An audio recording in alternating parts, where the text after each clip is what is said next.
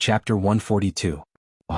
Mangan, the young tribe leader of the barbarian tribe, has led 13 barbarian emperors to welcome the lords of the House of Ares. Mangan had a smile on his face and his attitude was quite humble. Although he was not very smart, he knew that he should not lower his head when he was under someone else's roof. My name is xuanhuan. I have come here today for no special reason. I just have something to ask you and I hope you can answer me truthfully. xuanhuan did not waste any time and went straight to the point. Lord xuanhuan. Mangan touched his bald head and smiled embarrassedly.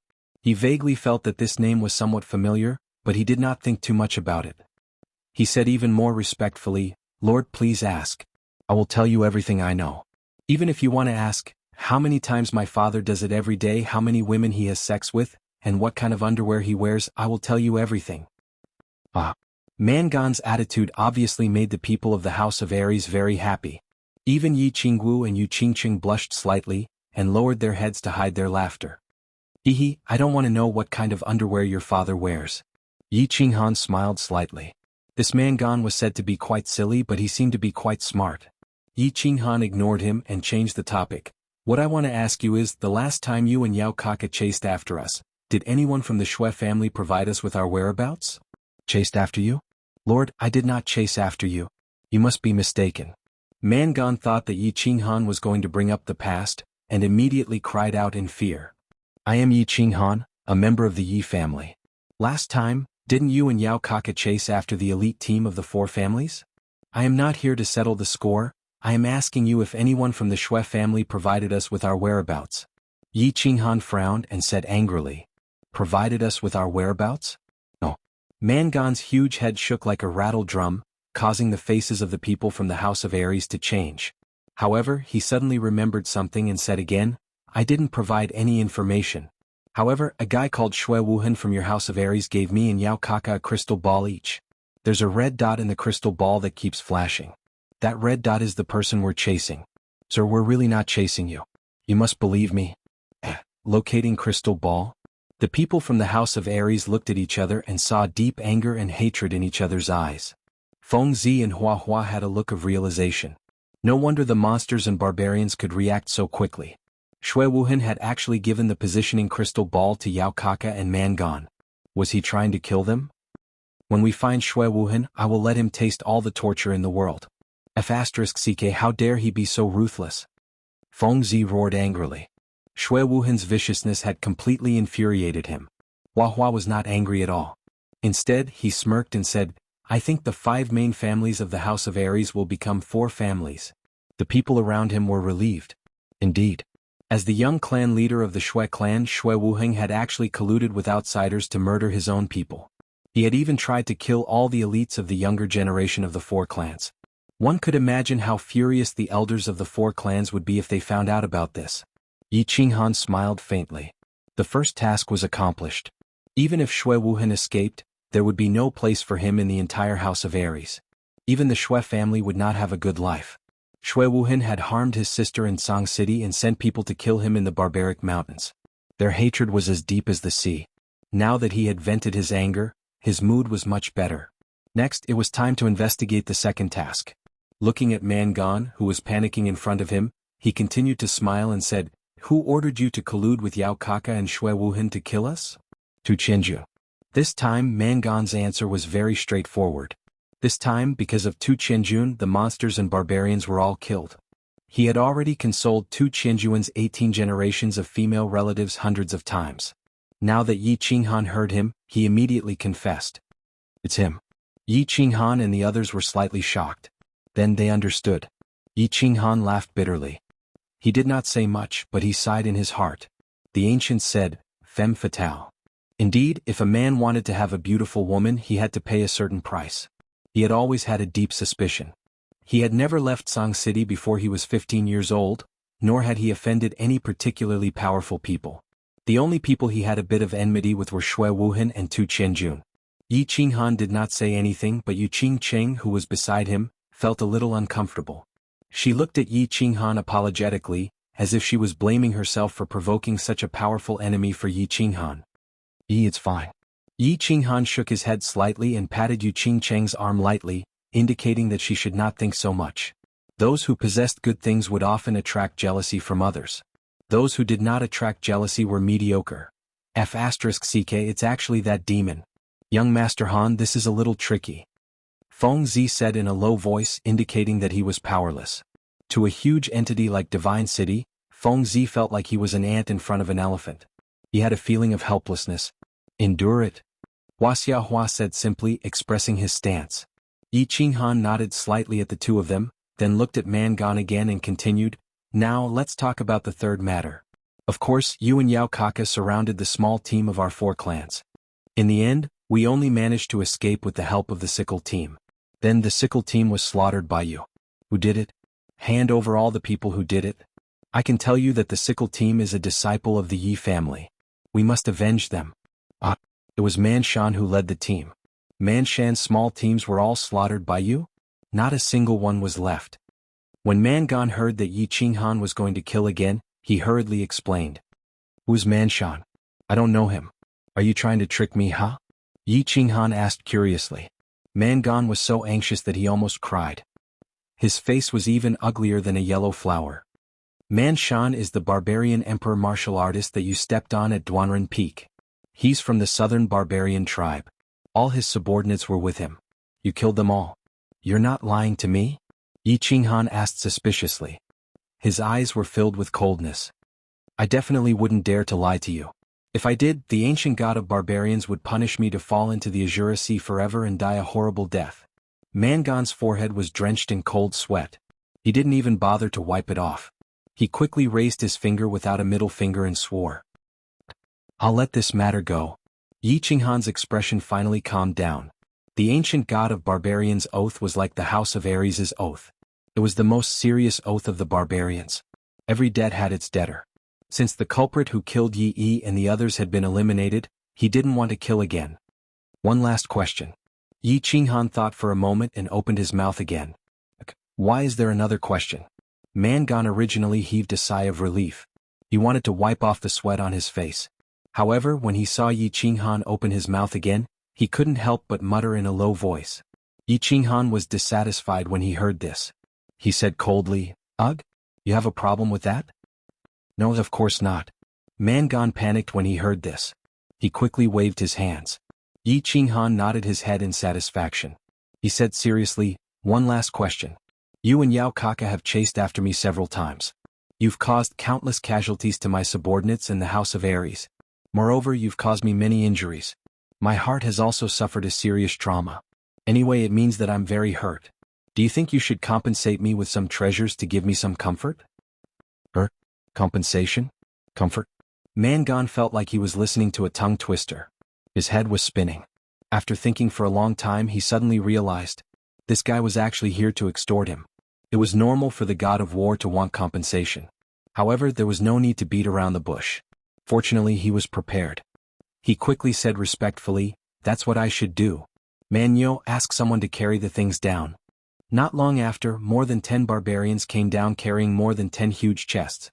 Mangan quickly went over and ordered his men to open all the chests. The moment more than 10 boxes were opened, everyone from the battle god manor sucked in a cold breath. It wasn't that they had never seen treasures before. It was just that these boxes, which were as big as a barbarian's body, were all filled with all kinds of treasures. It was indeed shocking at first glance. My lord, I knew that you would come back one day. No, I mean I've been preparing these for the past few days. I wanted to send them to you. This box is filled with precious medicinal ingredients. This box is filled with rare metals. This box is... Mangan began to introduce the treasures in the boxes to Xuanhuan with a charming smile. These treasures were all obtained with the barbarians' hard work in the psychedelic forest for the past 4 months.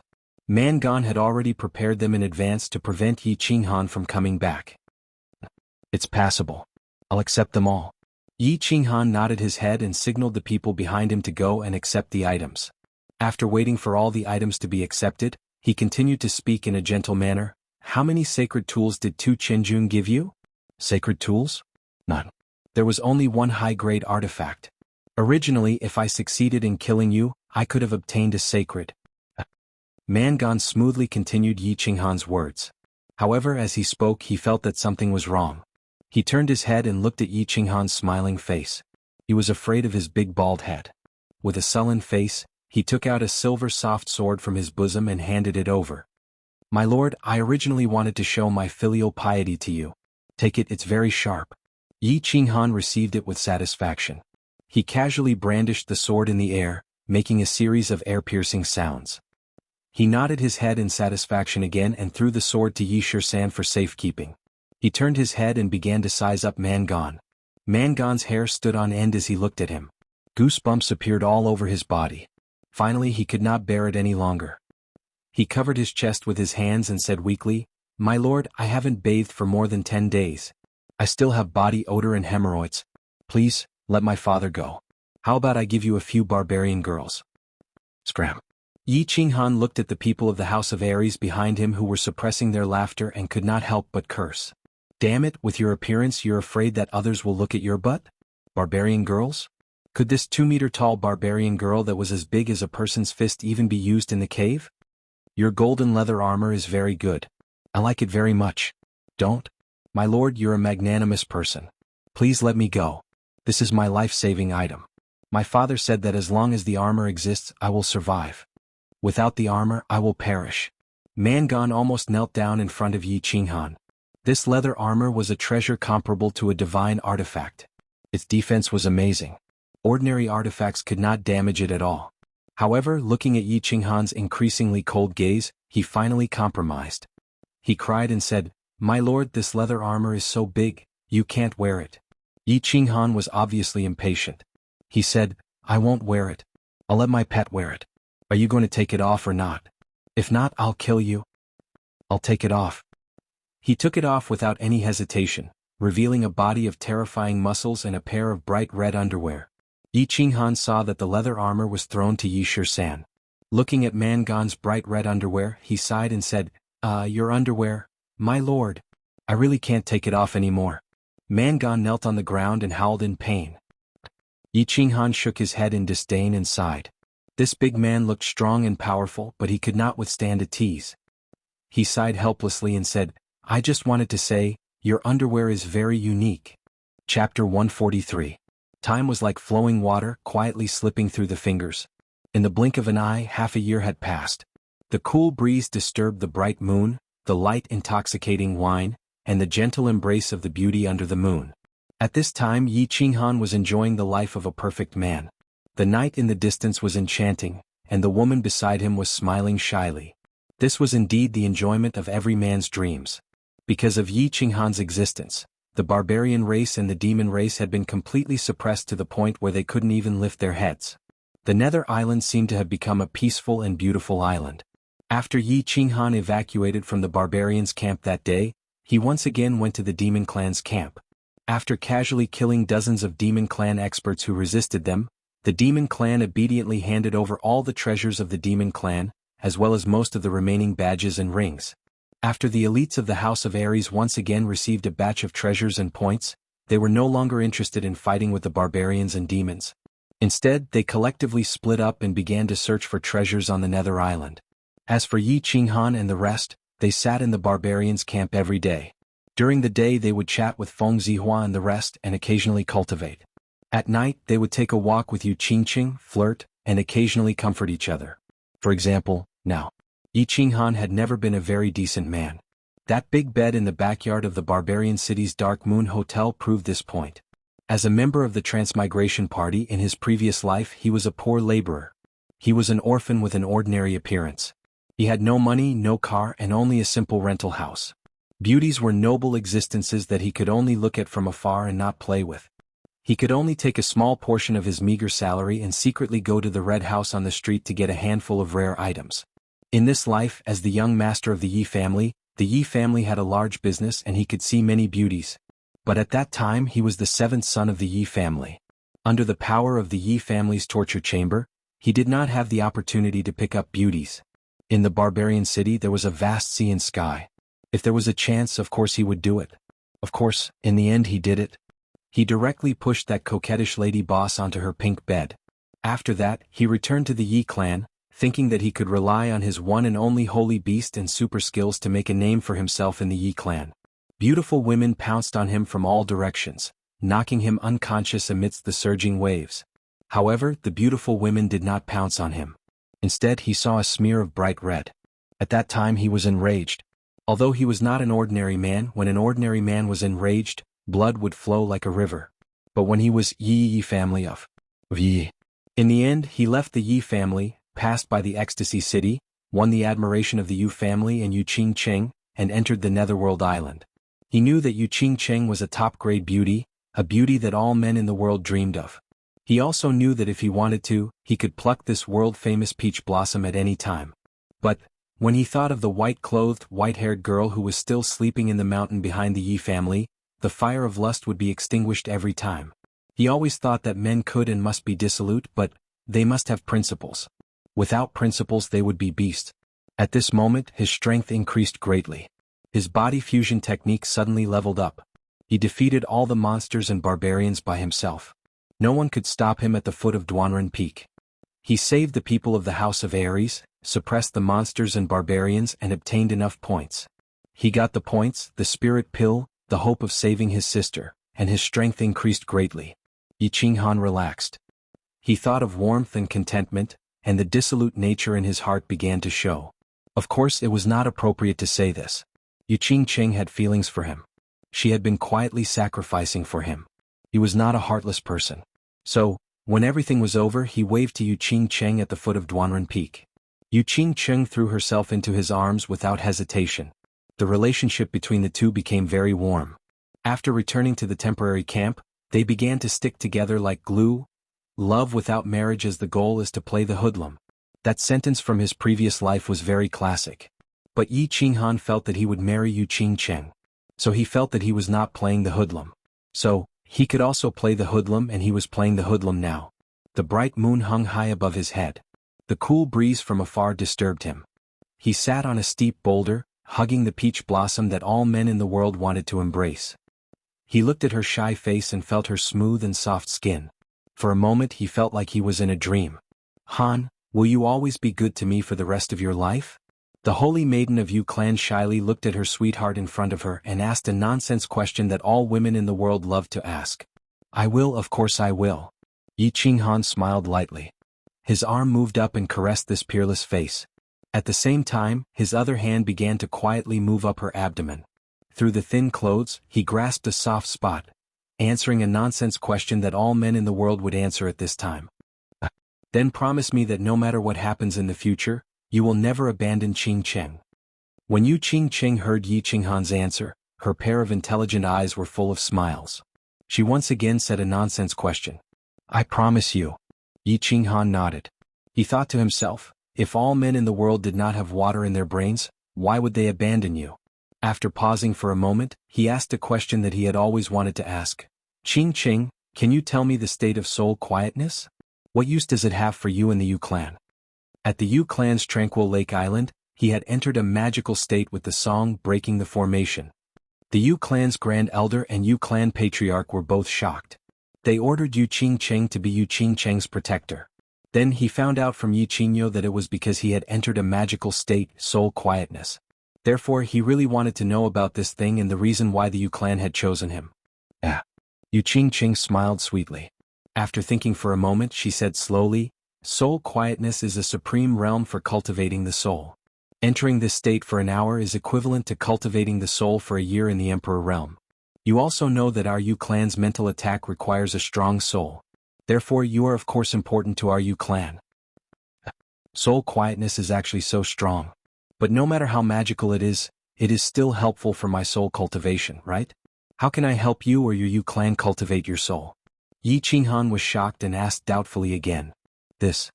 Seeing Yi Qinghan's doubtful expression, Yu Qingcheng suddenly became shy.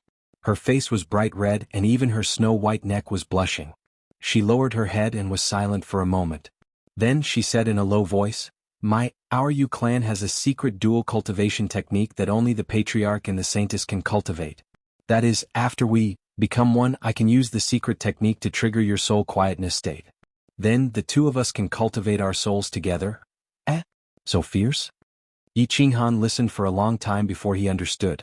It seemed like soul quietness was very important to the Yu clan. At the same time he looked at the abnormally shy Yu Qingcheng and laughed. He reached out his hands and hugged her waist. He lowered his head and lightly licked her earlobe. He said naughtily, "How about? Let's try it now?" "No." Yu Qingqing rolled her eyes and her face became even redder. She wanted to use her hands to push away Yi Qinghan's mischievous hands. However, she realized that her entire body was soft. She felt like she was teasing Yi Qinghan when she struggled. Feeling Yu Qingcheng's body twisting and gradually heating up, Yi Qinghan secretly swallowed a few mouthfuls of saliva. His head started to quickly fill up with blood. His hands and feet were no longer obedient. They started to grope up and down. He opened his mouth and fiercely kissed Yu Qingcheng's alluring red lips. Chapter 144. Hee hee. In the peaceful night, a strange cry suddenly rang out. Yi Qinghan, who was in the mountain behind the headquarters, was unable to extricate himself from his lust. He was just about to cook the rice when his desire was completely extinguished, as if someone had poured cold water on his head. Ugh! Yu Qingqing also woke up with a start. She glanced at Yi Qinghan and hurriedly tidied up her clothes. The sight of her upper body half exposed caused Yi Qinghan's heart to beat faster. "Xiaohei, get out here." Yu Qingqing closed her clothes and completely hid her body. Yi Qinghan felt a wave of reluctance and became even more furious at Xiaohei for ruining his good time. He roared loudly. Xiaohei jumped out from the bushes at the side. His two small black eyes were full of resentment and injustice. He transmitted his voice to Yi Qinghan. "Boss, it's not that I want to disturb you, but Yi Qingwu and the others are looking for you. They said they have something to discuss with you." "What big matter could it be? Is there anything bigger than your boss's matter?" Seeing Xiaohei act pitiful, Yi Qinghan said hatefully, causing Yu Qingqing to roll her eyes again. Xiaohei's two small eyes turned, then he burrowed into the forest to play by himself. During this period of time, Xiaohei had passed through a period of weakness and his strength had improved greatly. He didn't really like entering Yi Qinghan's beast battle space and would wander around the vicinity of the base every day. Yi Qinghan saw that it had been very peaceful recently and Xiaohei's strength was average. It would be difficult for a marquis to keep him here, so he simply left him alone. "Han, let's go. It's not good to make them anxious." After a period of time, Yu Qingqing regained her calmness, but the inadvertent flirtatious look in her eyes was still so enchanting. Yi Qinghan scratched his head and laughed softly. He pulled Yu Qingqing and ran down the mountain. Halfway up the mountain in the conference hall of the temporary base camp, Long Sinan and the various clan leaders were already seated inside. When they saw Yi Qinghan and Yu Qingqing enter together, they couldn't help but let out a hollow laugh.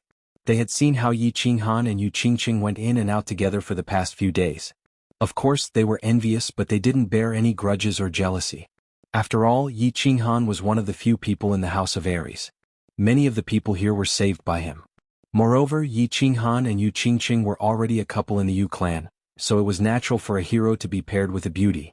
It was just that they saw how young Yi Qinghan was and teased him occasionally. In the face of everyone's teasing, Yi Qinghan didn't mind at all. He walked straight to his seat and sat down. Yu Qingqing walked to Long Sanan's side and sat down. Yi Qinghan took a sip of tea, raised his eyebrows and turned to Long Sinan. "Gather together again today? Could there be some special circumstances?" Long Sinan frowned slightly, and gave Yi Qinghan an expression that said he didn't know whether to laugh or cry.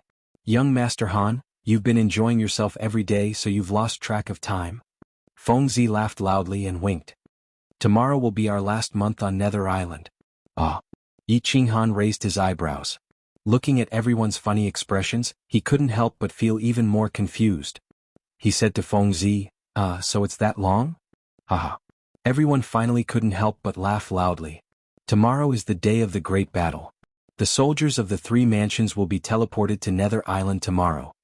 Yi Shirsan also couldn't help laughing secretly, and lowered his head to transmit a message. Yi Qinghan was stunned, and thought to himself that he had embarrassed himself. He had forgotten about this matter. It looked like the saying that the land of gentleness was the grave of a hero was not wrong. Of course he didn't show any of it on his face. He raised his eyebrows and said, "Tell me about the great battle on the day of the great battle. Isn't it just a small matter? It's not worth your concern." This time it was everyone's turn to be stunned and they all thought, "Of course it's not a big matter to you." The great battle of every prefecture battle was actually the most important segment. The three mansions would each have 90,000 soldiers, and a total of 270,000 people would fight together on the Scarlet Plains to fight for the positions of the god of death and the god of underworld. The side that successfully occupied the positions of the god of death would obtain the super honor of the high-grade mansions, and they would also receive the annual tribute of wealth and treasures from the low-grade mansions. Meanwhile, the side that won the positions of the god of underworld would obtain the honor of the middle-grade mansions, and they wouldn't need to pay tribute, nor would they accept it. This rule was set by the god city. Of course, the three mansions also agreed with this rule of the game, and would earnestly carry it out after the battle. Otherwise, they would be attacked by the other two mansions and the god city together. Thus, the great battle was very important and also very intense. Often, in order to fight for the positions of the god of death, the Scarlet Plains would be littered with corpses and blood would flow like rivers. That young Master Han. Long Xianxia coughed lightly and rolled her eyes at Xuanhuan. A hint of feminine charm appeared on her handsome face and she said, "The great battle of the later years is usually not fought by the elites that were teleported to Nether Island first, so, there's such a thing?" Xuanhuan rubbed his nose and smiled embarrassedly. He was a complete idiot when it came to these things and no one had ever told him about it. After a moment of silence he asked again, if the elites joined the battle, what would happen to the other mansions? In the past, if there were elites joining the battle, the elites of the other two mansions would also join the battle, and they would attack the side that joined the battle together. Long Xianxia patiently explained to him. Alliance? That's all? Didn't the beast race and the man race already ally? What are we afraid of? Let's directly occupy the positions of the god of death, and see if they dare to attack us. Xuanhuan said indifferently. The old rules were nothing to him. That's a good idea.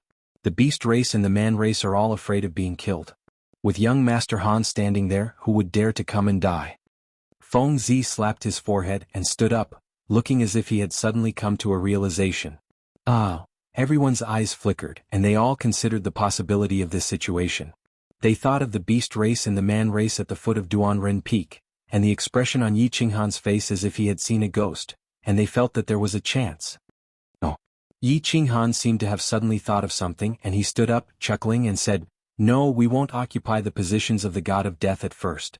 We'll occupy the positions of the god of underworld, and then occupy the positions of the god of death for the beast race and the man race.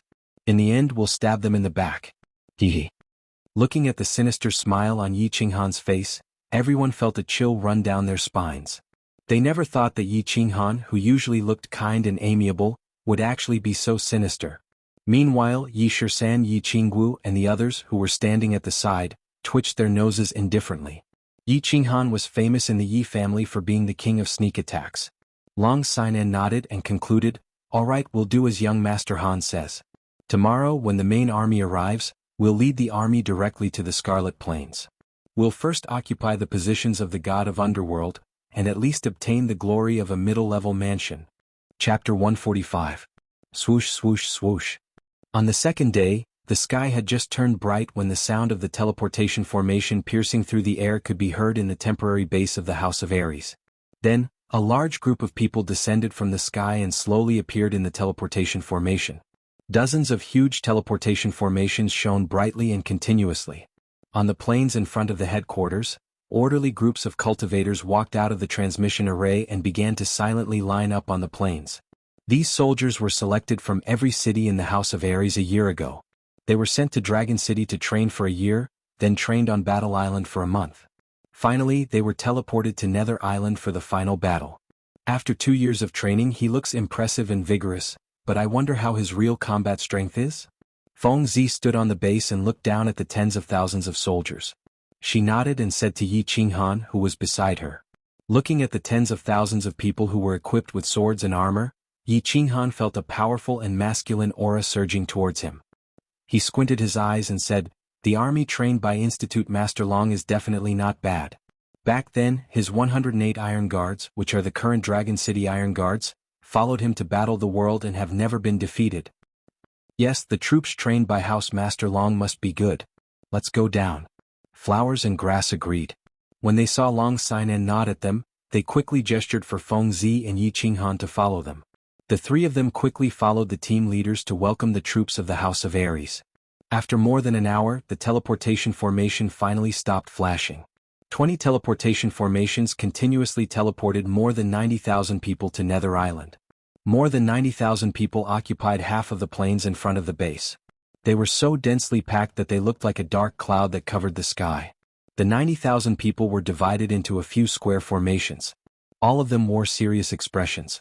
Their white sabers and black armor shone dazzlingly under the morning sun.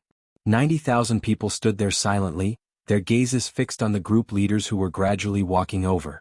It made them feel as if they were being watched by a huge monster with a cold gaze, and they felt a great pressure pressing down on them. Long Xianxia seemed to be very used to such a scene. She smiled faintly and pulled out the dragon cry sword in her hand. She waved it towards the sky and roared, "The House of Aries is invincible! The House of Aries is invincible!" At Long Xianxia's command, 90,000 people responded at the same time. They raised their sabers and roared in unison. The deafening roar shook heaven and earth, resounding through the clouds, causing everyone behind Long Xianxia to feel their bodies go numb and tense up. "Greetings, Commander Long, greetings, lords." With a clang, 90,000 people knelt down on one knee at the same time, bowed their heads and shouted in unison. Everyone was dumbfounded once again. "Soldiers, rise. You have all worked hard. After this battle there will be rewards." Although Long Xianxia was a woman, Long Bastard had always raised her as a man.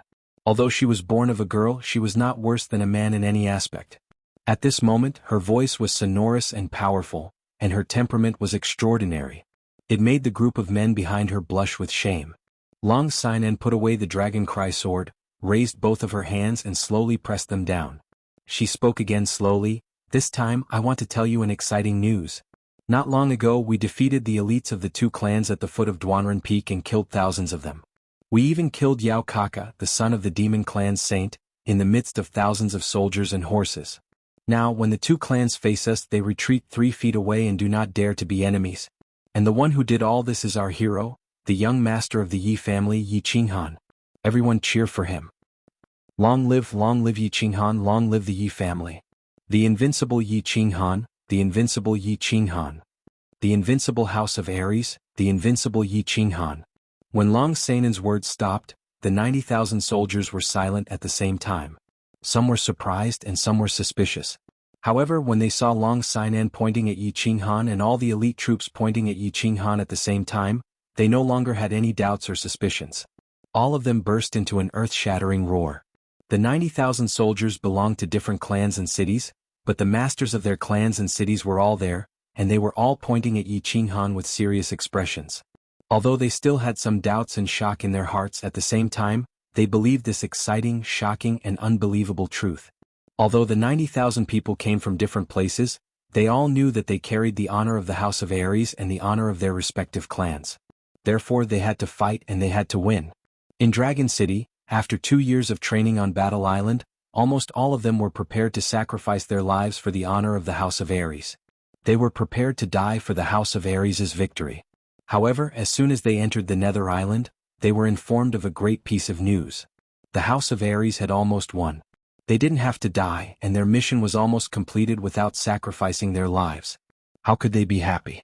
How could they not be happy? How could they not roar? Air. Looking at the 90,000 people's fiery gazes, xuanhuan touched his nose in embarrassment. He felt a little uncomfortable and he blamed Long Xianxia for pushing him out without asking him first. Looking at the 90,000 people, he was filled with admiration. Looking at the mocking gazes of the people beside him, he sighed helplessly. "Go say a few words. This is the honor you deserve, our hero." Long Xianxia didn't seem to care about xuanhuan's reproachful gaze and laughed in a low voice. Xuanhuan humped softly and walked to the front helplessly. He imitated Long Xianxia and raised his hands, then slowly pressed them down. Looking at the 90,000 people who were immediately silenced by his simple action, he couldn't help but have a strange feeling in his heart. It was as if he remembered the scene of the bureau chief's military parade in his previous life. He coughed lightly and said, "Hello comrades, you've worked hard, eh?" The people behind and the 90,000 soldiers in front were collectively dumbfounded. What did this comrades mean? Xuanhuan looked at the people in front of him. He didn't expect them to respond with a, "Hello, Bureau Chief." Instead they were all dumbfounded. He hurriedly came to his senses and felt very embarrassed. Of course he didn't show any trace of it on his face. He immediately opened his mouth again and said, "What I mean is, soldiers, you've worked hard.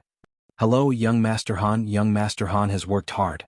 This time the people in front heard it clearly and hurriedly cheered loudly.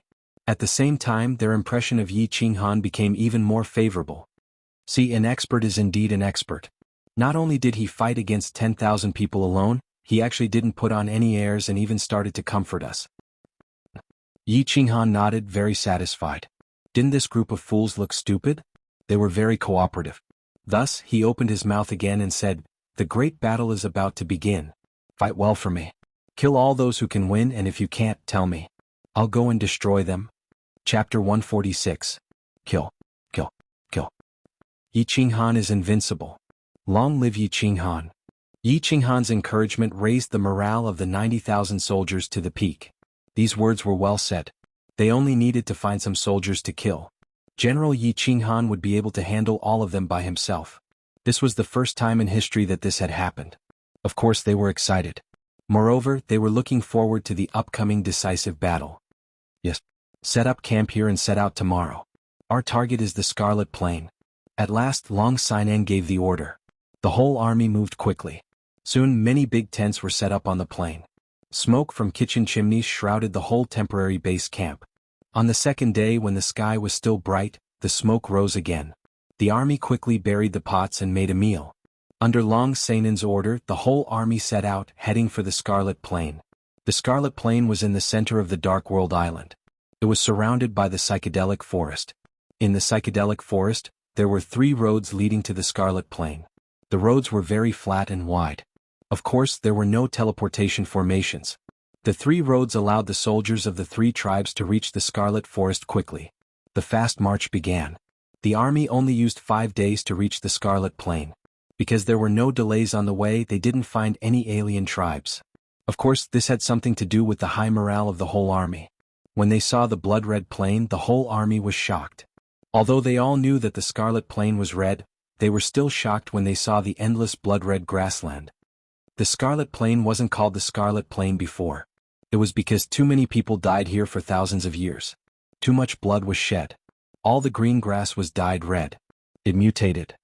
Xuanhuan stood beside Xuanhuan and said sadly. Xuanhuan also felt a little sad and indescribable. It had been thousands of years. The prefecture battle happened once every 30 years. The elite prefecture battle had 300,000 people. The chaotic prefecture battle had 600,000 people. Almost every generation of warriors in the Fire Dragon continent had to fight and bleed on this blood-red plain. Was there such a deep hatred between the 3 races? If they continued to fight and kill like this, their hatred would only grow deeper and deeper. More blood would flow and the Scarlet Plains would become redder and redder. What was the point of this? Was the honor of a high-class mansion really that important? Was that little annual tribute really that important? Was killing people really that fun? Let's go. According to the rules set by the Divine City, those who did not participate in the prefecture battle would be annihilated by the Divine City and the other 2 prefectures. We can only win. Xuanhuan looked at Xuanhuan's indifferent eyes and gloomy expression. She seemed to have guessed his thoughts and said in a low voice. The bugle horn had already been blown. The figures of the foreign races seemed to have started to appear on the 2 ends of the Scarlet Plains. Xuanhuan sighed inwardly and laughed at himself. He followed the army towards the center of the Scarlet Plains. The Grim Reaper Formation and the Underworld God Formation were actually not the same piece of land. To be more precise, they were called the Grim Reaper Mountain and the Underworld God Mountain. Although the 2 formations were only slightly higher than the plain by a meter, the Grim Reaper Formation and the Underworld God Formation were more accurate.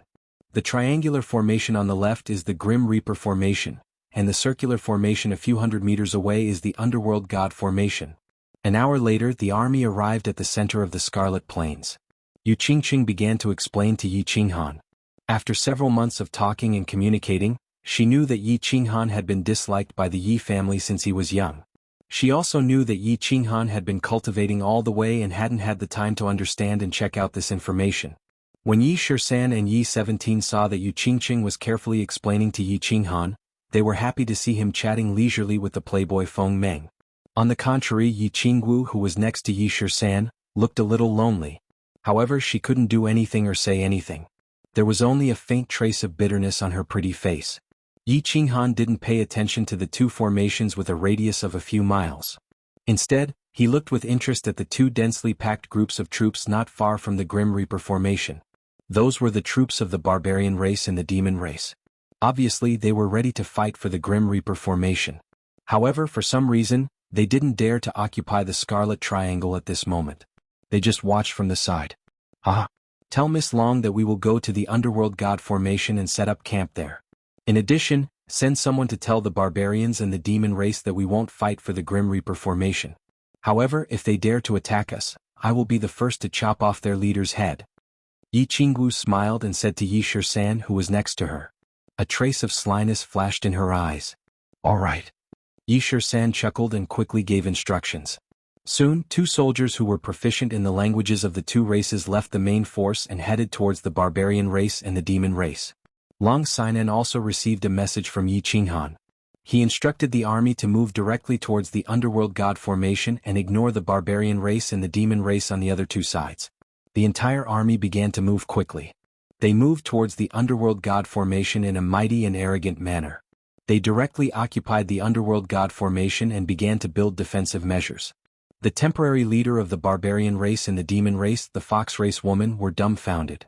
Seeing the people from the House of Aries walking straight towards the Underworld God formation and setting up camp there, they were all puzzled and surprised. They were even more puzzled when they received the message from the people from the House of Aries. In fact, the 2 mansions were just putting up a show of preparing to attack the Grim Reaper formation. They did not have the guts to attack the Grim Reaper formation in front of Yi Qinghan even if they were beaten to death. Yao Kaka's corpse was still preserved in the demon race's base camp.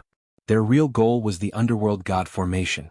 They were putting up such a show to wait for the people from the House of Aries to arrive. Then they would retreat immediately to give the House of Aries enough face so that the people from the House of Aries would not attack them. You see, I retreated when you arrived. How much face did I give you? You are a magnanimous person. I believe you will not kill us again, right? But the House of Aries did not attack the Grim Reaper formation. Instead, they occupied the Underworld God formation and asked the 2 clans to fight for it. What was going on? Would they dare to fight for it? Both barbarian race and the fox race woman were deeply puzzled and worried. Of course, they did not dare to fight for it. They could not fight for it. When the time came for Yi Qinghan to mobilize his army again, they would have to suffer in silence.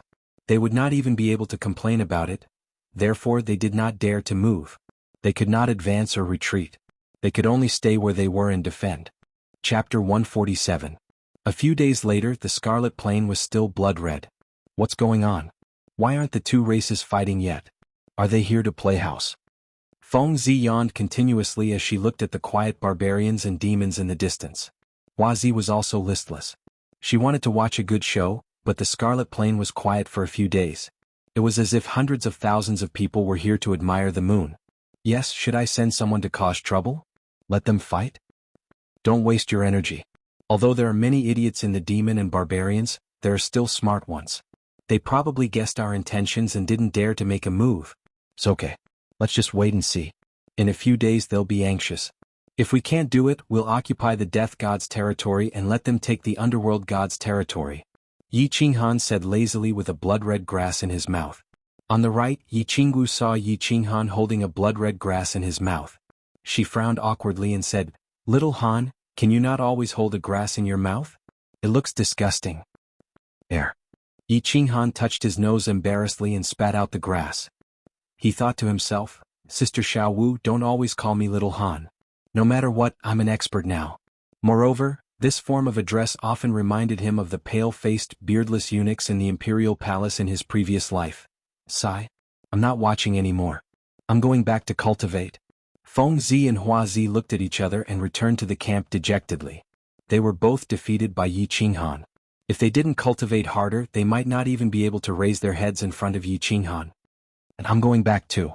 You can watch slowly here. Yi Qingwu looked at Yi Qinghan as well. An indescribable emotion flashed through her eyes. She also went back to cultivate. Her only advantage now was her battle aura, which was slightly stronger than Yi Qinghan's. She was afraid that if she didn't work hard, she would lose this advantage. What? At the border of the 3 prefectures, in the high and mighty divine city, Tu Qinjun had just ended a few months of closed-door cultivation and successfully broke through to the 2nd level of the Marquis realm. He was originally in a good mood, but he didn't expect to receive such a bad news the moment he came out of his closed-door cultivation. His face immediately turned cloudy. Are you sure? That lowly bastard could actually fight against 10,000 by himself? He actually managed to force the demon race and barbarian race to surrender? Instantly killing Yao Kaka? He could instantly kill a peak-level demon emperor or barbarian emperor. Impossible. How could there be such a perverted skill? This has almost reached the might of a divine skill. This doesn't make sense. Tu Qianjun lowered his head. His eyes were flickering unceasingly. His handsome face was slightly distorted. Reporting to young master, the news has been confirmed. We asked around, and the current situation of the Netherworld Island can prove what happened at Duanren Peak. Now, we shouldn't doubt Yi Qinghan's strength and that perverted body fusion technique that is almost equivalent to a divine skill. The most important thing for us now is how to deal with the aftermath. The House of Aries definitely knows that young master sent people to attack them, and the demon race definitely won't let the matter rest after the death of the son of the demon race's Saint Venerable. The barbarian god will probably cause a ruckus. This is troublesome. In front of Tu Qianjun was still the golden-robed elder. His face couldn't be seen clearly, but his voice sounded very old. Damn it, how did things turn out like this? Tu Qianjun suddenly came to a realization after being reminded by his subordinate. His face looked even worse.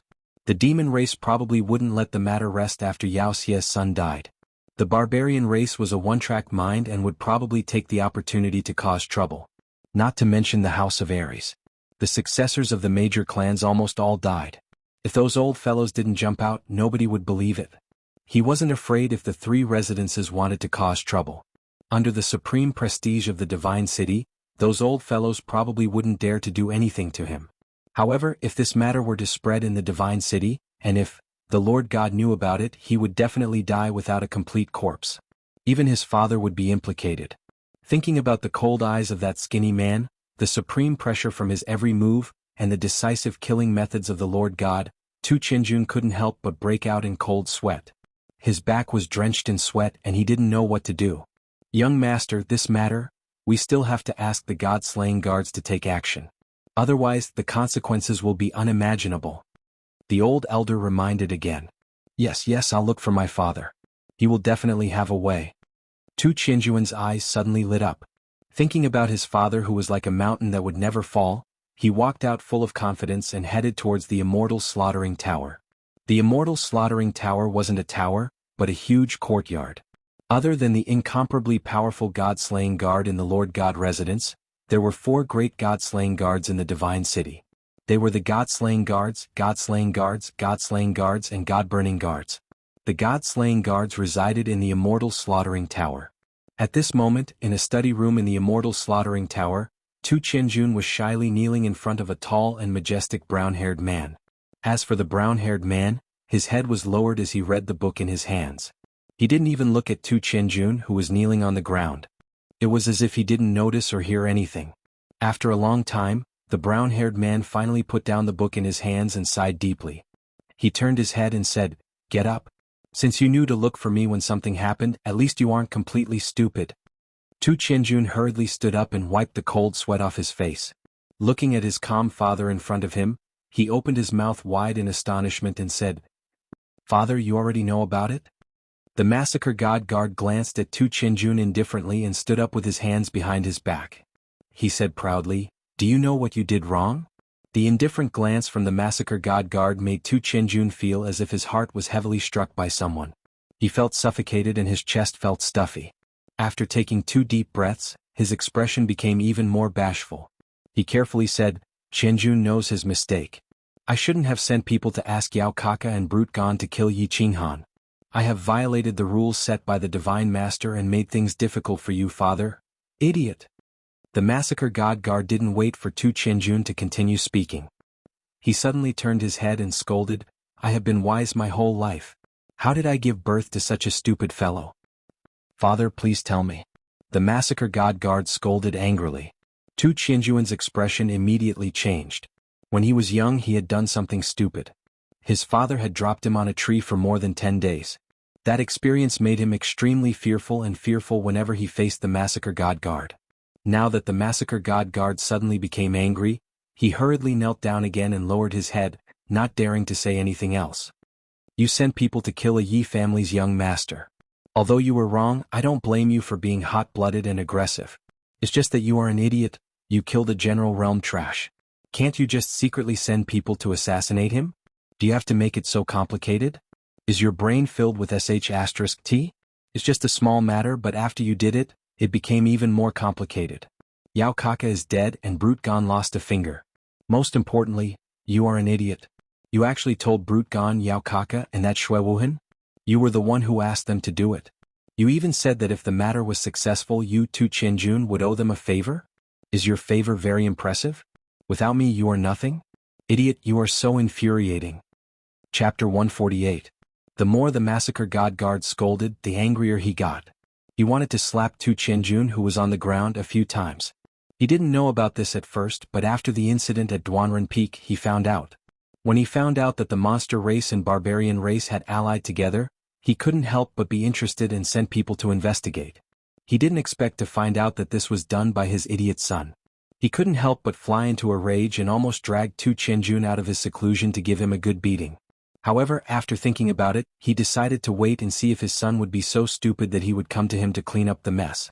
Looking at Tu Qianjun kneeling on the ground in fear and trepidation, the massacre god guard sighed. He was filled with helplessness. This matter was really King awesome. Killing a person was a small matter, but he actually allied with the two manners and even planted a spy in the House of Aries. Furthermore, this matter didn't succeed. Instead, it allowed Yi Qinghan's strength to increase greatly and obtained a skill that even the massacre god guard was suspicious of. Alright, forget about this. However, he didn't expect Tu Qianjun, this idiot, to not only leave behind 2 treasures made by the divine city as evidence, but he also told Yao Kaka and Man Gon that this was his intention. Now that Yao Kaka was dead, xianxia would definitely find out. That barbarian god would definitely take the opportunity to rob them. As for the House of Aries, they would probably be waiting for an opportunity to cause a huge ruckus. Then, Father, what should we do? If this matter gets out of hand, the Divine Master will definitely kill me when he returns. The more Tu Qianjun heard, the more flustered he became. Thinking about the terrifying methods of that powerful man in the Divine Master Mansion, his heart turned cold and his limbs trembled. Useless trash. You haven't even learned 1/10 of my bearing and 1/100th of my intelligence. You must be calm in everything. Even if the divine mountain is pressing down on you, you won't change your expression. The massacre god guard shook his head and sighed. It was as if he was considered calm when his expression changed. He picked up the tea on the table and took a sip before saying again, "It's just a small matter and you're already this scared? What achievements will you have in the future? This matter can be considered big or small. The main thing is that you left behind your name and evidence. Otherwise, nothing would have happened. Listen, I'll make some arrangements later. First, tie up the messenger. Then, tie up the Emperor Realm martial artist from the War God Manor who betrayed us as well. Cripple his cultivation and break his meridians. Make sure that after the prefecture battle ends, when the soldiers from the 3 manors teleport to the Divine City, they'll still be alive, but they won't be able to speak. Second, tell xianxia that his son was killed and wants revenge. Yao Divine City Overlord. Yao Lord. That Yao God. Xia person God Yao person. Demon God God was. God. Long Yao person on. Xia person and he Yao Xing Long God, 3rd dragon and he Zhen. After he 2, and 2 God Xia 2, Lord. 2 of 2 person and 2 T. T2 Yao 2 after the God. Tuesday. After listening to the God Massacre Guard's words, Tu Qianjun finally understood his father's arrangement. He couldn't help but admire the God Massacre Guard. The first reason was probably to arrange for 2 scapegoats to replace Tu Qianjun in dealing with the questions and disturbances from the 3 prefectures. The second reason was that Yi Qinghan's strength had advanced too quickly and was too terrifying. Moreover, he was definitely being targeted by Yi Qinghan. His father wanted to kill him with a borrowed knife and completely eliminate Yi Qinghan. Moreover, he wanted to borrow the knife openly and righteously. Third, since his father knew what he had done, the God Massacre Guard would definitely know. The reason why the God Massacre Guard didn't send anyone to arrest him was probably because of his father. If Tu Qianjun took the initiative to ask for forgiveness, the God Massacre Guard would definitely not kill him. After thinking through everything, Tu Qianjun's body relaxed. He couldn't help but admire the God Massacre Guard who was sitting at the side of the table and continuing to read. It was such a complicated matter, but the God Massacre Guard was able to settle everything with just a few simple words. The older, the wiser. Tu Qianjun didn't say anything else. He knelt down again and bowed deeply. He turned around and walked out. At least he isn't that stupid. The god massacre guard looked at Tu Chenjuan's back and shook his head. Suddenly he shouted again, "Someone go and investigate Yi Qinghan's body fusion. Such a terrifying technique shouldn't appear in the fire dragon dimension. What kind of secret is it hiding?" As the god massacre guard shouted, a golden-robed man suddenly appeared. He didn't say anything and only cupped his hands at the god massacre guard. After listening to him, he quickly disappeared. Hades Island. The Scarlet Plains were still as red as blood. However, the people from the three races couldn't stay quiet anymore. It was as if there was a bloodthirsty feeling hidden under the endless red grass on the Scarlet Plains. It was as if they couldn't help but have the urge to kill. Half a month later, the barbarian race was the first to be unable to endure the commotion. They sent someone to talk to Yi Qinghan face to face. After receiving a positive reply from Yi Qinghan, Mangan waved his palm that only had 4 fingers, and ordered the barbarian army to advance, directly towards the Death God's camp. When they approached the Death God's camp cautiously, they realized that the House of Ares really hadn't moved. The barbarian god residents immediately led their army to occupy the Death God's camp. Then they quickly set up their defenses. Their speed was so fast that it was as if a man who had an affair was discovered. As for the demon race's seductive demon sovereign of the fox race, he only smiled faintly and didn't think much of it. He ordered them to stay put and observe the situation. However, a day passed. The House of Ares continued to sleep, boast, and flirt. They didn't seem to have any intention of attacking the Death God's camp. 3 days passed, 5 days passed, 10 days passed. When there were still 5 days left before the end of the final battle, the House of Ares still hadn't moved. The demon sovereign of the fox race was completely dumbfounded. Finally, he couldn't resist the restlessness of his subordinates and decided to attack the Death God's camp. Kill! The demon sovereign of the fox race let out a delicate roar, and the demon race army rushed towards the Death God's camp in a frenzy. They were densely packed like a swarm of bees. Of course Mangan wouldn't do it. They had been guarding the camp for 10 days. How could they lose the camp that they had painstakingly occupied? Hence, with bloodshot eyes, he ordered them to kill with all their might. They had to hold on for 5 days. Those who were sleeping at the House of Ares were all woken up. Those who were boasting stopped boasting, and those who were flirting stopped flirting. They gathered around the Death God's camp and began to watch the show. TSK, that demon sovereign of the fox race has such a good figure. Look at those breasts, look at those buttocks. If she could do it for me, I'd be willing to live 10 years less. Look, that demon sovereign of the snake race is too ferocious. In the blink of an eye, she poisoned at least a few hundred barbarians to death. The barbarians have actually begun to burn their brute force. Mangan has paid a lot this time. The demon race is so ferocious. The barbarians are just standing there and getting beaten. It seems that they won't be able to hold on for long. Chapter 149. The barbarians could not hold on for long. In just one day, the barbarians could not withstand the demon race's bombardment and retreated helplessly. It could not be said that the barbarians were weak, nor could it be said that the warriors of the barbarians were not strong. It was just that, no matter how strong they were, they could only stay where they were and bitterly defend their position. It would probably be difficult to defend against the bombardment from all directions. Mangan's face darkened. Looking at the heavy casualties of the barbarians, he helplessly waved his left hand that only had 4 fingers and ordered a retreat. The demon race was also very cooperative. When the demon race was ready to break out, they very politely opened up a path for the barbarians to retreat smoothly. However, after the demon race occupied the position, they just rested for a night and were only happy for a night. The next day Mangan led his team again, but it seemed that his team had shrunk a lot. There were only about 10,000 people, but these 10,000 people were all tall and mighty. They were extremely fierce, and they were led by the few barbarian emperors of the barbarian race. Charge! Mangan roared, and a gentle yellow light bloomed from his body. The other barbarian emperors also flashed with yellow light at the same time. More than 10,000 people were divided into several groups and followed Mangan and the barbarian emperors. They sped up crazily and rushed straight towards the main force of the demon race like a battering ram. Bang! Ah! Ah!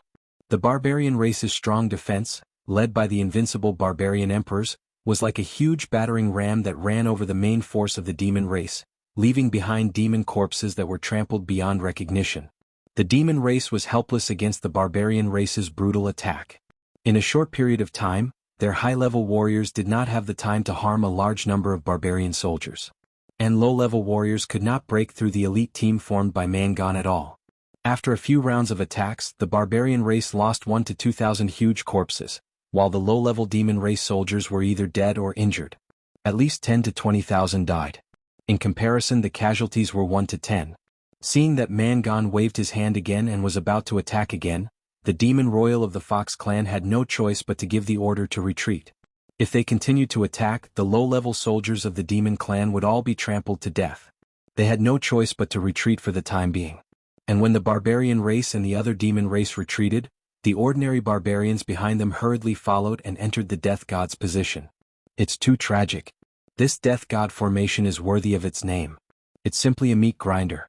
In just 2 days, tens of thousands of demon race and barbarian race have died. Xuanhuan looked at the triangular formation on the left, his emotions complicated. It was the first time he had seen such a tragic scene. Although he had killed a lot of people at the foot of Duanren Peak, he didn't have such a strong visual experience. Looking at those ordinary demon clan and barbarian clan soldiers, one by one, under the saber and under the impact of the energy, they became cold corpses on the ground. Then after the war ended, they were gathered together and cremated.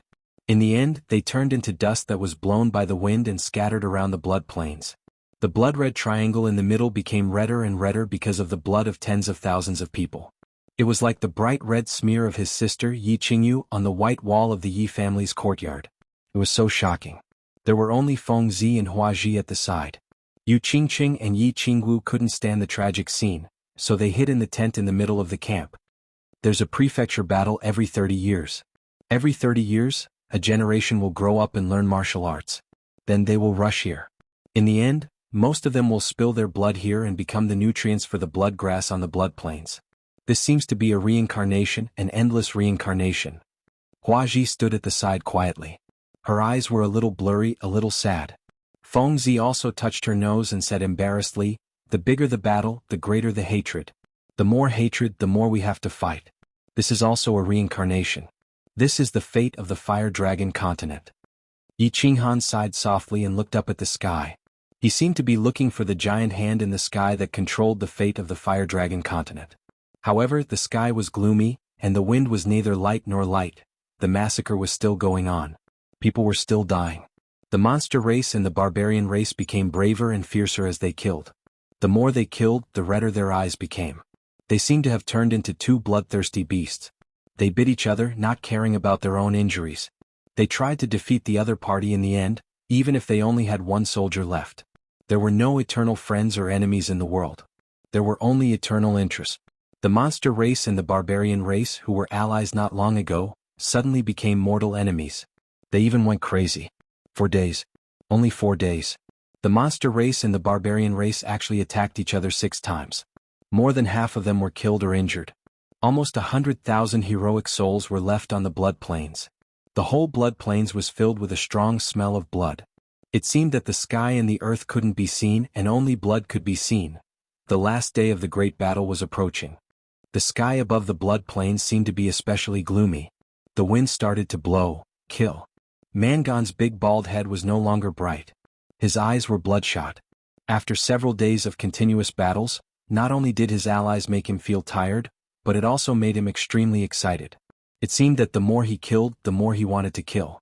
It seemed that the pleasure of killing was even better and more exciting than fooling around with the barbarian girls. Although he subconsciously thought that the barbarian race had left many of his people on the blood plains.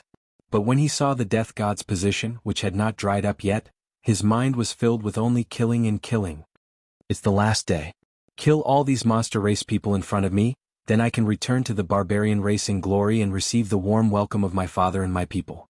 I can wait for countless barbarian girls to show their flowers and virginity. Kill, let the storm come more fiercely. Mangan directly gave the order to attack. He wanted to take the position at all costs until everyone died. The Fox Demon Queen looked at the aggressive barbarian race and smiled disdainfully. She also gave the order to defend to the death. Her charming peach blossom eyes gradually became fiery. Recently, she didn't know what she was doing, but her mind always had a hint of restlessness to kill people. It seemed that killing people could make her feel more refreshed than seducing the inexperienced youths in her race and enjoying the first time in their lives. And since this feeling was so wonderful, then let this wonderful time last a little longer. Kill, kill, crazy, crazy, they've all gone crazy. Chapter 150. Yi Qinghan looked at the scene in front of him and resisted the urge to rush up and kill as well.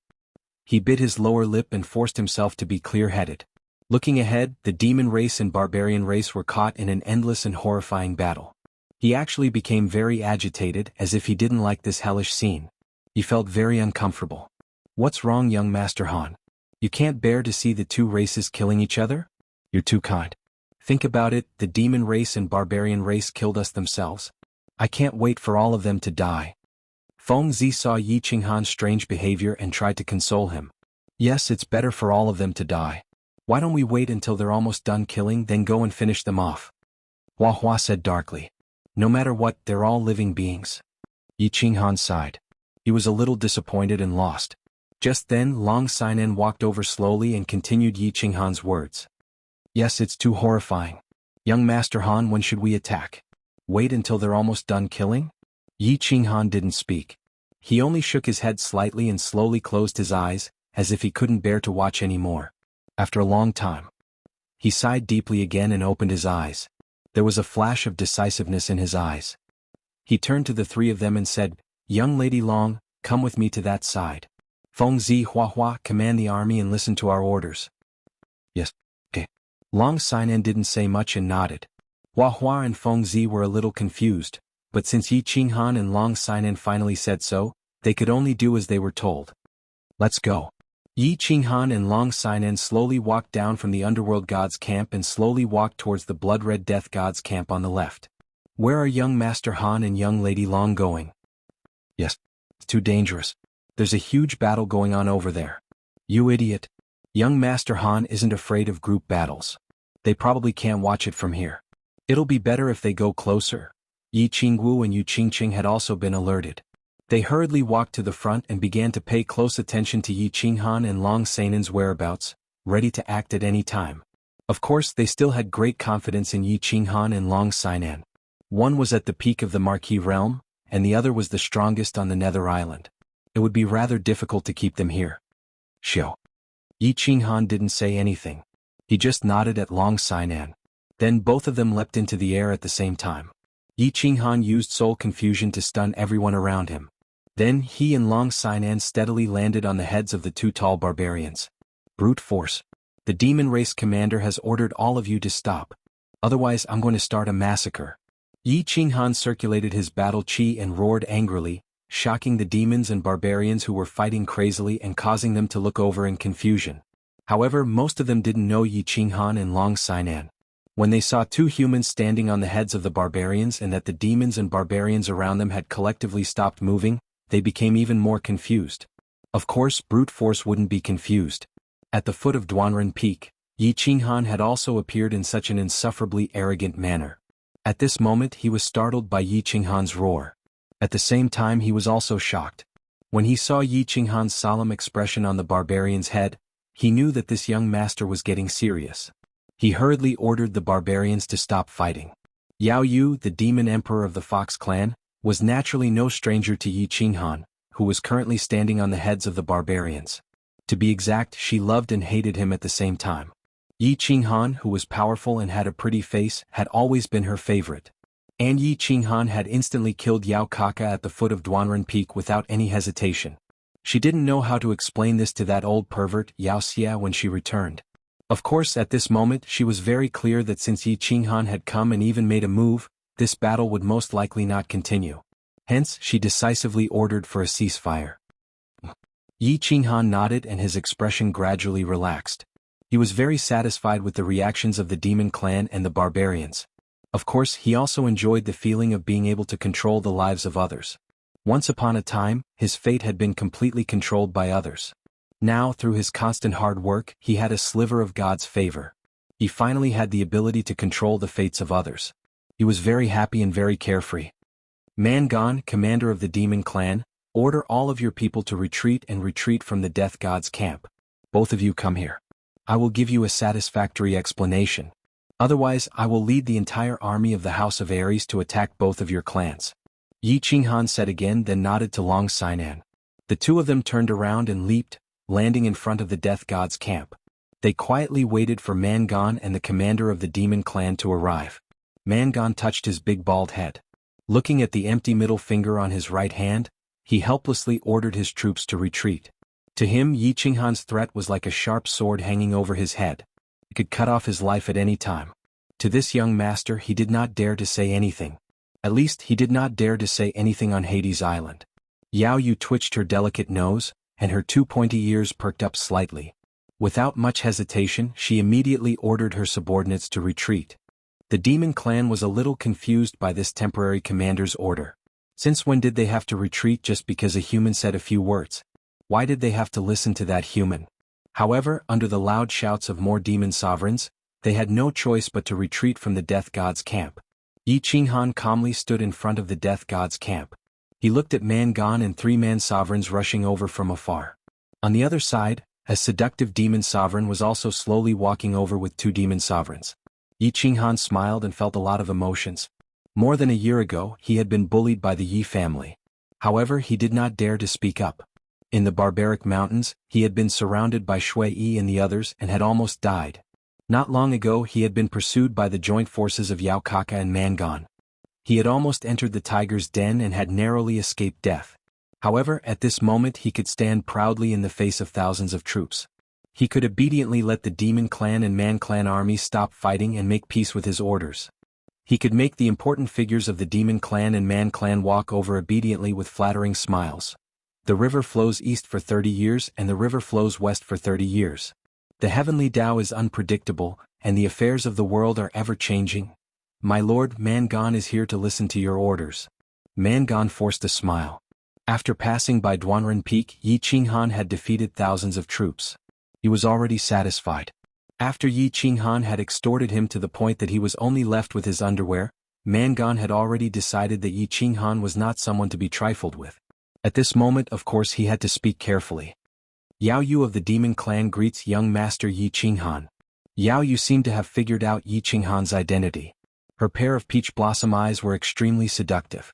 Her two towering breasts stood proudly, as if she was subtly seducing Yi Qinghan. Of course, Yi Qinghan was a virgin who had never seen a woman before. He calmly glanced at Yao Yu's exposed snow-white breasts and secretly praised her in his heart. He collected his thoughts and said, "Have you noticed something? This place is very strange. It makes people have the urge to kill people. If you continue to fight today, I'm afraid that all of you will die. Those who don't die will also go crazy." After hearing Yi Qinghan's words, the two of them simultaneously thought of the uncontrollable urge to kill people. Their hearts palpitated. Man-gan rubbed his bald head and said, "Indeed, I have never been so impulsive before. It is very strange. I have also fallen for it." Yao Yu patted her chest, causing her two towering breasts to jiggle. She said in a sweet voice, "Enough people have died. Originally, I didn't want to make a move. However, the heavens are merciful. I can only make a move to make you stop fighting." Yi Qinghan glanced at the two of them and continued, "Don't doubt me. Although the demon clan, the barbarian clan, and the human clan are different, we are all raised by our parents. We are all human beings. We all have one life. Too many people have died. That's enough. There is no need to fight anymore. A young master Yi is very kind." Yao Yu looked at the corpses that were strewn all over the death god's camp. She calmly nodded her head and moved her beautiful lips. Once again she said, "It's fine if we don't fight. However, this camp, that's right. My lord, who does this camp belong to?" Man-gan also asked anxiously. A single sentence from Yi Qinghan could determine the final ownership of this camp where more than 100,000 people had died. "It belongs to me." Yi Qinghan smiled faintly and said resolutely. Chapter 151. Yao Yu and Man-gan were both dumbfounded. How could this be? The two clans had been fighting for days and nights, and he wanted to take it away with just a word. How were they supposed to live? How were they supposed to explain this to their subordinates? How were they supposed to explain this to their clansmen? "Sir, you already have a base." Man-gan finally could not hold it in anymore and muttered softly. Yao Yu also looked at Yi Qinghan with disdain. "The death god's base is too hostile. I'm afraid you can't suppress it. I'll let the House of Aries keep it for you." Yi Qinghan did not care about their gloomy and disdainful gazes and continued, "The death god's base has a good view. It's suitable for recuperation. I'll give it to you." As soon as Yi Qinghan's words fell, Man-gan and Yao Yu's expressions instantly became incomparably ugly, as if their parents had just died. However, they didn't dare to show it and could only respond with silence. Long Xian'an, who was at the side, was expressionless, but in her heart, she was bursting with joy. Do you have any objections? Yi Qinghan saw that the two did not speak, so he emphasized his tone and said with a slight frown. Of course, no objections. Mangan forced a smile. However, his ferocious-looking face was already hideous when he smiled. Now that he smiled, he looked even more ferocious. Young Master Yi is so considerate of me, I dare not disobey. After pondering for a short while, Yao Yu agreed helplessly. Putting aside the fact that the 100,000 troops of the Divine Battle Manor were currently conserving their strength and waiting for the enemy to attack, even this handsome young man in front of them was not someone that the demon race could deal with. After thinking it through, she naturally would not learn from Mangan. Instead, she agreed without hesitation. She paused for a moment and continued to ask, who owns the Death God's base? If young Master Yi is willing to give it to the demon clan, I am willing to agree to any of your conditions. *CK. Mangan could not take it anymore. This vixen actually dared to seduce him. Any conditions? Wasn't it obvious that she wanted to give him to Yi Qinghan?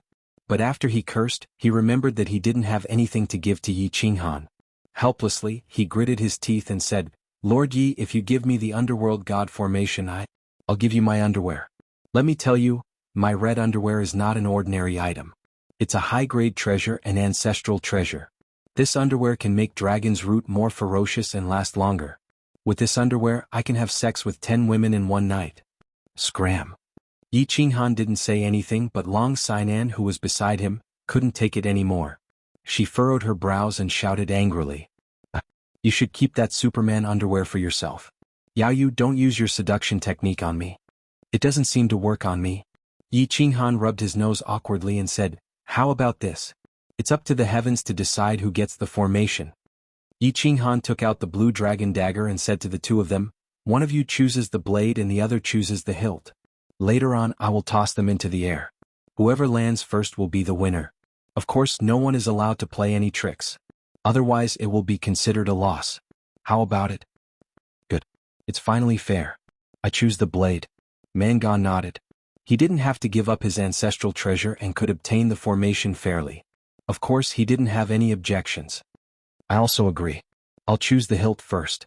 Yao Yu looked at Yi Qinghan resentfully, as if blaming him for not knowing how to be tender to the fairer sex. Shio. Yi Qinghan didn't waste any time and directly tossed the dagger into the air. Under his control, the blue dragon dagger spun back and forth rapidly and flew up into the air before falling rapidly. Bang. The blue dragon dagger landed heavily on the ground. In the end, it was the hilt that landed first. Everyone present could clearly feel that it was normal for the blue dragon dagger to land on the ground. No one was cheating. Hee, the formation of the underworld god belongs to me now. Thank you, young Master Yi. What I said just now still stands. Big sister will wait for you tonight. Yao Yu was in a great mood. She laughed delicately and made another tempting invitation before leaving with her people. Mangan's face was as black as a sheet. When he saw that Yi Qinghan was about to leave, he hurriedly ran a few steps behind him and pleaded. My lord, is my red underwear really not bad? Why don't you reconsider? If you give me the formation of the underworld god, I'll strip it for you now. Why don't I call out 10 barbarian girls to do it for you? You can decide after you see the results. Get lost. Night gradually fell. The silver moon in the sky sprinkled silver light on the scarlet plain, making it look especially strange and mysterious. Tonight, all the humans, demons, and barbarians in the scarlet plain couldn't sleep. They looked at the blazing fire in front of the scarlet plain, burning countless barbarian and demon corpses, taking away countless lives that were still alive during the day. The blazing fire illuminated everyone's faces, revealing their hidden sorrow. The prefectural battle would come to an end tomorrow. Tomorrow, they would be transported to the spacious Plaza of Honor in front of the Divine City. In this year, countless people had experienced life and death, happiness, pain, and the most important battle of their lives. They had experienced a trip to the Nether Island that they would never forget for the rest of their lives. Long Xian'an had experienced the first battle in her life. She had experienced the worry and urgency before the battle, the anxiety and worry after losing the battle, the regret and helplessness after losing the battle, and the joy and surprise after escaping from death. Yu Qingqing had experienced the most important battle of her life. She had fought against the enemy and Yi Qinghan. In the end, she had won the victory and won Yi Qinghan's heart. Xuanhuan had experienced the biggest turning point in his life. He had broken through to the martial realm, and his body fusion technique had advanced. In the end, he had confirmed his position as the number one among the young elites of the House of Aries. He finally had the seventh son of the Yi family and became the seventh son of the Yi family. Most importantly, he had obtained enough points. The younger sister of the Yi family at the back of the mountain would finally have the chance to wake up. Mangan had also experienced the most painful failure in his life. Not only did he lose his middle finger, but he had also used up almost all of the barbarian elites. In the end, he had gained nothing. Feng Zi had also experienced it. Everyone had experienced an unforgettable experience in their lives. Tomorrow would be the end of this fantastic mansion battle. Everyone's thoughts were complicated and mixed. How could they fall asleep? How could they not sleep? Xuanhuan was sitting in front of a small fire with all the young masters and young ladies. His thoughts were all over the place. He thought of his younger sister at the back of the mountain of the Yi family. He thought of the scene where Yiqingyu slowly flew up and her green hair gradually turned white. He thought of the intoxicating smile on Yiqingyu's face as she closed her eyes. He couldn't help but smile as well. Yi Shisan and Yi 17 thought of Yiqingyu's instructions before they left. They thought of the self-destruction of Yi Yi and Yi Jiu. They thought of the terrifying black dragon above the Black Dragon Valley. Of course, they thought of the expressions on the faces of the chief instructor, the patriarch, and the elders when they found out that Xuanhuan had fought 10,000 enemies by himself and possessed the soul confusion skill that was almost comparable to a godly skill. Yu Qingqing didn't think of anything. She just looked at Xuanhuan in a daze. The more she thought about it, the more she felt that as long as she had Xuanhuan, she would have everything. A girl in love would only think about her lover and nothing else. This was a common problem for all girls. Of course, Yu Qingqing, the saintess of the Yu family, was no exception. Long Sinan Feng Zi Huaxia. Many people were thinking about tomorrow. Tomorrow they would be transported to the Divine City. When the elders of the various clans received them in the Divine City, they wondered what kind of expressions they would have when they learned that they had obtained the final victory and that there were only a few casualties. The night was dark, but the wind started blowing in the middle of the night. The strong wind blew the piles of ashes in front of the death god's camp into the distance, turning them into next year's spring mud. It also blew everyone's thoughts into the distance, into the high and mighty god city in the distance. Chapter 152. Divine City Yi Family's Exclusive Manor. Yi Qingyu was very nervous. He was a little worried and a little expectant. Originally, there was no need for him to appear here with his status. Every time the elite prefecture tournament ended, most families would only send 1 or 2 Emperor Realm elders to welcome their respective descendants. However, this time was different. This time, the only descendant of the Yi family who possessed a holy beast had been forced to be sent to the death trap of Nether Island. The future hope of the Yi family should have grown up smoothly under the protection of the various elders of the family. However, because of the foolish actions of the father and son Yi Jian and Yi Qinghuang, the family was forced to send Yi Qinghan to the elite prefecture tournament with a shoddy excuse. Having experienced 2 elite prefecture tournaments, Yi Qingyu was very familiar with the dangers of the elite prefecture tournament and the various strange occurrences on Nether Island. Therefore, he was very worried that Yi Qinghan would die prematurely. However, he was also a little expectant. He looked forward to the holy beast's growth in the power of blood and fire. Moreover, his precious granddaughter had also gone in this time. Therefore, he decided to break the rules and personally brought Yi Ping to welcome the descendant of the Yi family who was about to return. Grand Supreme Elder, I've just received news that Xianxia brought people into the Divine City a few days ago. Their current whereabouts are unknown. At this time, Yi Ping walked in and saw Yi Qingyu sitting alone under a large tree in the manor.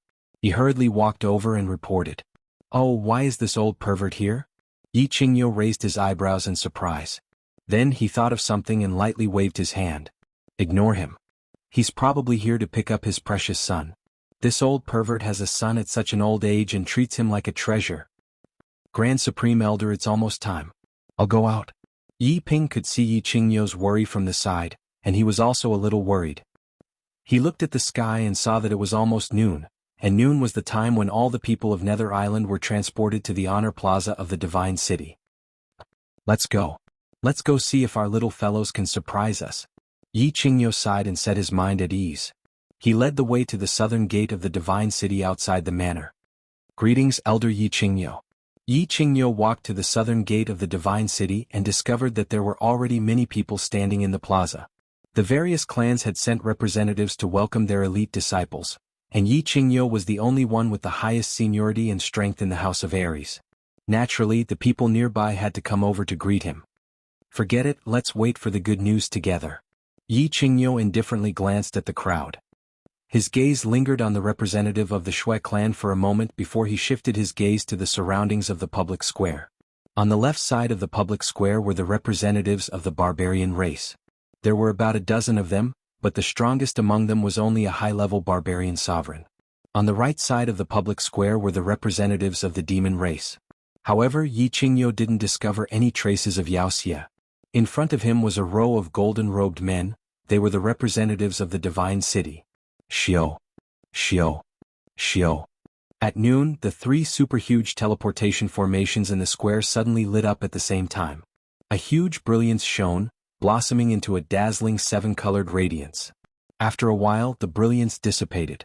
Suddenly, groups of demon race, barbarian race, and human race appeared out of nowhere in Glory Square. Everyone from the House of Aries, come to the front. Barbarian god residents, stand on the left, and demon god residents, stand on the right. The emissary from the divine city immediately began to arrange the people who would be teleported over. This kind of huge teleportation formation could teleport 10,000 people at a time. The remaining people would have to be teleported over again. Therefore, the people from the divine city had to arrange for the people who were teleported over first to leave the teleportation formation so that the next batch could be teleported over. Understood. The first to be teleported over were the lowest-ranked soldiers. These soldiers had obviously received orders from their respective leaders. Under the command of the emissary from the divine city, they began to move in an orderly manner. Yi Qingyo looked at the dignified and high-spirited soldiers of the House of Aries. His expression suddenly became better. The representatives of the various clans beside him also smiled happily. Anyone who wasn't blind could see this. The morale of the soldiers of the House of Aries was high. They looked dignified and excited. On the other hand, the barbarians and demons were either injured or disabled. Their expressions were gloomy, and their footsteps were heavy. One look was enough to tell that the House of Aries had definitely won this prefecture battle. Swoosh! The teleportation formation lit up again. Groups of soldiers from the House of Aries walked out in an orderly manner. On the other hand, the casualties on the side of the demons and barbarians were even higher. Swoosh! The third teleportation formation lit up. This situation confused Yi Qingyo and the representatives of the various clans, because the people from the House of Aries were still the same, 10,000 people. On the other hand, the demons and barbarians only had half of their people. Furthermore, they seemed to have seen a bald man who recklessly searched for information. His middle finger was actually empty. On the other hand, the demons did not see Yao Kaka. Swoosh! The fourth teleportation formation was as they expected. The House of Aries still had 10,000 people, but the teleportation formation on the side of the demons and barbarians did not light up again.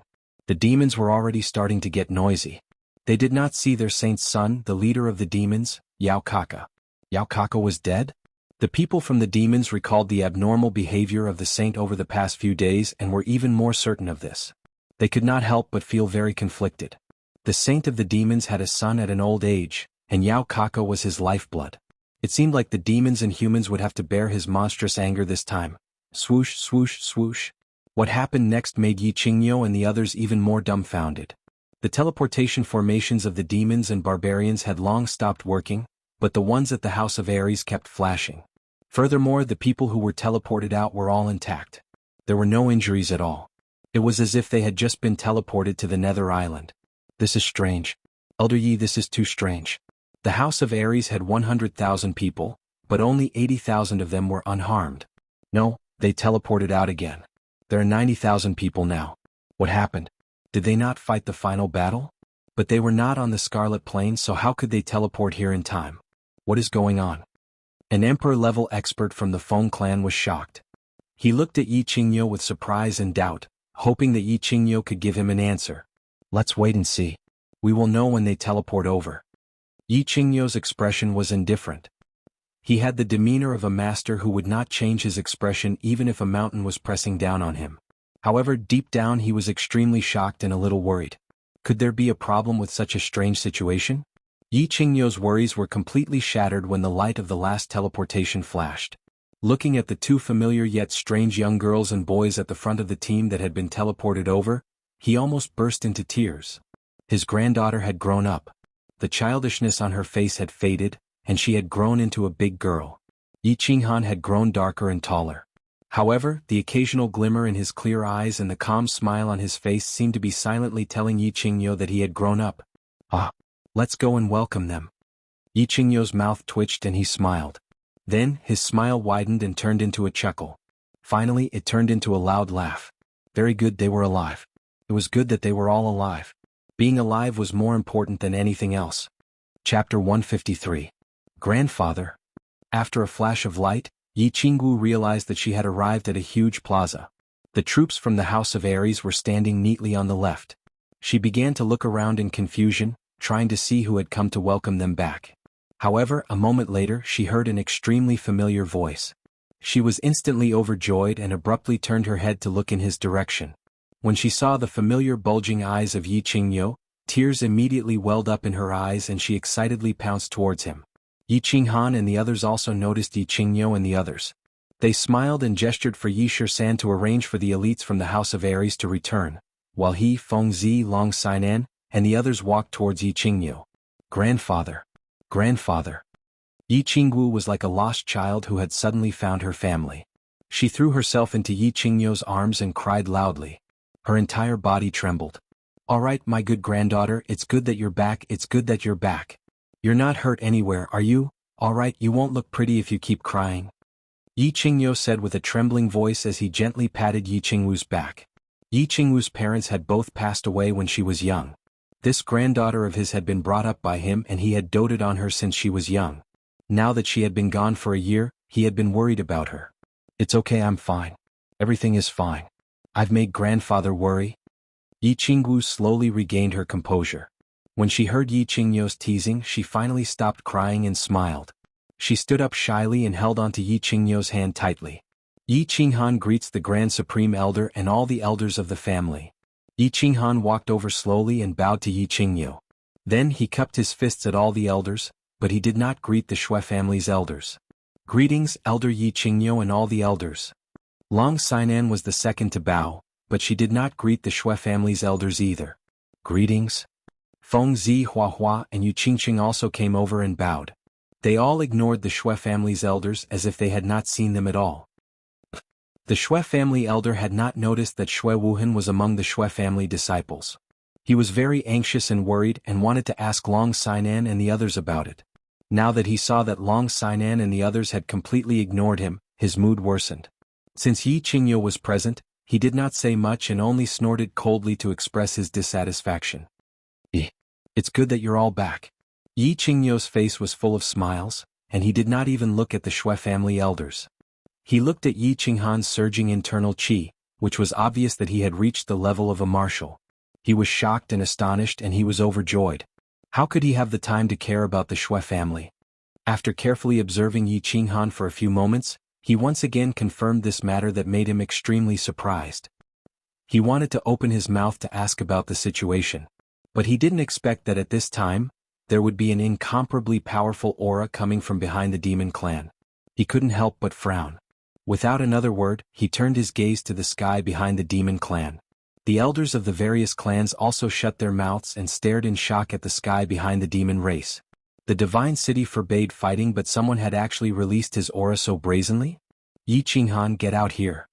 A deafening roar suddenly came from the sky behind the demon clan. Then, a black figure flew over quickly, passing by the demon clan troops and directly flew to the front of the House of Aries. A brutal and bloodthirsty aura surrounded the entire army of the House of Aries. Bang! A ray of green light suddenly bloomed. Then, a huge green light shield suddenly formed above the army of the House of Aries. It directly isolated the evil aura released by the black figure in the sky, and then slowly flew up. Its eyes were wide open, and its head of white hair danced in the air even though there was no wind. Saint level. Xuanhuan immediately released his Saint domain, protecting all the members of the House of Aries. After Xuanhuan confirmed that the members of the House of Aries were all fine, he turned to Xianxia and said, "Xianxia, what are you trying to do, you damned ladyboy?" Xuanhuan, Long Xinan, and the rest looked up at the golden-haired demon-like figure in the sky. They could not help but feel a chill run down their spines. The evil and violent aura just now was too terrifying. It was so terrifying that even they did not dare to move.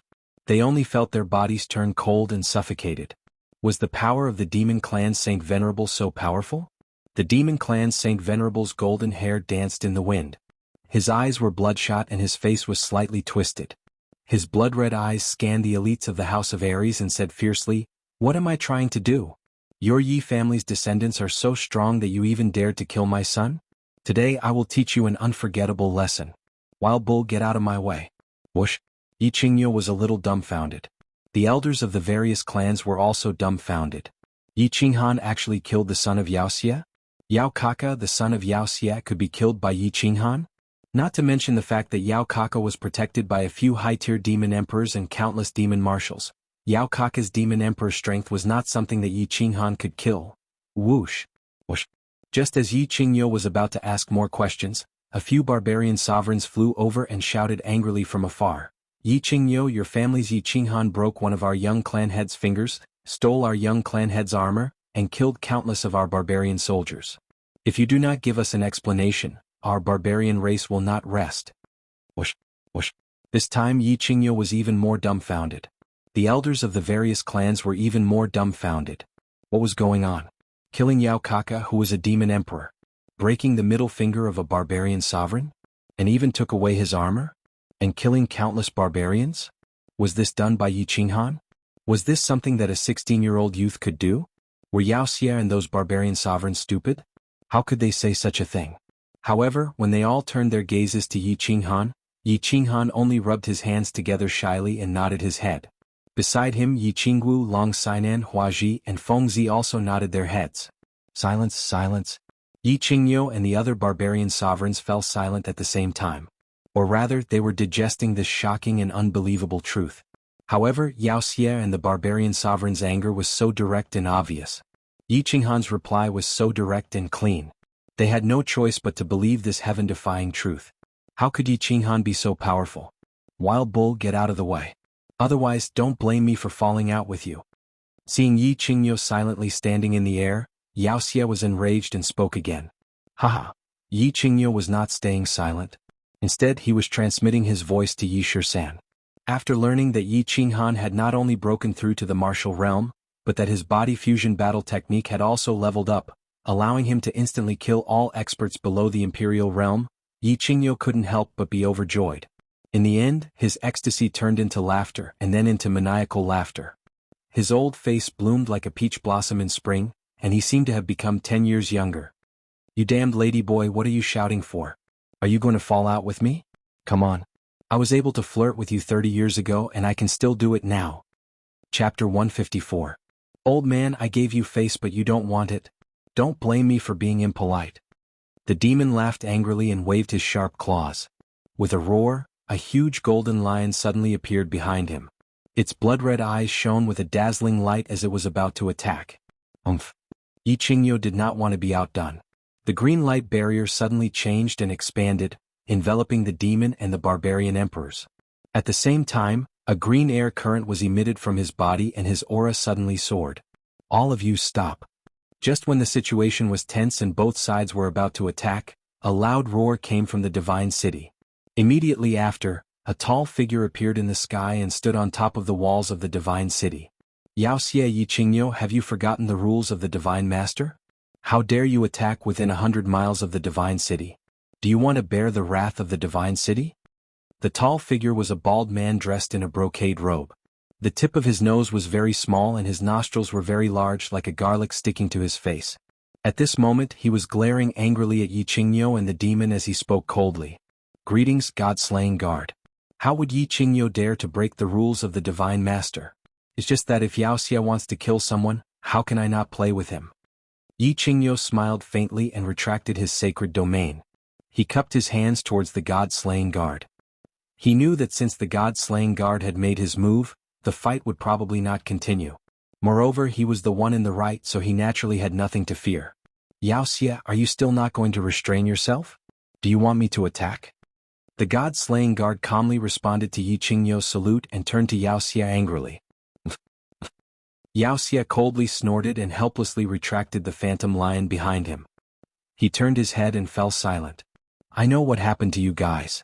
The God-slaying guard nodded his head in satisfaction and continued, This time, Yao Kaka's death and Brute Tan's finger were all related to a young master of the Yi family, right? Xuanhuan, not bad, young and promising.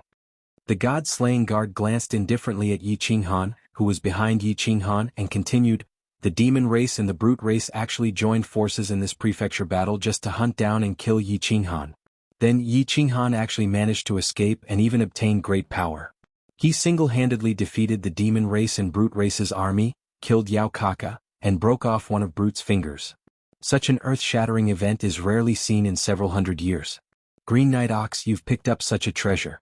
Even this old man gasps in amazement at the sight of such astonishing talent. You think too highly of me, god-slaying guard. My boy is just lucky. His future achievements are still uncertain. Yi Qingyo modestly cupped his hands, but his old face was full of joy. Thank you, god-slaying guards, for your praise. Xuanhuan also cupped his hands in greeting. He was such a powerful being who could actually make Yi Qingyo and Xianxia stop immediately. Not to mention getting close to him, it was best not to provoke him. Hee. The god-slaying guard smiled faintly, and his garlic-like nose twitched as he continued. Of course, the Divine City is also largely responsible for Yao Kaka's death. A messenger from the Divine City actually faked an order from the son of the god-slaying guard and ordered the demon race and brute race to hunt down Xuanhuan. In the end, Yao Kaka died in battle. This person's crime cannot be forgiven, and the Divine City will choose a day to execute him in public. As for Tu Qianjuan's failure to discipline his subordinates, he has already been sentenced to 5 years in the Divine Prison by the Divine City's Punishment Hall. The execution will be carried out tomorrow. Does anyone have any objections? Xuanhuan frowned slightly. There was actually such a situation? Xuanhuan was actually being hunted down? Or was it arranged by the messenger from the Divine City? Was there something fishy going on? However, he did not have the time to investigate the situation at the moment, and the god-slaying guard had gained the upper hand by making a show of strength. He was prepared to kill a messenger from the Divine City, and even the only male of the 4 guards of the Divine City had been sentenced to 5 years in prison. He could not fly into a rage and could only nod faintly. The elders of the various clans also transmitted a message to their own clansmen in confusion, and started to investigate the situation. Xuanhuan snorted faintly and his face turned gloomy. Tu Qianjun did not discipline his subordinates strictly? He had killed a messenger and imprisoned Tu Qianjun for 5 years, and he wanted to let this matter go? No way, but Xuanhuan did not speak at this moment. He also knew that the might of the Divine City was not something that he could directly go against at the moment. He could only helplessly lower his head. Yu Qingqing and Yi Qingwu, who were at the side, saw Xuanhuan's expression, and knew that he was feeling very sullen. They reached out their hands at the same time, and held on to Xuanhuan's left and right hands as a form of consolation. Every debt has its debtor, I only care about who killed my son. The demon's attitude was very strange. He only stared at Xuanhuan with hatred and said, Xuanhuan, you better hide in the House of Aries for the rest of your life. If you dare to participate in the next chaotic prefecture battle, I will definitely kill you.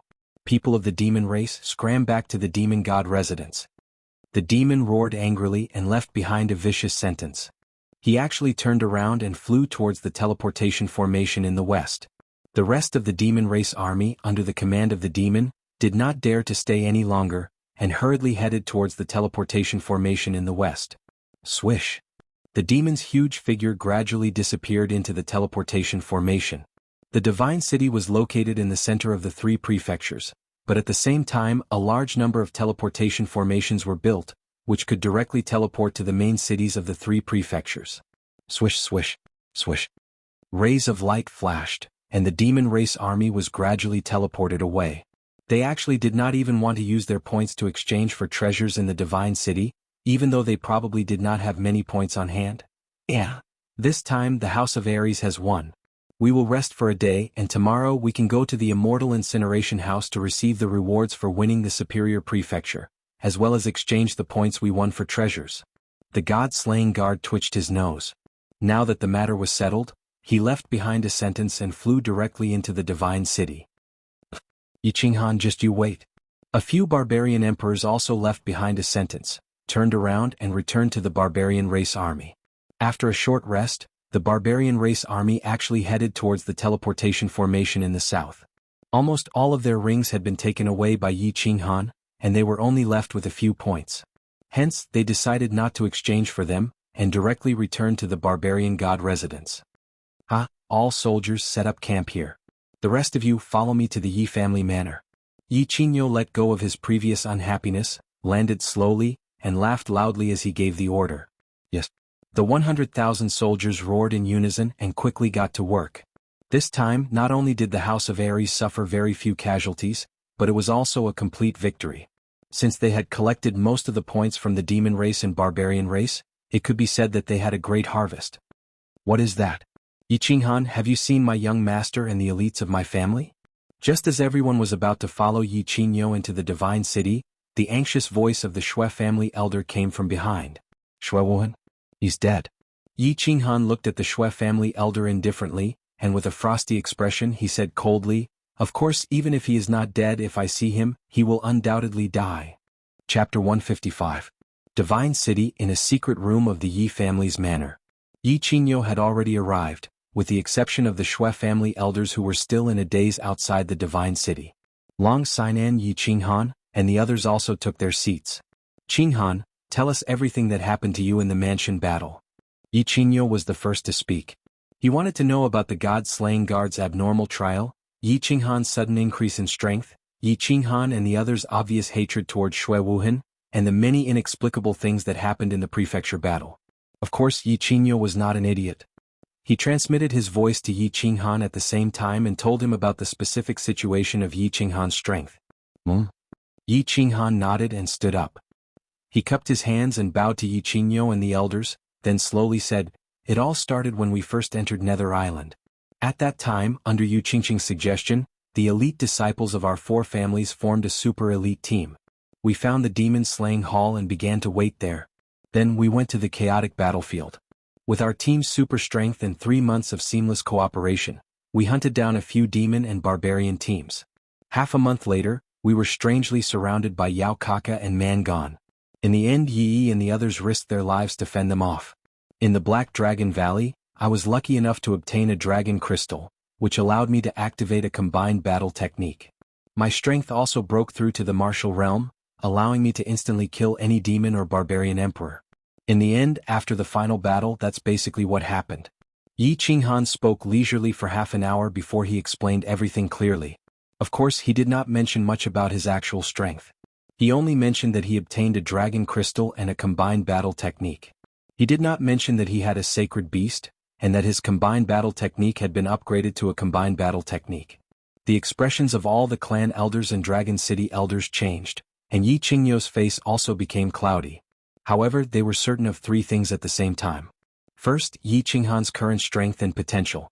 He was a 16-year-old martial. His overall strength could be said to be invincible under the imperial realm. Such a genius was hard to come by in 1,000 years. He was even more ferocious than his father Yi Dao. Secondly, Xuanhuan had colluded with the non-human kind to kill the disciples of the 4 families.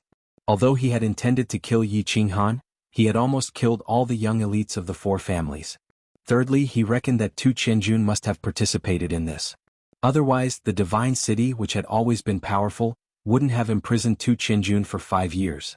"Qinghuan, do you have any proof that Xuanhuan sold your whereabouts to the demon clan and the barbarian clan?"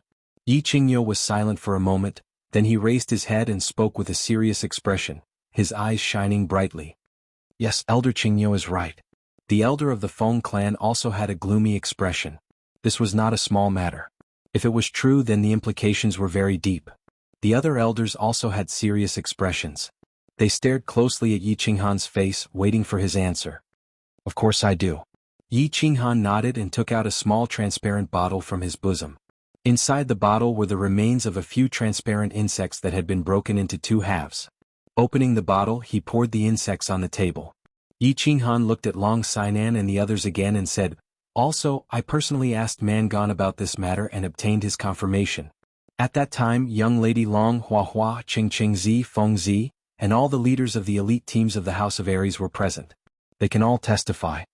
After hearing Yi Qinghuan's words, Long Sainan's group immediately responded and stood up. Long Sainan represented them and said, "We can testify for this matter. Mangon also told us that Xuanhuan gave him and Yao Kaka a positioning crystal through the people of the divine city. After that, Xuanhuan suddenly disappeared, and there's no news of him even now.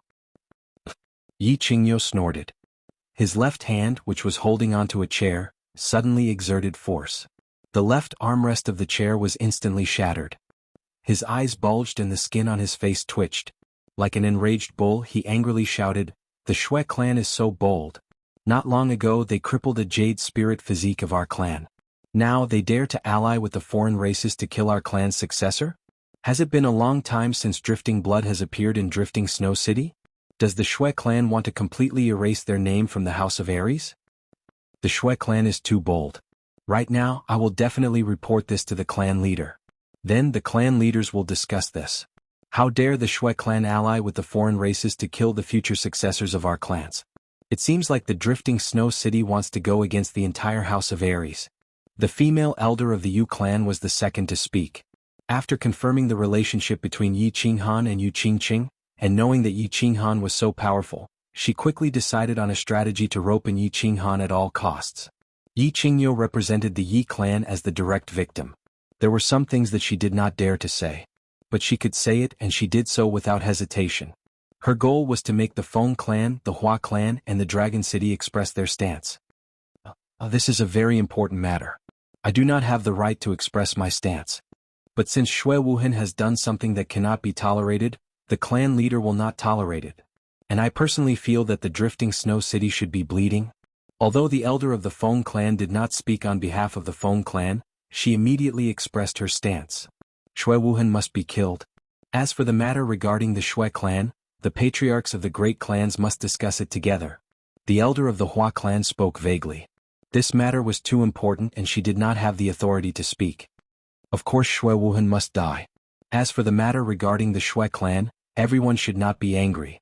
Let's gather the patriarchs and the palace master to discuss it before making a decision. Dragon City's stance was impartial and he expressed his stance objectively. Alright. Then let's send the order. Find xuanhuan first.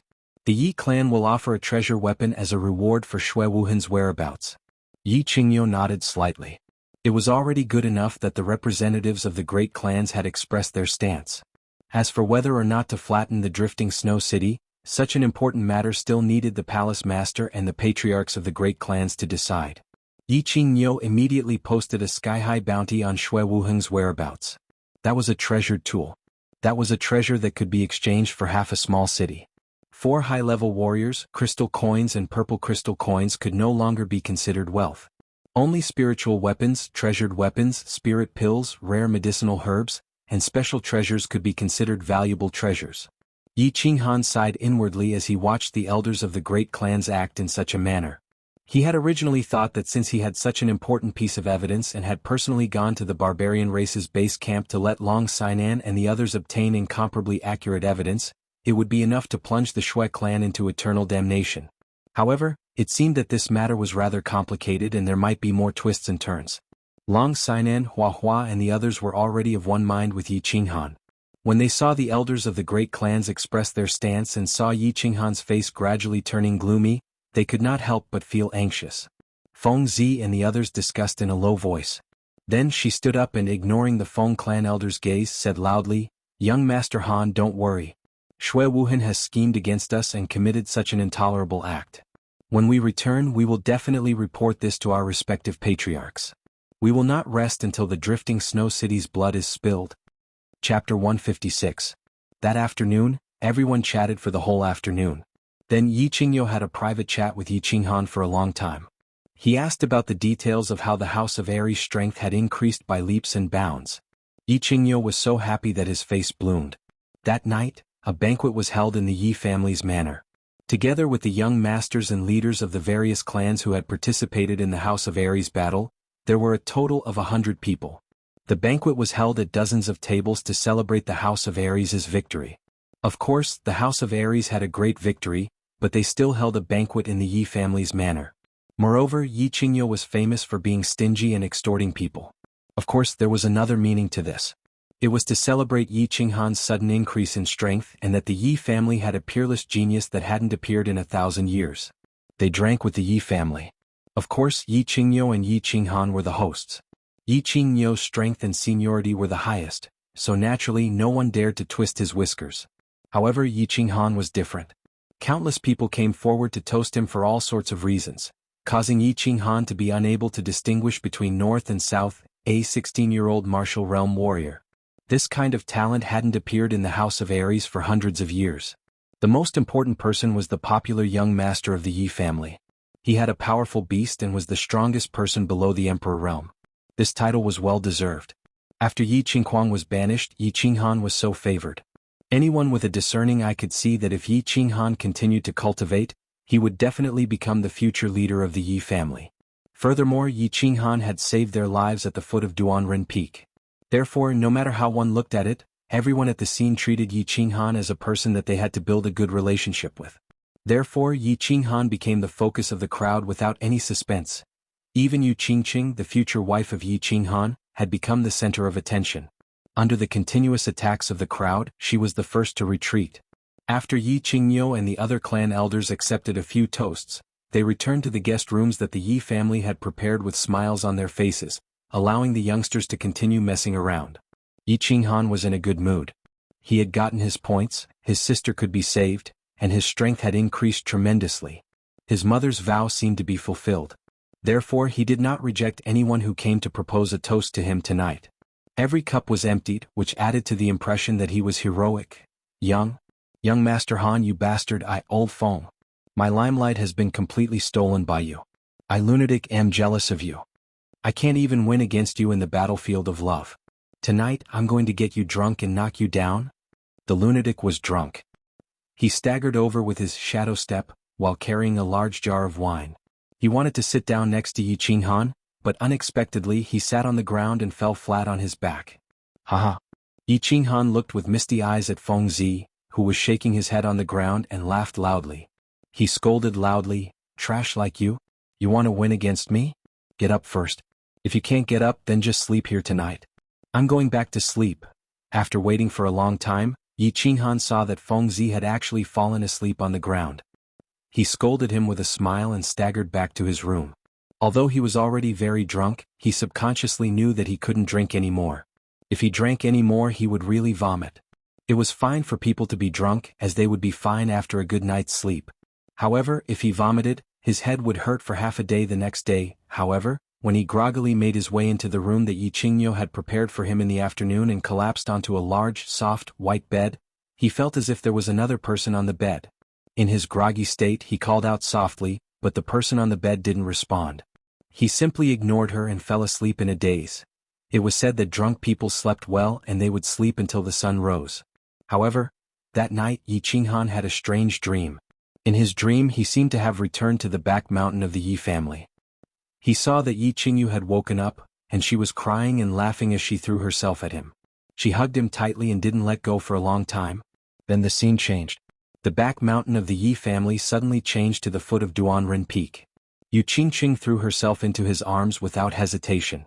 He hugged Yu Qingqing's slender waist, and smelled the faint peach blossom fragrance from her green hair. Finally, the scene changed again. He was still holding a woman in his arms, but the woman was a naked woman. The scene also changed to the big bed in the backyard of the Dark Moon Inn in the Savage City. He began to caress the voluptuous and soft body of the coquettish proprietress. Then he crossed over, got on the horse and began to gallop to his heart's content. Then he slowly woke up. The scene changed again, and he was in the guest room of the Yi family's manor in the God City. The pink bed had changed into a soft white bed. However, in a daze Yi Qinghuan felt that the scene kept changing, but he was still hugging a woman in his arms. Why was this woman not wearing any clothes? Why did she look so familiar? He looked at the bed, at the pure and beautiful face. He looked at the faint traces of tears on the pretty face, and at the frowning brows that were slightly pained. He looked at the naked upper body of the girl on the bed, and the two huge peaks on her chest were covered with dark red love bites. Yi Qinghuan felt as if he had been struck by lightning. His hair stood up straight. He wanted to scream, but he didn't dare to. He wanted to give himself 2 slaps to wake himself up, but he was afraid to surprise the girl who was sleeping soundly on the bed. He wanted to leave, but he didn't dare to leave, and he couldn't leave. The cold sweat on his forehead had already soaked the bed sheets, his back, his thighs, and his exposed dragon root that still had remnants of white matter on it. He was very afraid, very panicked, and didn't know what to do. The current situation seemed to be more terrifying than any desperate situation he had encountered in the past. because the girl lying on the bed was Yi Qingwu, Yi Qingyo's precious granddaughter, and Yi Qingyo's room was not far away, so he must have woken up by now. Yi Qingwu also got drunk last night. As Yi Qingyo's granddaughter, and also so beautiful, the most important thing was that she still didn't have a boyfriend. Of course, she became one of the targets for everyone to force her to drink. After a few rounds, she was more or less drunk. Originally, she didn't have the habit of being forced to drink, but when she saw Yu Qingqing and Yi Qinghan together last night, she felt an indescribable sadness in her heart, and wanted to get drunk. But unfortunately, Yi Qinghan and Yi Qingwu's rooms were arranged next to each other. So, in a daze, Yi Qingwu didn't even know that she had entered the wrong room. Last night she also had a dream. She dreamed that Yi Qinghan married her, bowed to heaven and earth, entered the bridal room, and even did something shameful that made her feel both pain and love. Although it was very painful, every time she saw Yi Qinghan's delicate and pretty face in a daze, she couldn't help but smile. For example, right now. She opened her eyes slightly and looked at Yi Qinghan's naked upper body, who was looking at her with tender feelings, and she couldn't help but smile shyly, but after a moment her smile immediately froze. Looking at her naked upper body, looking at Yi Qinghan's naked upper body, she hurriedly pulled the blanket to cover herself, opened her mouth wide and prepared to scream with all her might. But the next moment, a huge palm suddenly covered her mouth, and at the same time Yi Qinghan's panicked voice rang in her ears, "Don't scream, don't scream. We can talk things over, you must take responsibility for me." I will definitely take responsibility for you. Chapter 157. Don't scream, Grandaunt. If your grandpa hears it again, he'll kill me. I know you're very excited right now, and I'm very excited too. Not excited. What did you call me again? All right, I'm very flustered, we're all flustered. Actually, this matter? I don't know what I'm doing either, I said it wrong again. Anyway, I'll take responsibility for you. Don't scream, okay? Anything can be discussed as long as you don't scream. If you agree, blink a few times and I'll let go of my hand. Yi Qinghan stared blankly at Yi Qingwu, not knowing what to do. Then he realized that Yi Qingwu had suddenly woken up and even smiled at him. At that moment he was a little dumbfounded and even more confused. However, when he saw Yi Qingwu suddenly pull up the blanket to cover the beautiful view of her chest and open her mouth wide to scream, he suddenly woke up. Where was this place? This was the Yi family manor in the Divine City. Alright. It didn't matter which manor this was, the problem was that in this manor, Yi Qingyo had slept in a room not far away last night. Yi Qingyo heard Yi Qingwu scream and rushed in to find the naked Yi Qinghan and Yi Qingwu. With his violent temper, he would probably kill Yi Qinghan. So Yi Qinghan immediately turned over and jumped up. He reached out to cover Yi Qingwu's mouth and hurriedly explained in a soft voice. His eyes were full of sincerity. After a short moment of silence, 2 clear streams of tears suddenly flowed from the corners of Yi Qingwu's eyes. She stared at Yi Qinghan for a long time, then finally blinked and nodded. Phew. Yi Qinghan's entire body relaxed and he felt weak, as if he had been fighting for a few days and nights. Seeing that Yi Qingwu nodded with certainty, he slowly loosened his palm.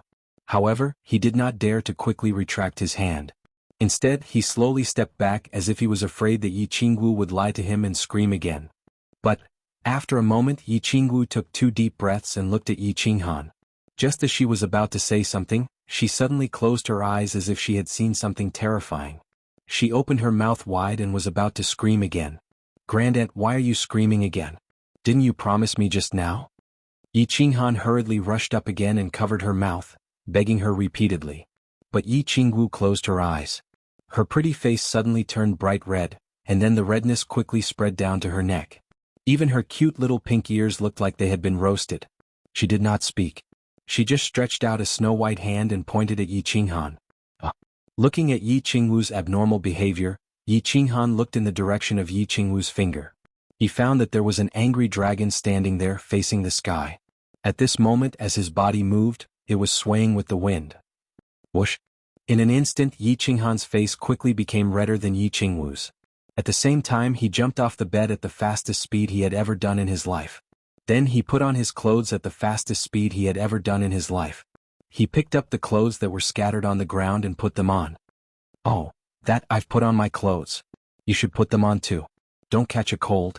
Yi Qinghan put on his clothes and looked at Yi Qingwu, who was covering the quilt and lowering her head in silence. He was at a loss of what to do, so he rubbed his hands and said, Throw the clothes over. Yi Qingwu did not raise her head. She only let out a trembling voice. Yes, yes. Seeing that Yi Qingwu did not lose her mind and make a fuss, Yi Qinghan was overjoyed. He hurriedly picked up the clothes that were scattered on the ground and was about to throw them over. However, when he saw a thin piece of clothing that had been torn into strips, his face that had just recovered a little bit of calmness turned red again. He said embarrassedly, the doo-doo is so tattered. You can still wear it like this? You bastard, throw it over and turn around. Yi Qingwu quickly raised her head and glanced at it. She immediately said shyly and angrily, Yi Qinghan hurriedly threw it on the bed and hurriedly turned around. After a moment, there was a swishing sound of clothes being put on behind him. Thinking of Yi Qingwu's blood-curdling body when he woke up in the morning, and then thinking of the doo-doo that was torn beyond recognition, Yi Qinghan's lower abdomen began to heat up again. I'm done. Yi Qingwu's weak voice came from behind. Yi Qinghan hurriedly withdrew his thoughts. He twitched the corner of his mouth and turned around. He looked at Yi Qingwu, who was sitting weakly on the bed with a face full of tears and hugging her knees. It was unknown what she was thinking. Yi Qinghan's heart was suddenly surrounded by a strong sense of guilt. How could he do such a beastly thing to Yi Qingwu? Moreover, it seemed to be a very violent kind. Sister Yi Qingwu, Yi Qinghan rubbed his hands. He wanted to say something to comfort Yi Qingwu, but he did not know what to say. He could only embarrassedly twitch the corner of his mouth. You're still not going out? When my grandfather finds out that you're in my room, aren't you afraid that he'll find out and kill you? Yi Qingwu bit her lips and glared at Yi Qinghan as she said angrily. Sister Yi Qingwu, I'll take responsibility. Looking at Yi Qingwu, who was pretending to be strong, but her body was trembling uncontrollably, Yi Qinghan could not help but have a strong desire to embrace the girl in front of him and comfort her. However, he knew that if he rushed forward now, he would definitely be kicked away by Yi Qingwu. I don't want to talk about this now. I need to calm down. You're still not going out? Yi Qingwu's heart seemed to be in a mess. She did not listen to any of Yi Qinghan's words. She bulged her eyes and raised her eyebrows angrily. Alright, don't be angry. I'll go out. I'll go out right now. We'll talk about responsibility later. Seeing that Yi Qingwu was angry, Yi Qinghan knew that he would not have a good time if he did not leave now. He hurriedly waved his hand and spoke politely as he walked out. However, after a while Yi Qinghan came back in again. His expression was full of embarrassment. He was a little bashful as he rubbed his hands and said, Sister Xiaowu, this seems to be my room. The two of them panicked for a while. Yi Qinghan hurriedly sent Yi Qingwu back to her room like a thief. It was already noon. Fortunately, everyone had drunk too much last night. Basically, no one had woken up. Yi Qingyo and the clan elders had woken up a long time ago. Knowing that they had drunk too much, they did not care about them. They just drank tea and chatted in the hall. After settling everything, Yi Qinghan hurriedly returned to his room and began to tidy up. His room had become extremely messy after yesterday's crazy battle. When he saw the bright red stain on the snow-white bedsheet, he could not help but curse himself 10 times in his heart. Beast. How could he get drunk and have sex? How could he get drunk and have sex? Of course, for a beauty of Yi Qingwu's level, he naturally felt that he could get drunk and should get drunk. However, getting drunk and having sex, not only did he not taste anything, he also had to bear the risk of being killed by Yi Qingyo. This was not worth it, was it? Chapter 158. Yi Qinghan tidied up everything and steadied his mind for a while before gritting his teeth and pretending to be relaxed as he walked into the hall of the manor. Most of the people in the hall had already woken up. They had finished their breakfast and were chatting in the hall. Qinghan, come and have a seat. I'm not trying to nag you youngsters, but you need to practice your alcohol tolerance.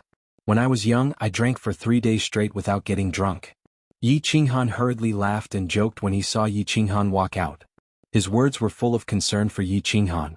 Everyone in the hall turned to look at Yi Qinghan in unison. Yu Qingqing, who was sitting to the side, gave him a concerned look, as if asking why he had woken up so late. That's right. Old Feng didn't drink any less than you last night, but I woke up a few hours earlier than you. You can't do it, kid. Feng Zi also grinned and teased. Brat, you're old Feng? What am I? Little Feng? Feng Zi's words drew a round of reprimand from an elder of the Feng family. This elder was Feng Zi's uncle, and when he saw Feng Zi's impolite words, he actually dared to call himself elder in front of Yi Qinghu and the other elders. Ha! The hall was filled with laughter and joy. This was a great victory for the House of Aries in the prefecture battle. Most importantly, xuanhuan did not hog all the points for himself, allowing the other clans to receive many points that could be exchanged for a large number of treasures. Of course they were secretly delighted. Why isn't Xiaowu up yet? Did you see her when you woke up? Xuanhuan had a guilty conscience and nodded shyly at the crowd, not daring to speak further. However, he had just sat down next to Xuanhuan when the latter unexpectedly turned his head and asked him about Jianghu in a friendly manner. Oh, why did I see her when I woke up? I wasn't in the same room as her. I mean, I didn't see her. Should I send someone up to ask? Xuanhuan felt guilty as he looked at Xuanhuan's bulging eyes. He hurriedly tried to explain himself, but he almost spilled the beans in his panic, so he awkwardly explained himself. Xianxia waved his hand and said nonchalantly, "Don't worry about her. She probably has a headache from drinking too much. After we eat, if she still hasn't woken up, then there's no need to wait for her. Let's go to the immortal incineration house together to exchange for a spirit pill. The patriarch has already sent word that he has already exchanged for a spirit pill. We're just waiting for this spirit pill of yours to save your sister." Really? Xuanhuan almost jumped to his feet when he heard this. All of his worries and vexations were thrown off the divine mountain. He stood up with a thump and looked at Xuanhuan with an expression of wild joy. When he saw Xuanhuan, he nodded very seriously. The corners of Xuanhuan's mouth curled up into a smile. Then the smile widened and the smile turned into a hearty laugh, and finally into a maniacal laugh. Looking at Xuanhuan, who was laughing maniacally in the hall, not only did the crowd not feel any dissatisfaction or disgust towards him. Instead they admired and liked him even more. They roughly understood Xuanhuan's story. When they learned that he had killed a few core members of the Yi family because of his sister's death, and that he had crippled Xuanhuan, who was the heir to the Yi family, without hesitation, and that he had killed Yi Rong in seconds, they were filled with endless love and admiration for Xuanhuan's character of daring to love, hate, and kill. In order to win back Xuanhuan's heart, the Yi family had no choice but to let him participate in the prefecture battle. In order to save his sister, Xuanhuan had worked hard and crazily all along the way. In the end, through his own hard work and luck, Xuanhuan had successfully obtained a large number of points and established an unprecedented victory for the House of Aries. At this moment, when Xuanhuan learned that his sister was about to open for business and was awakened, he suddenly laughed unscrupulously. In this regard, not only did the crowd not feel the slightest disgust or disgust, but they also liked and admired his genuine temperament and character. On the contrary, he was very fond of and admired Xuanhuan's genuine and affectionate character. At the same time, he placed Xuanhuan in the category of friends that could be made the most. Everyone saw Xuanhuan's crazy laughter and was ecstatic. Xuanxia, however, saw the faint tears in Xuanhuan's eyes under his crazy laughter. At this moment, not only was she not happy, she instead felt heartache and grievance. She was already faintly proud. She felt heartache for the heavy burden that Xuanhuan carried, for all the grievances that he had experienced, and proud that she was able to have such an indomitable man.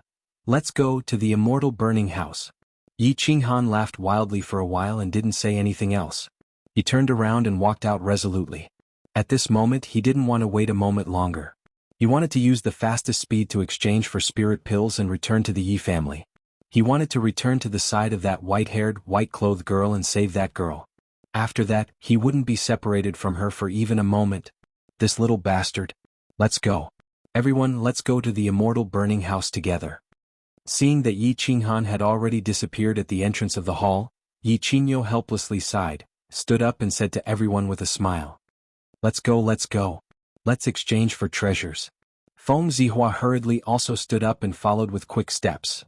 The immortal burning tower was located on the east side of the divine city. It was an organization that specialized in handling the affairs of the three manors. The tower master was the burning god guard. At this moment, a group of people from the House of Aries directly rushed towards the immortal burning tower.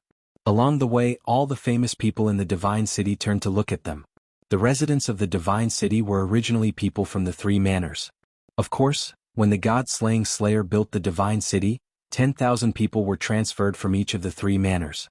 After thousands of years, the number of residents in the divine city gradually increased. The divine city had also been expanded several times, and the population soared. This time the House of Aries really won a great victory. Not only did they not lose many people, they also occupied two manors by themselves and killed the demon god and barbarian god manor. Although the residents of the Divine City were descendants of the three manners, after thousands of years, they already considered themselves to be high and mighty people of the Divine City. They no longer admitted that they were descendants of the three manners. Yeah, I heard that there's a human called Xuanhuan. He's so fierce, I heard that he even became the son of xianxia. Yesterday xianxia was just about to go crazy in the Glory Square. Xuanhuan, I wonder if that's Xuanhuan? I heard that he's only 16 years old. So fierce. The residents of the Divine City began to discuss. Although they didn't know much about the Manor Wars, they were still people of the Divine City. Naturally they were more informed. At this time, when they saw the people from the House of Aries rushing towards the immortal burning tower, they couldn't help but discuss. Xuanhuan didn't have the mood to listen to the discussions of the passers-by.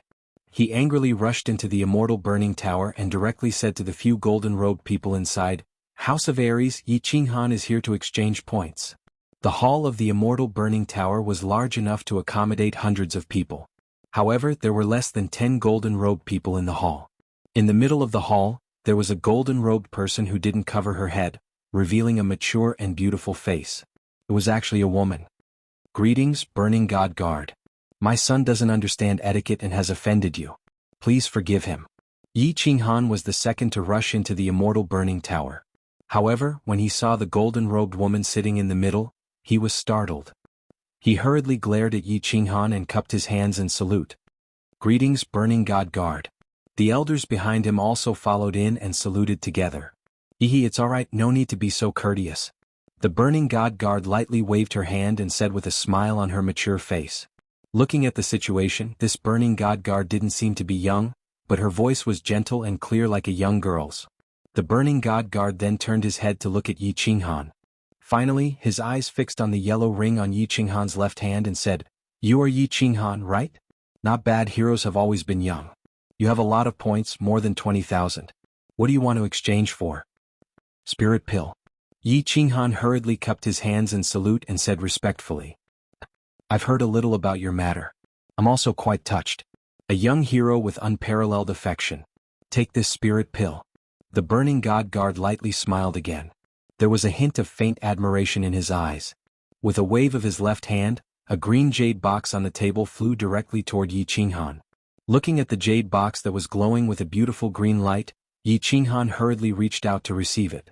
His heart was abnormally excited. The spirit pill was finally in his hands. His hard work had finally paid off. His sister could be saved. "Don't fight, the spirit chi will evaporate. This spirit pill is the real deal. Hurry up and thank the Burning God Guard." Xuanhuan was just about to open the jade box to see what the legendary spirit pill looked like when he received Xuanhuan's sound transmission. He didn't dare to be careless and put away the jade box. Once again he deeply bowed to the Burning God Guard. No need to be so courteous. These are the treasures for this sect battle. Among them there is 1 low-ranked sacred tool and 50 high-ranked precious tools. Everyone discuss for a while and take turns to exchange. Chapter 159. Low-grade Saint Artifact? Everyone looked at the back of the Burning God Guards, their eyes burning with passion. The number 1 treasure, the Spirit Pill, had been announced before the Divine City Prefecture battle began. However, no one expected that there would be another Saint Artifact. Saint Artifacts were good stuff. Even the 5 great families only had 1 or 2 Saint Artifacts. The Yi family had only announced 1 Yi Tianlong Slaughter God Saber. In fact, the Yi family had 5 Saint Artifacts, but they had not announced them. The other great families also had 4 or 5 Saint Artifacts, but they would not announce them. However, even the 5 great families who were as rich as countries, only had a few Saint Artifacts. It could be seen that these Saint Artifacts were rare and precious. Perhaps only the Divine City would be rich enough to not treat Saint Artifacts as treasures. The eyes of the various family representatives began to shine. If they could obtain a Saint Artifact, then their family's strength would rise by a level. However, when the golden-robed envoy from the Burning God House took out the list of rewards for this prefecture battle and showed it to everyone, everyone sighed and had a look of realization. The Saint Artifact was broken. Strictly speaking, only a quarter of it was an arm guard. According to the information, this was originally the left arm guard of an upper-grade Saint Artifact, the Fire God Battle Armor. However, the other 3 Saint Artifacts had been lost, so this arm guard had lost its ability to protect its owner. Therefore it was judged to be a lower-grade Saint Artifact. Countless people shook their heads and sighed. Moreover, more people revealed looks of disdain. Without the ability to protect its owner, it could not be called a saint artifact for a long time. Moreover, it was the cheapest arm guard of all armors. This thing could actually be passed off as a saint artifact. Most importantly, it could be exchanged for such a high amount of points, the same price as the spirit pill. One had to know that an upper-grade artifact, especially a weapon or a full set of armor, was only around 6,000 to 7,000 points. Therefore, everyone looked at the information of the saint artifact below. Yi Qingyo also sighed. If this arm guard was just a small inner armor, he would not hesitate to ask Yi Qinghan to exchange it for it. However, it was just an arm guard. The points were not worth it. It would be better to exchange it for an upper-grade armor. After all, the arm was not the most lethal part of the body. The body was. Yi Qinghan also sighed. Originally, he had exchanged for the spirit pills and still had nearly 20,000 points left. If the sacred tool was completed, he would have exchanged for it even if he had to use up all his points. After all, he was well aware of the might of a sacred artifact. After escaping from death many times, he understood how important a sacred artifact was to a cultivator. Boss, quickly replace that arm guard. This arm guard is a super treasure. Just as Yi Qinghan was preparing to follow the others to search for treasures and other treasures, he wanted to understand them beforehand so that when it was his turn, he would be able to exchange for them.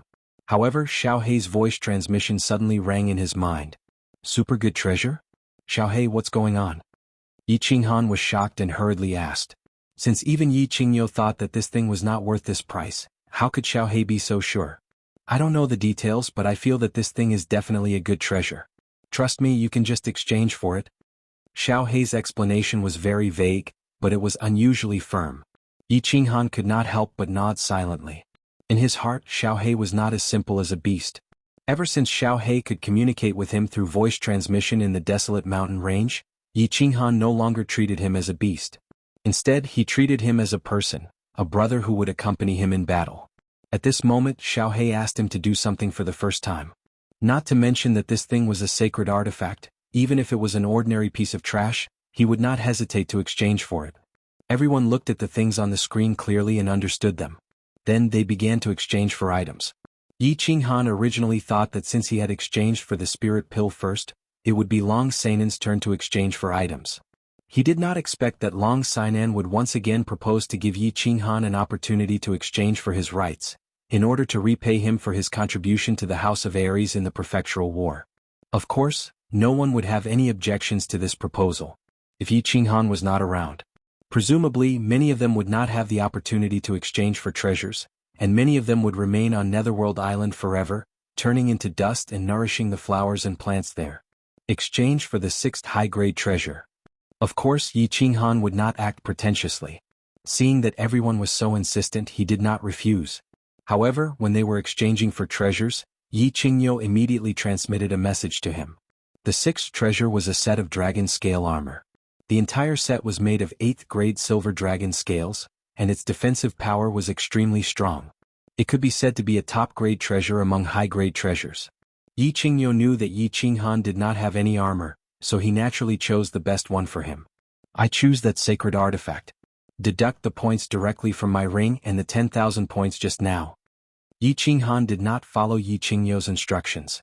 Instead, he extended his left hand and pointed at the second-ranked sacred artifact, the Fire God's Arm Guard. Wow! Everyone was in an uproar. They all felt that Yi Qinghan was young and immature, thinking that the sacred artifact was the best and wasting so many points for nothing.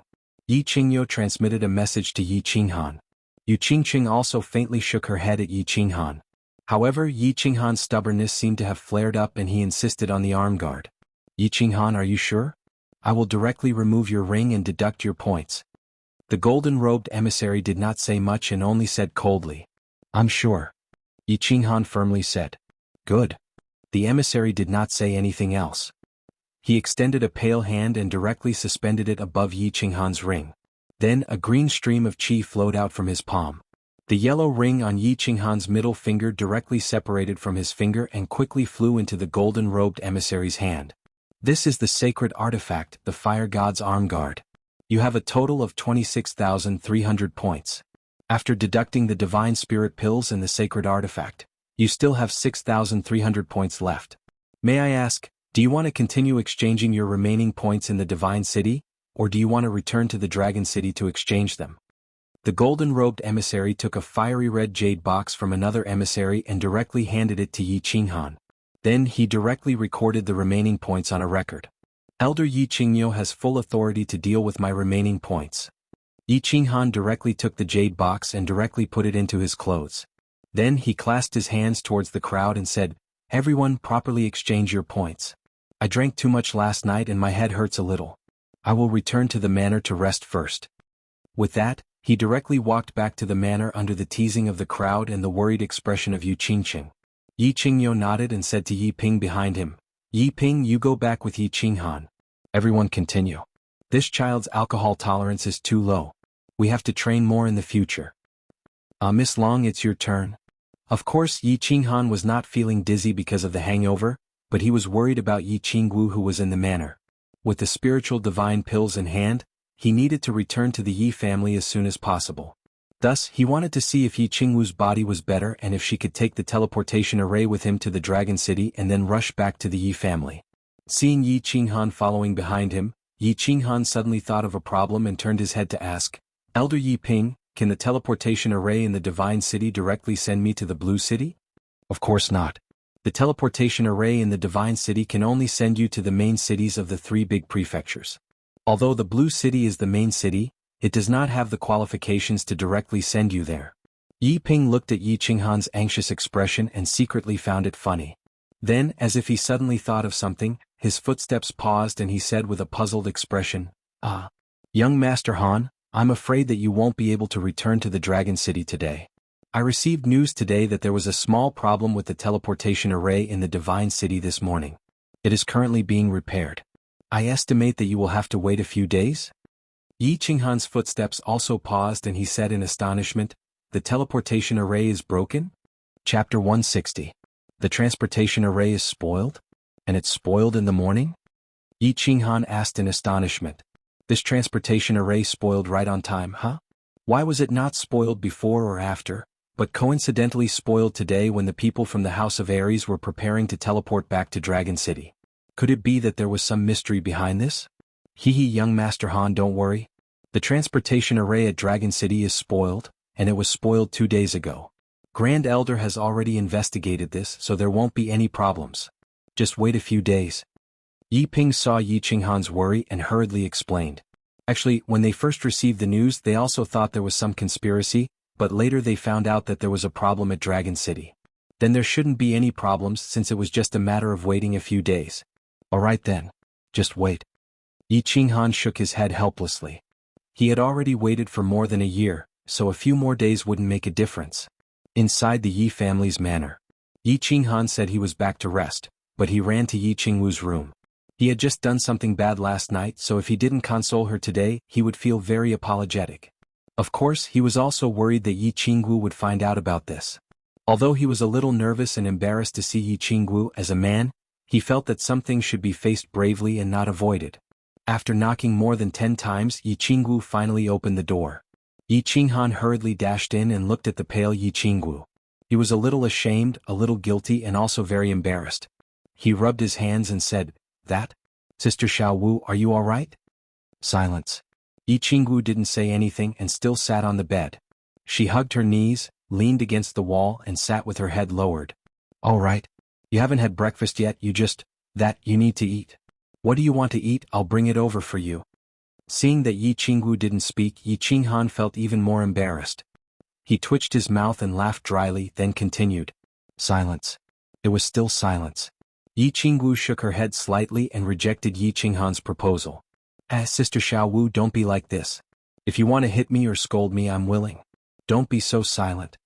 Yi Qinghan was anxious. If this went on, something bad would happen. Looking at Yi Qingwu's pale face, he felt distressed. No matter what, Yi Qingwu was his woman. There was still silence. The atmosphere in the room became awkward and dull. Pa, pa, pa. There was no other way. Yi Qinghan's mind raced for a few rounds at high speed. He clenched his teeth and started to slap his face hard. Palm prints quickly covered Yi Qinghan's entire face. His delicate smiling face started to turn white and red. "What are you doing? Still not stopping?" Yi Qinghan's trick had finally worked. Yi Qingwu looked at Yi Qinghan, who kept slapping her face hard. Her delicate face was full of red palm prints. She quickly stood up and said angrily, "Sister Xiaowu, I'm a beast. I'm an animal. I've ruined your innocence. I'm sorry. Please punish me. How about you hang me on a tree and beat me 8 to 10 times? Whip and candle, I won't make a sound." Xuanhuan looked remorseful and said sincerely, "Get lost, you bastard. What nonsense are you talking about?" Qingwu's tears turned into laughter. But she immediately realized that she shouldn't laugh. She quickly pulled her face and looked away.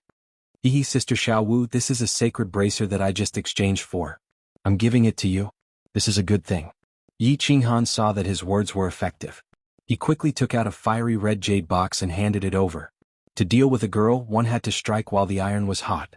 Take advantage of her good mood to coax her and divert her attention. Then this matter would be completely settled. Sacred bracer? Xuanhuan's trick worked again. When Qingwu heard that it was a sacred bracer, she immediately turned her head and looked at the red box in bewilderment. A sacred bracer was a treasure of heaven and earth. She was slightly touched that Qinghuan gave it to her. It's not really a sacred bracer. It doesn't have a protector or a spirit. However, the people of the Divine City define it as a sacred artifact. I reckon it can be considered as an extremely strong defensive arm guard. Qinghuan hurriedly opened the jade box and showed it to Qingwu. How terrifying. I don't want it. When the box was opened, Qingwu and Qinghuan were shocked. Although this bracer was made of fiery red tiny scales, there was a sinister and terrifying demon head on the top of the bracer. When the lines on the entire body were combined, it actually gave off an evil feeling. It does look a bit scary. But other than this, I don't have anything good to give you. Qinghuan rubbed his nose in embarrassment. He didn't think that this thing would look so evil and scary. Of course girls wouldn't like it. But he really didn't have anything good to take out. Although he still had a sacred bracer, the bronze ring, he couldn't take it off after the Savage Mountain Range automatically protected its owner. As for the treasured bracer, the blue dragon dagger, Qingwu probably wasn't used to it. There was also the inner armor, but it was a man's style. Moreover, it wouldn't be easy for him to take it off in this situation, right? Who wants your broken things? Also, you want to use these broken things to send this sister away? Qingwu saw that Qinghuan was racking his brains over what to give her. Her complexion turned slightly better and she said angrily, "There's hope." When Qinghuan saw Qingwu's expression and tone, he was overjoyed in his heart. It seemed that this last didn't have much anger or resistance towards him for taking her virginity. His complexion became even more sincere as he solemnly said, "Of course not. I'm prepared to give you my most important treasure to make up for the wrong thing I did last night. This treasure can be said to be priceless. It's hard to see even once in 1,000 years. Moreover, it will continue to rise in value in the future. The most important thing is that this treasure can accompany you for a lifetime and make you happy forever." You actually have such a precious treasure? What is it? Qingwu was completely confused by Qinghuan's words. She blinked her big eyes and asked in puzzlement. This treasure is Qinghuan. Qinghuan grinned. His serious and solemn expression immediately turned into a mischievous one. He said with a charming smile, "Sister Xiaowu, I'm prepared to give it to you. Sister Xiaowu, I'm going to give myself to you. Think about it, someone like me who is affectionate, approachable, willing to help others, self-sacrificing, generous, chivalrous, broad-minded, hard-working, heaven-defying. Wait, such a good person, wouldn't he be priceless and hard to find in 10,000 years? Moreover, I'm still young and have unlimited potential in the future. Moreover, I can accompany you for a lifetime and make you happy forever. What do you think?" Tiske. Qingwu blushed at Qinghuan's words. For 20 years, she had never heard such bold words of love and such shameless boasting. For a moment, her pretty face seemed to be on fire. She snorted and lowered her head shyly without saying anything. "If you don't say anything, I'll take it that you agree. I'll count to 3.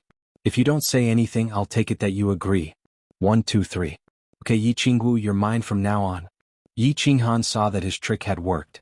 He continued to strike the iron while it was hot. He wanted to thoroughly take down Qingwu. Then he could have Qingwu. Go to hell. How can you count like this? You're a big bastard. Haha, I don't care. You're my wife from now on. I'll kill you. After a moment, Qingwu's angry voice and Qinghuan's dissolute laughter came from the room. Chapter 161. Xuanhuan felt wronged, extremely wronged. He used to be the young master of the Xue family, the successor of the next patriarch, the young master of the drifting snow city. He was the center of attention, welcomed everywhere. But now he was holed up in a small building in the divine city. He was told that he could not go out for 5 years or else he would die. The building belonged to Tu Qianjun. Although it wasn't big, the environment was not bad. There were several servants and maids, so he didn't have to worry about food and drinks.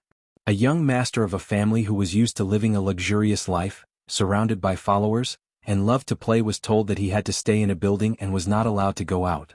Moreover, he had to stay there for 5 years. How could he endure such a boring life? How could he endure the days that were like a prison? However, Shui Wuheng knew that he had no choice but to endure it even if he could not endure it. Because, as soon as he went out of the building, he would be discovered by the 4 families and the spies of the Dragon City. Then, no one would be able to protect him. On the Dark Island, Tu Qianjun had given him an order, a pledge of allegiance to the Divine City, to help him kill Xuanhuan. He didn't hesitate. Not to mention Tu Qianjun's order, the hatred between him and Xuanhuan was enough for him to take action. Therefore, when he saw Xuanhuan for the first time, he immediately used the invisible worm on him. He also sent 2 locating crystal balls to Yao Kaka and Man Gone through the messengers in the Divine City.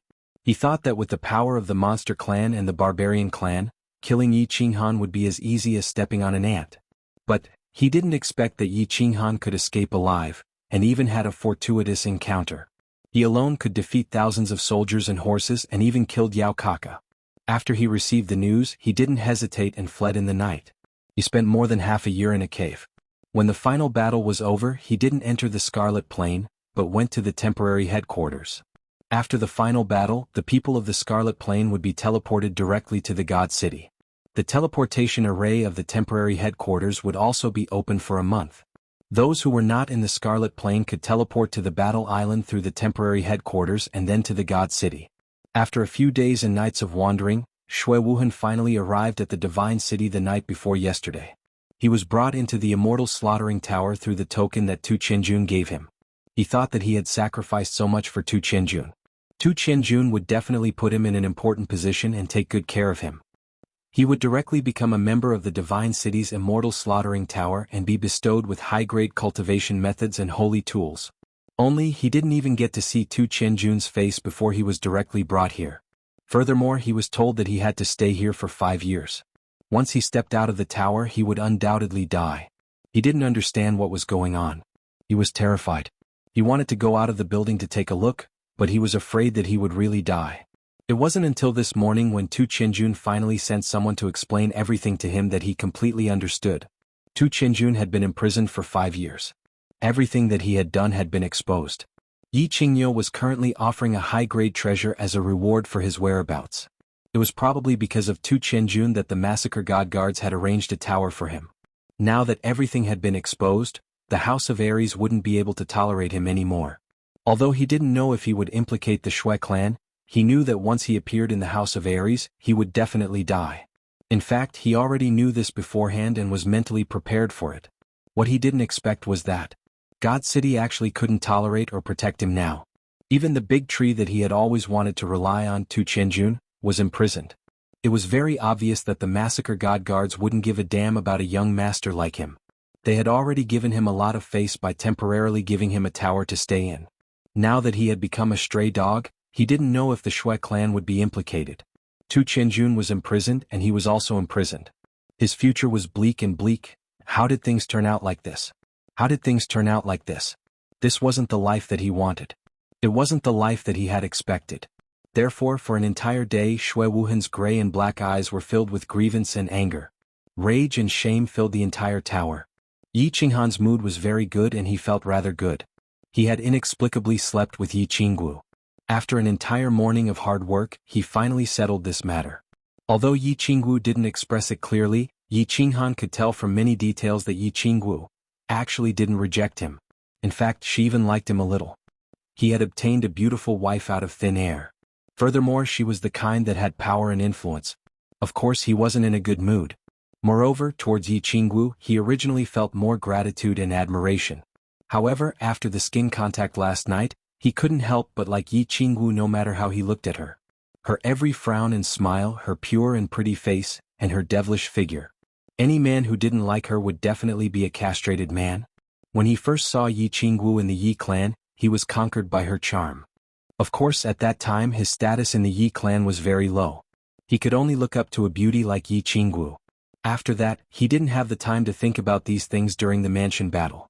At Duanren Peak, his strength had greatly improved and his worries had been resolved.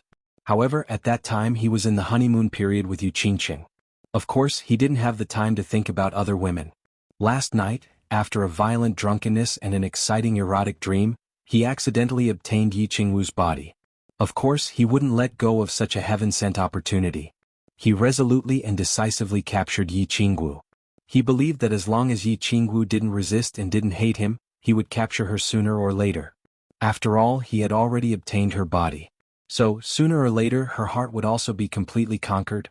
What are you thinking about? Little bastard, why are you smiling so lewdly? At this time Yi Qinghan was at the side of a garden in the manor. He was silently thinking about how to completely capture Yi Qingwu. He didn't expect that a figure would suddenly appear beside him. Hello, Supreme Elder. I'm not thinking about anything. I'm thinking about some things that happened in the mansion battle. Why are you looking for me? Yi Qinghan quickly turned his head and saw Yi Qingyo slowly walking over. He was startled and thought that the matter between him and Yi Qingwu had been exposed. I'm here to ask you, why did you choose such a useless sacred tool in the morning? Yi Qingyo didn't seem to know about the matter between Yi Qinghan and Yi Qingwu. Instead, he asked about the immortal burning building in the morning. At this, I suddenly received a message from Xiaohe. He said that this sacred tool is a super treasure. Seeing that Yi Qingyo wasn't asking about Yi Qingwu, Yi Qinghan relaxed and quickly explained. Yi Qingyo raised his eyebrows and said with some surprise, "Your sacred beast said that? Take out that sacred tool arm guard and let me take a closer look. Is it really a good treasure?" Chapter 162. Upon hearing this, Yi Qinghan hurriedly took out the arm guard. This arm guard was made up of small fiery red scales. It was soft and very comfortable to the touch. However, there was a frightening and ferocious demon head on top of the arm guard. It was very lifelike, and if worn on the arm, it would look like a little demon was clinging to the arm. This thing doesn't look very special. Apart from the strange material, it's very ordinary. Yi Qingyo took the arm guard and carefully examined it for a while. He also used his soul power to examine it, but didn't find anything special. After a moment of silence, he suddenly threw the arm guard into the air. Then, a cyan stream of air shot out from his left hand and fiercely collided with the arm guard. Pung! The cyan stream of air fiercely collided with the fiery red arm guard, but the arm guard suddenly burst with a dazzling red light. The red light flashed and quickly disappeared. Then the arm guard was sent flying. Yi Qingyo's eyes flashed. He turned his hand into a claw and grabbed the arm guard in the distance. Then he carefully examined it for a while before laughing and saying, "It's indeed a good item. Unexpectedly, my attack didn't damage it in the slightest. Its defense is very strong. And little Han, take it and wear it. This thing can probably save your life in times of danger." Yi Qinghan also clearly saw the red light just now and happily took it. Then he quickly took off his shirt and wore the arm guard inside his right arm. This thing was unexpectedly undamaged by the attack of a Saint Realm martial artist. Although Yi Qingyo probably hadn't used his full strength, its defense was still very strong. Just now, you said you were thinking about the mansion battle? Don't worry, I'll help you get revenge for xuanhuan plotting against you. This time, go back and gather the patriarchs of the major clans and discuss it. Don't think too much about it. Yi Qingyo suddenly thought of something and comforted him. I'm not worried about that. You can make the decision. Yi Qinghan nodded slightly and suddenly thought of a question he wanted to ask a long time ago. Grand Elder, I want to ask you a question. You must answer me truthfully. Is there a god in this world? This question had been bothering Yi Qinghan for a long time. He had heard the legend of the god city since he was young. The legendary god of the god city too was actually a god. Furthermore, according to the legends of the Yi family, the disciples of the 5 great clans were all descendants of God. They had the blood essence of God, the mysterious summoning space, and the mysterious techniques of the 5 great clans. Once again he saw the power of God. There were teleportation portals all over the continent, the wonders of Nether Island, and the mysteries of God City. Everything made Yi Qinghan very puzzled. Was there really a god in this world? If there was a god, then what did he look like? What kind of power did he have? Could he split the heavens and earth? Could it stop the flow of the river? Could he escape to the heavens and enter the earth? Or omnipotent God? Yi Qinghan frowned and looked at the joyful Yi Qinghan. He knew that Yi Qinghan was also very curious about the legendary god when he was Yi Qinghan's age. He was filled with all kinds of fantasies and longings. After a moment of silence he said, "Originally, I wouldn't tell you these things before you reach the Emperor realm. I don't want to affect your state of mind and cultivation. Since you asked, I will tell you. This world has a god, and there is more than one. There are three." This news shocked Yi Qinghan to the point where his whole body trembled. There were really gods in this world, and there were three of them? Yes. Actually, you all think too highly of gods. You must think that gods are omnipotent, right? Actually, gods are also a type of martial artist. However, they are just the most powerful martial artist. They are just one realm higher than the saint realm. We call this realm the god realm. I believe you also know that when a martial artist reaches the emperor realm, they need to start comprehending the laws of heaven and earth. The more laws they comprehend, the higher their realm will be. When you completely comprehend a law of heaven and earth to perfection, you will become a god. You will break through the saint realm and reach the god realm. Yi Qinghan spoke slowly and introduced the cultivation direction of the emperor realm to Yi Qinghan in advance. Although Yi Qinghan was only at the first level of the martial realm, and there was still a long distance between the divine city and dragon city to reach the emperor realm, Yi Qinghan's cultivation speed was indeed rare. However, Yi Qinghan's speed of advancement was indeed something that could only be seen once every 10,000 years. His comprehension ability was probably also very heaven-defying.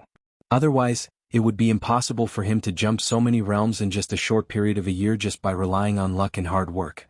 His overall strength had also reached the peak of the Duke realm. Therefore, he broke the rules and explained to Yi Qinghan in advance.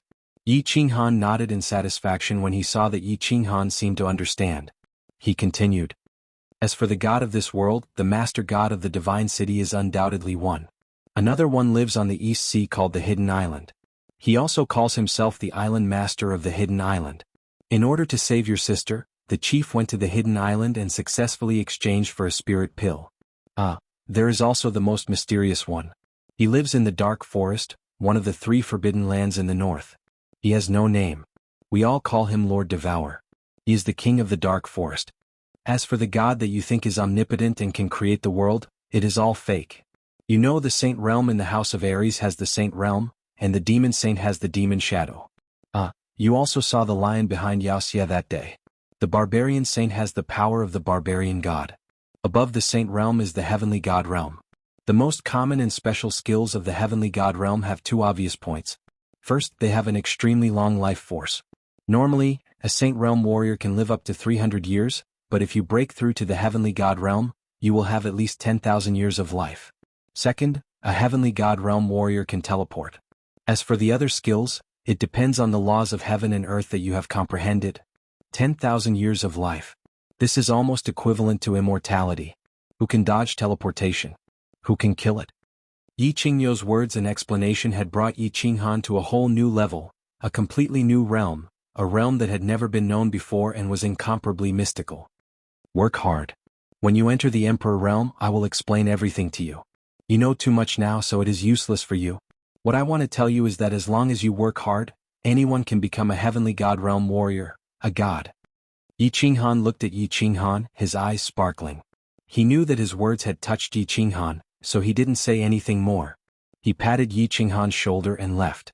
Immortality, teleportation, an invincible existence. The god lord of the divine city, the island master of the hidden island, Lord Devour? Yi Qinghan stood in the garden with a silly look for a long time. His mind was filled with the longing and fantasies of becoming a god realm warrior. It turned out that a god wasn't a god, but a powerful heavenly god realm warrior. Not everyone could succeed with their hard work. Although no one had ever become a god in the past several thousand years, it still gave Yi Qinghan a strong motivation. Work hard. As long as he worked hard, he could become a god in the legends. Although this path was vague and far, at least it was a hope, a peak that he could surpass. Chapter 163. Yi Tianlong was very excited. This kind of excitement caused his soul to tremble slightly. It was just like a year ago when he first learned that Yi Qinghan had a holy beast. Ever since Yi Dao died over a decade ago, he had been cold-hearted and went into seclusion. He no longer cared about the matters of the Yi family. He had not been excited or happy for over a decade. But a year ago, Yi Qinggu had resolutely crushed the communication jade token that Yi Qingyo had given him, alarming him. In the end, he had come to the enchanted garden and seen Yi Rong's corpse, the unconscious Yi Qingyu who had been sacrificed, and that unyielding youth standing in the middle of the field. At that time he had been so excited that his soul had trembled. Thus he had acted decisively. He had imprisoned Yi Jian, banished Yi Qinghuang, and sent all the young elites of the family to Nether Island. He had even disgraced himself and gone to the East Sea to beg for a spirit pill. Everything had been for the sake of that youth, that grandson who had resolutely said that he would never call him grandfather again. Today he had finally received a piece of news. It was an urgent letter from Yi Qingyu. He had received a letter that made his soul tremble with excitement once again. Yi Qinghuan had broken through to the martial realm, and his body fusion technique had advanced. His current overall strength was invincible under the Emperor realm, absolutely invincible. He had slaughtered thousands of Yao and barbarians alone, and had even killed Yao Kaka. This was because his House of Aries had obtained an unprecedented victory in history. The hand holding the letter trembled slightly. It was not because he was crazy but because he was too excited. The smile on his lips slowly widened until it turned into a wild laugh. "Family head, what great news is there?" The laughter startled Yi Baihu, who was outside the loft. Yi Baihu looked at the laughing Yi Tianlong with a puzzled expression. He understood Yi Tianlong, so he was even more puzzled. What had happened to make the old-fashioned and serious Yi Tianlong laugh like this? Yi Tianlong did not say anything and continued to laugh. He only handed the letter in his hand to Yi Baihu. Yi Baihu quickly skimmed through the letter, and his puzzled expression was quickly replaced by shock and ecstasy. They were extremely familiar with Yi Qingyu's notes. Since it was personally written by Yi Qingyu, this matter could not be wrong. A 16-year-old martial. Most importantly, his heaven-defying body fusion could actually level up. Such an abnormal skill had actually leveled up, and it actually had the power of a godly skill? This was simply great news. If Yi Qinghuan continued to cultivate at this speed, he would probably be able to threaten Sage Realm warriors once he stepped into the Emperor Realm in another 10 years. He didn't know how to describe such an abnormal cultivation speed and such abnormal skills. He could only say that it was too heaven-defying. Family head, nurture this kid well. Perhaps in the future, he might break through to the heavenly god realm. The Yi family might be able to restore the glory of the ancient god era. Yi Baihu sighed inwardly. Suddenly, his eyes lit up as he said this to Yi Tianlong. Yi Tianlong's eyes sparkled with joy. This is hard to say now. It's not like you don't know how difficult it is to break through to the heavenly god realm. However, I know that if this kid is nurtured well, he can at least lead the Yi family to glory for hundreds of years. Yes. I predict that the glory of the Yi family will be born from this kid. This kid has too many secrets. His future is limitless. Yi Baihu sighed as he thought of all the things that had happened to Yi Qinghuan. In the past, he had been worried that Yi Qinghuan, with his low strength, would be injured on Nether Island. He didn't expect that in the blink of an eye, this kid would actually be invincible on Nether Island. He carefully calculated in his mind. When this kid returned to the Yi family, he would ask him properly. Otherwise, he suddenly remembered a piece of news he had received this morning. He couldn't help but ask worriedly, "Family head, I received news this morning that the teleportation formation of Dragon City has been damaged. It will probably take 2 or 3 months to repair. Do you think that someone deliberately damaged it?" The teleportation formation has been damaged? Yi Tianlong frowned slightly. He carefully digested this news. Unexpectedly, after a moment, he suddenly shouted, "Oh no, there must be a problem here. How could the teleportation formation have been damaged so coincidentally? It hasn't been damaged for more than 10 years. Now it's damaged just as little Han is preparing to return?" Yi Tianlong and Yi Baihu looked at each other. They both felt that something was definitely wrong. After a moment, Yi Tianlong seemed to have thought of something. His expression suddenly darkened and he shouted angrily, "No, according to Yi Qinghuan's mentality, he definitely wouldn't wait for a few months after knowing that I obtained the spirit pill. I'm afraid that he has already set off and rushed back to Tsang City. No, Baihu, quickly bring some people to protect him. It would take at least a month to rush back to Tsang City. Most importantly, if they wanted to rush back in a straight line, they would have to pass through an unregulated place. It was one of the 3 most dangerous places on the continent, the Goddown Mountain. Yi Dao had been killed by the demon race at the Goddown Mountain." Thinking of this, Yi Baihu's expression changed several times. He didn't say anything and quickly prepared to go down the mountain to gather people. "No, you stay at home and keep watch.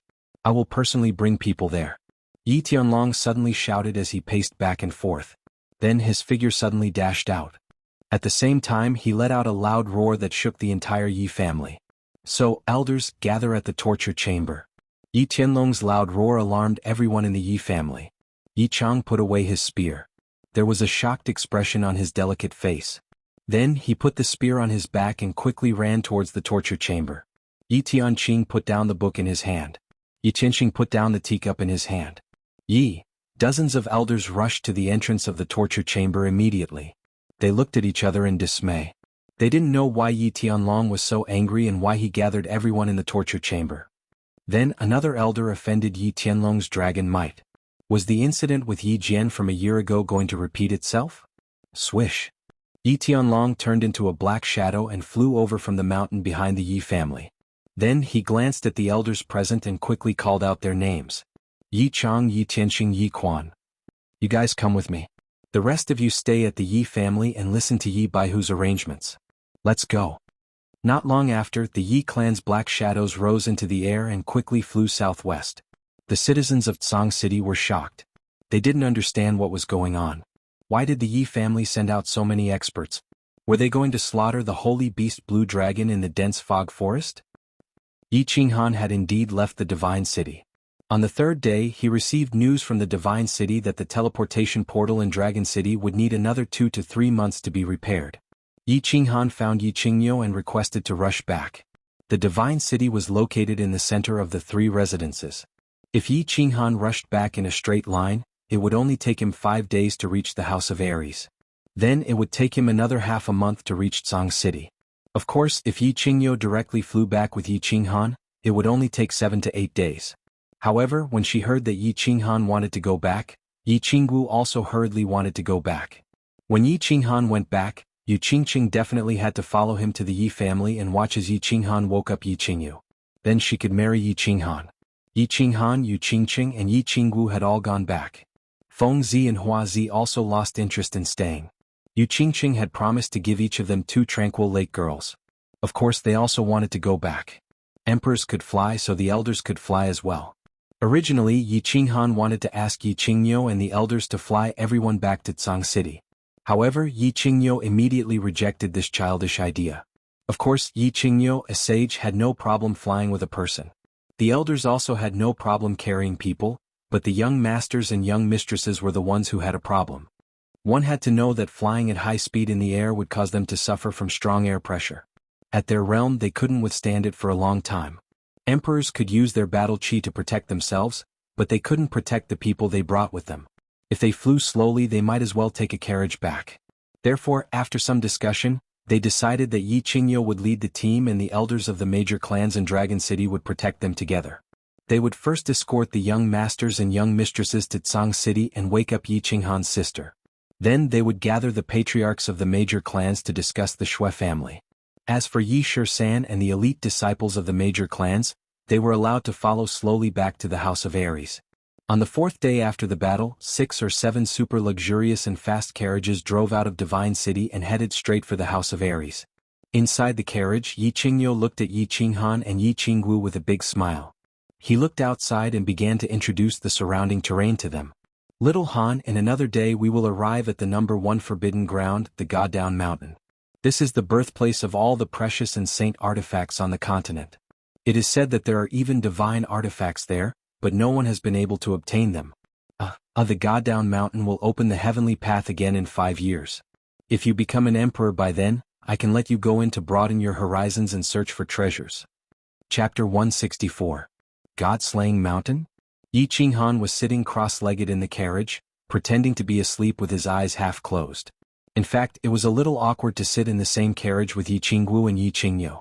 He had secretly slept with their granddaughter, and now that the 3 of them were in the same carriage, he felt awkward no matter what he did. Therefore, apart from cultivating, he closed his eyes and remained silent. At this time, he heard Yi Qingyo mention God-Slaying Mountain and say that they would pass by God-Slaying Mountain tomorrow. Yi Qinghan opened her eyes in astonishment and listened attentively to his explanation. God-Slaying Mountain. This place was both familiar and strange to Yi Qinghan. It was familiar because this place was where Jiang Yi's father died. Back then, Yi Dao came to the Fallen God Mountain alone and was killed by 4 upper-tier demon thearchs. By the time the Yi clan's rescue team arrived, Yi Dao was already on the verge of death. After being rescued and brought back to the Yi clan, Yi Dao left behind a few words and passed away. Therefore he was very familiar with this place since he was a child. Of course, he didn't understand the specific situation of God-slaying mountain at all. Hearing Yi Qingyo's explanation, he hurriedly asked with great interest, "Supreme Elder, why does God-slaying mountain have treasured weapons and sacred weapons? And there are even divine weapons? What's so special about divine weapons? And why can't we go there until 5 years later?"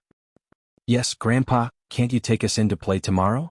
I heard that God-slaying mountain is the cave residence of an ancient giant god, and there are countless treasures inside. Grandpa, tell us quickly, I'm about to die of boredom." Next to him, Yi Qingwu also hurriedly joined in the fun. She had been bored for the past few days. With her grandfather next to her, she certainly wouldn't drink xuanhuan and talk too much. She couldn't even be too intimate with him, so she was a little bored. Since I have nothing to do, I'll tell you. Anyway, you'll have to go in to search for treasures in the future. Strictly speaking, God-slaying mountain isn't a mountain, but a passage connected to the spatial turbulence." Yi Qingyo touched Yi Qingwu's head and said with a doting smile. After pondering for a while, he began to explain to the two. "Not a mountain? Passageway? What else? Space turbulence?" This was the first time Yi Qinghan had heard of such a novel thing, so he asked with great interest. "Space turbulence. I'll explain these things to you after you enter the Emperor realm. You don't need to ask too many questions. Just listen carefully. Moreover, there are many questions that I can't explain clearly. They were all passed down by my ancestors." Yi Qingyo shook his head and did not answer Yi Qinghan's question. A long time ago, about 100,000 years ago, there was an extremely powerful god. Unfortunately, he was gravely wounded. Before he died, he hid all of his treasures in a place called the Soul Emperor Pavilion. Then he created many small divine pavilions in the spatial turbulence of countless planes and set up connecting passages. These warriors from the material planes, within a certain range of strength, could enter the small divine pavilion to search for treasures every 10 years. If they were lucky enough to survive and obtain the most important treasure in the small divine pavilion, they would be able to enter the small divine pavilion to search for treasures. When this person became a god in the future, he would have the opportunity to enter the Soul Emperor Pavilion to search for treasures left behind by the ancient god. Yi Qingyo chuckled as he looked at Yi Qingwu and Yi Qinghan, who seemed to be listening to a fairy tale. Of course, he had the same expression when he first heard this story. He paused for a moment to allow the two to digest it before continuing. "Fortunately, our Flame Dragon Plain, which is also the Flame Dragon Continent, also has a small divine pavilion in the spatial turbulence. The connecting passage is the God-slaying mountain. As for the realm of strength that our continent can enter, only the Emperor realm can enter. Those above or below this realm can't enter. In other words, those above the Emperor realm can't enter at all. Those below the Emperor realm who enter will definitely die." After Yi Qingyo's words fell, Yi Qingwu and Yi Qinghan were silent for a long time before they reacted. They looked at each other and saw the shock in each other's eyes. At the same time, the two of them thought that they were really two frogs at the bottom of a well. They had originally thought that their strength and knowledge were very powerful, but they didn't expect that the waters of the Flame Dragon Continent were so deep. Perhaps they had only seen a small corner of it. Then isn't the God-slaying mountain very dangerous? Yi Qingwu patted her chest to express her shock and asked with a tilt of her head. "There are 3 trials in the God-slaying mountain. You must remember that you must be careful when you enter in the future to search for treasures. In the first trial, once you enter the God-slaying mountain, you will first enter an illusory realm. This is a powerful illusory realm set up by the ancient god. Those whose soul realm hasn't reached the Emperor realm will definitely never be able to walk out of this illusory realm. They might even die directly. That's why I said that martial artists below the Emperor realm will definitely die if they enter. In the second trial, you will encounter puppets with the same strength as you. You can't use any skills inside because they are puppets without souls. Skills will be ineffective. Unless you comprehend the laws of heaven and earth, you will never be able to defeat them in your lifetime. If you can't defeat them, you can forget about passing the second trial. In the third trial, I don't know what it's like because everyone who enters has died.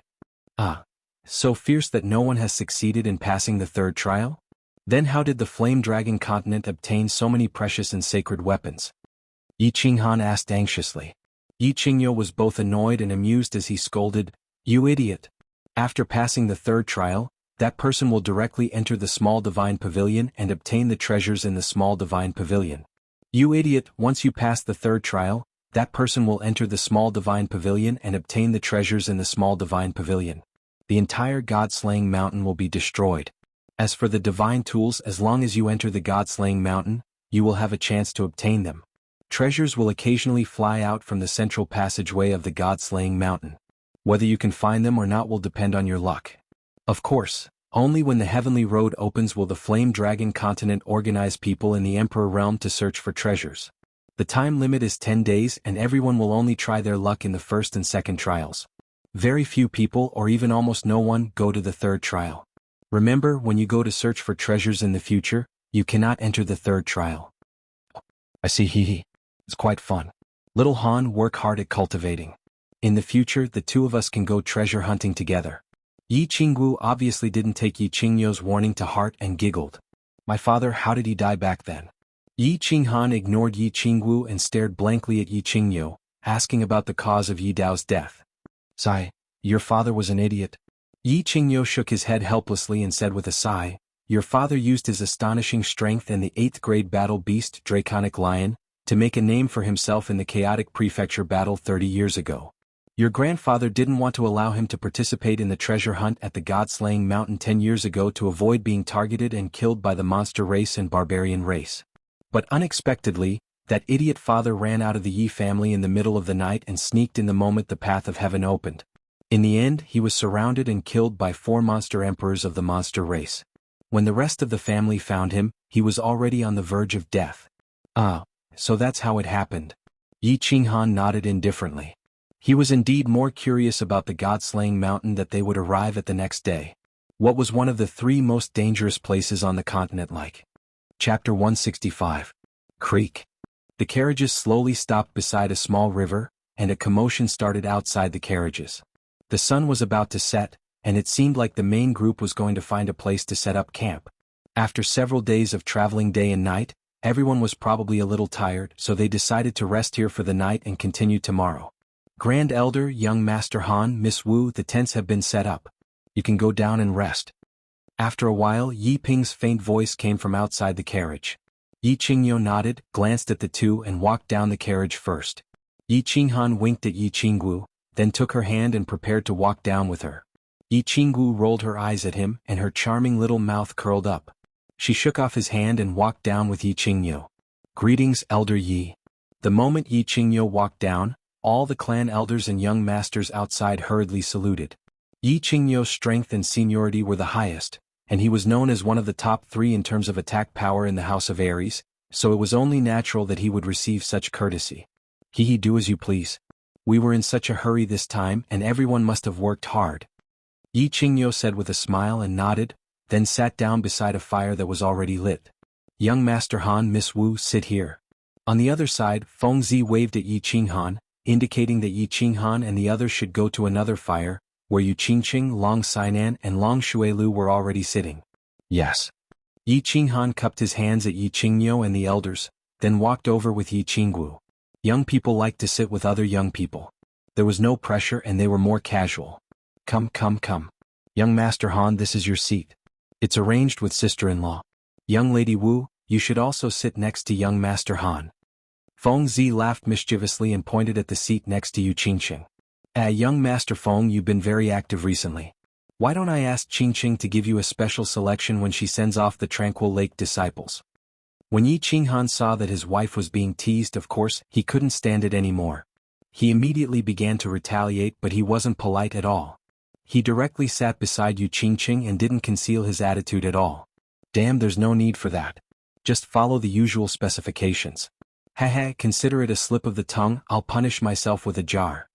When Feng Zi heard this, he immediately surrendered. If Yu Qingqing didn't care about the Yu clan's reputation and gifted him 2 ugly freaks, he would have to suffer in silence. Yu Qingqing was in a good mood when she saw that her man didn't even try to hide his protection for her. She raised her head and smiled at Yi Qinghan. Then she stretched out 2 white fingers towards Feng Zi and said, 2 jars. Ah! Everyone burst into laughter. They had witnessed Yu Qingqing's prowess on the prefecture battle island. Now Feng Zi was asking for trouble. Wasn't this the same as hanging himself? Was he tired of living? The accompanying guards carried over portions of cooked meat and jars of wine. However, perhaps because of Yi Qingyo's instructions, not much wine was served. Of course, everyone knew that they had to continue their journey tomorrow. Moreover, with their elders around, they didn't dare to get drunk. Thus, everyone began to enjoy the delicacies, drink the wine and chat idly. Tomorrow we'll pass by the god-slaying mountain. Everyone should observe carefully. If there's a chance in the future, we'll have to go in and search for treasures. Especially young Master Han. Maybe you'll be able to go in and search for treasures in 5 years. Long Xuelu picked up a jar of wine and took a big gulp. His handsome face was faintly disappointed. Seeing Yi Qinghan sitting beside two peerless beauties, talking to one and flirting with the other, Long Xuelu couldn't help feeling a little unbalanced. It seemed that Yi Qinghan had taken all the good things. Haha, the world is unpredictable. Maybe in a few years, young Master Long will suddenly break through to the imperial family. The god-slaying mountain of course is a good place. If there's a chance, you must go in and have a look. Yi Qinghan was whispering to Yu Qingqing. Hearing Long Xuelu mention him, he had to respond. Long Xinan glanced at Long Xuelu indifferently and saw his serious disappointment. She couldn't help but scold him. If he had spent all his time on women on cultivation, he would have reached the lowest level of the martial realm. When we go back, everyone must cultivate well and try to enter the god-slaying mountain with me in 5 years to search for treasures. Divine tools and precious tools may have a chance to break through 3 levels, or the precious treasures in the small divine pavilion. Small divine pavilion? Precious treasures? Even more valuable than divine tools? Long Sainan's words attracted everyone's attention. Yi Qinghan and the others had learned some things from Yi Qingyo today. However, Huahua, Feng Ziyue, Qingqing and Long Xuelu had not reached a certain level of strength yet. Of course, their families would not tell them these secrets of the Fire Dragon continent. Huahua couldn't help but ask. The Hua family was the most passionate about treasure hunting and adventuring. You can ask your family elders about the details. I will only tell you that the god-slaying mountain is said to have a chance to obtain a divine tool. Of course, no one knows whether anyone has obtained a divine tool in the past thousands of years. However, according to the legend, as long as you can pass 3 levels, you can definitely obtain a divine tool. If the path of heaven opens in 5 years, we might be able to obtain a divine tool. Of course, this depends on luck. Whether we can obtain the treasures in the god-slaying mountain doesn't depend entirely on our strength, but mostly on our luck. Long Xinan said confidently. As the only daughter of the chief of the Dragon Institute and with such high talent, the Dragon City's database was naturally open to her. She also knew many secrets that others didn't know. Divine tools. Long Sainan's words made everyone's hearts burn. The most powerful families only had a few divine tools, and they didn't even have the chance to touch them, let alone use them. Now that they were told that there were a large number of divine tools in the god-slaying mountain, and there were even legendary divine tools, they were naturally tempted and excited. Long Xinan looked at everyone's expressions and nodded with satisfaction. After more than a year of contact during this trip to the school battle, they had become life-and-death friends. Since they were friends, it was necessary for her to encourage them to work hard on their cultivation, especially Hua Kaihua, Fengzi and Long Xuelu. Although they were talented, they were too playful. If they continued to play, they probably wouldn't achieve much in this life. Therefore, she mentioned the matter of the god-slaying mountain to encourage them. Looking at their expressions, she knew that her words had a certain effect. After a moment of silence, she decided to add fuel to the fire and said, "However, don't be too happy. Don't think too highly of yourself. Let me tell you, if you haven't broken through to the Emperor realm, you won't have the chance to go in and search for treasures. Therefore, if you want to go in and search for treasures in 5 years, you have to work hard. Otherwise, you will have to wait for the next opening of the heavenly path in 10 years. During this time school battle, I comprehended a lot and touched the threshold of the laws of heaven and earth. It won't be long before I enter the Emperor realm. 5 years later, I will definitely be able to enter the god-slaying mountain. As for whether or not all of you are lucky enough to be able to enter the god-slaying mountain 5 years later, it will depend on how hard you train. I really hope that when the time comes, the few of us can enter the god-slaying mountain together." Long Sainan's words shocked everyone and they all looked at Long Xinan in astonishment. Long Xinan was actually going to break through to the Emperor realm? It wouldn't take long, at most 1 or 2 years. Long Xinan was now 28 years old, which meant that she was very likely to break through to the Emperor realm before the age of 30. This was very shocking news. After all, in the past 100 years, except for Yi Qinghan's father, Yi Dao, no one had been able to break through to the Emperor realm before the age of 30. After hearing this news, their first reaction was shock, and their second reaction was great pressure and slight shame. After a slight pause, they all understood her painstaking efforts at the same time. After getting along for so long, they all knew that Long Xinan wasn't someone who liked to show off. She said this and told everyone such private news to remind them that if they wanted to enter the god-slaying mountain 5 years later and try their luck to obtain treasures, holy weapons, or even divine weapons, they must break through to the Emperor realm within 5 years. She was indirectly encouraging everyone, advising them, and reminding them of the importance of cultivation. Ah, thank you for reminding me, Miss Long. It's like a blow to my head. I'll definitely cultivate hard and strive to enter the god-slaying mountain with everyone in 5 years. We'll go on an adventure together again. Feng Zi was silent for a moment before he spoke first. He was a straightforward person, so when he said this directly, no one felt that he was showing off at all. Instead, they felt his determination. Huahua also said, "Me too. I'll definitely catch up to you in 5 years. I'm still an excellent scout and assassin." "Thank you for reminding me, cousin. Xuelu knows his mistake. I'll go into seclusion when I return to Dragon City. I won't come out until I'm done cultivating. I hope that I can go on an adventure with you in 5 years, Long Xuelu said seriously to Long Xinan with a fiery expression.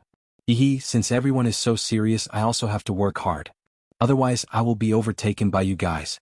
Yi Qingwu chuckled, stretched her waist, stuck out her proud peaks and said, "Yes, work hard. We'll go to the god-slaying mountain together in 5 years. Yu Qingqing faintly nodded her head.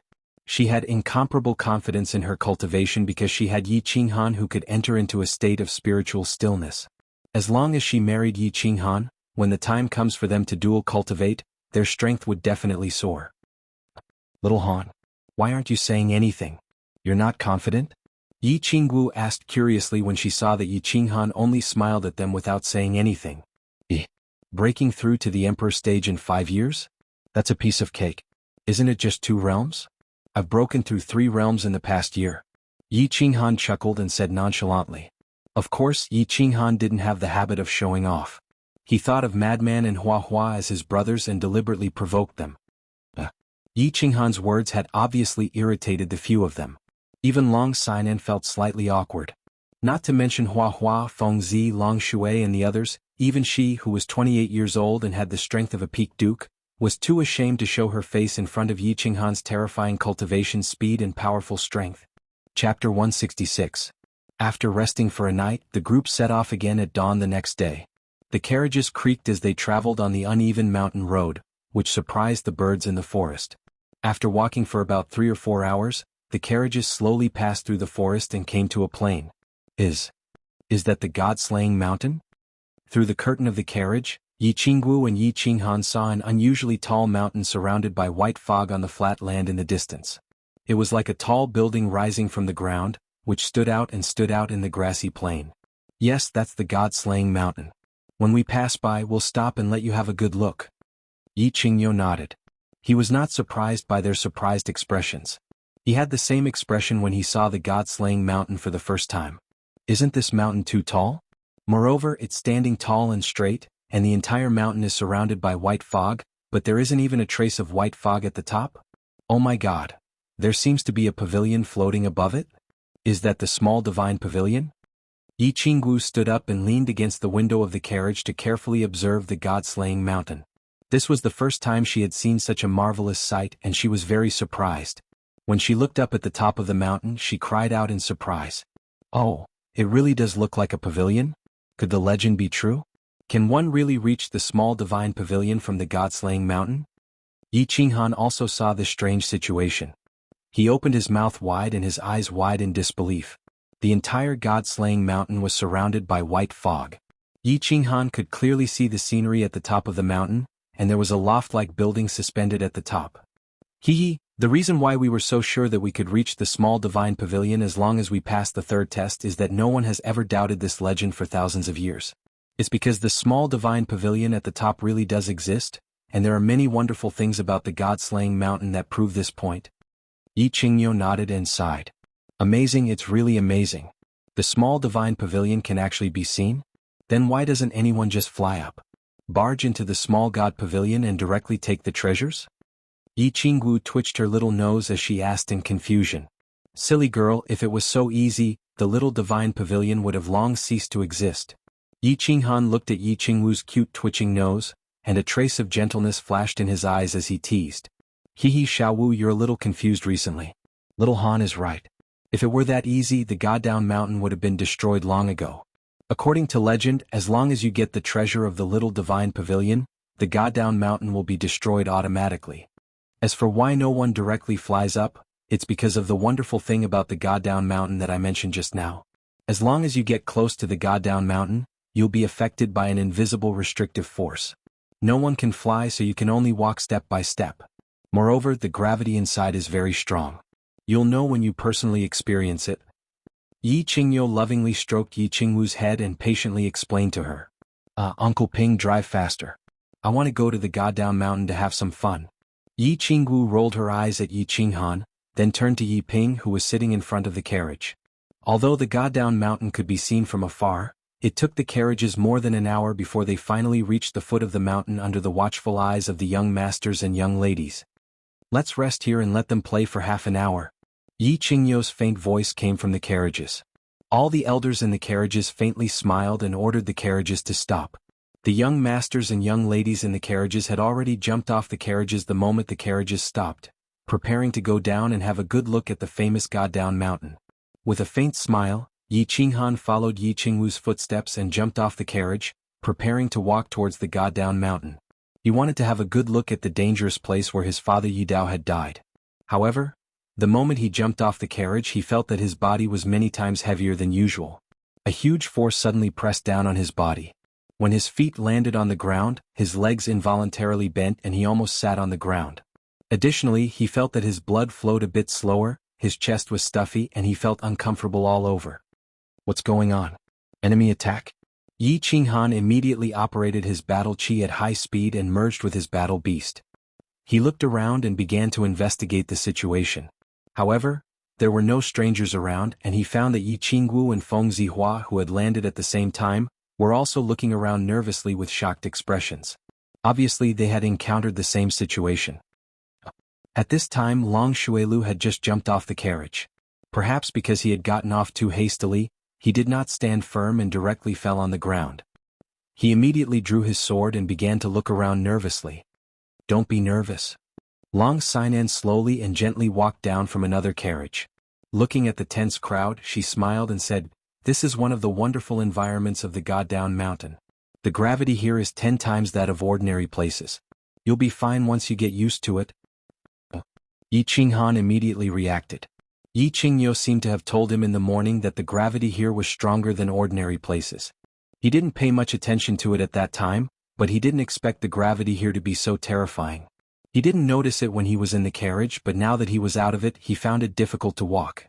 Moreover, when he jumped just now, he felt as if his blood was flowing in reverse and he felt uncomfortable all over. At this moment, with Long Sanan's reminder, Yi Qinghan hurriedly dispelled his battle beast fusion. He circulated his battle chi a few times and began to adjust his body's condition. Yi Qingyo and so many emperors were at the side. If someone had come to assassinate them, they would have discovered it long ago.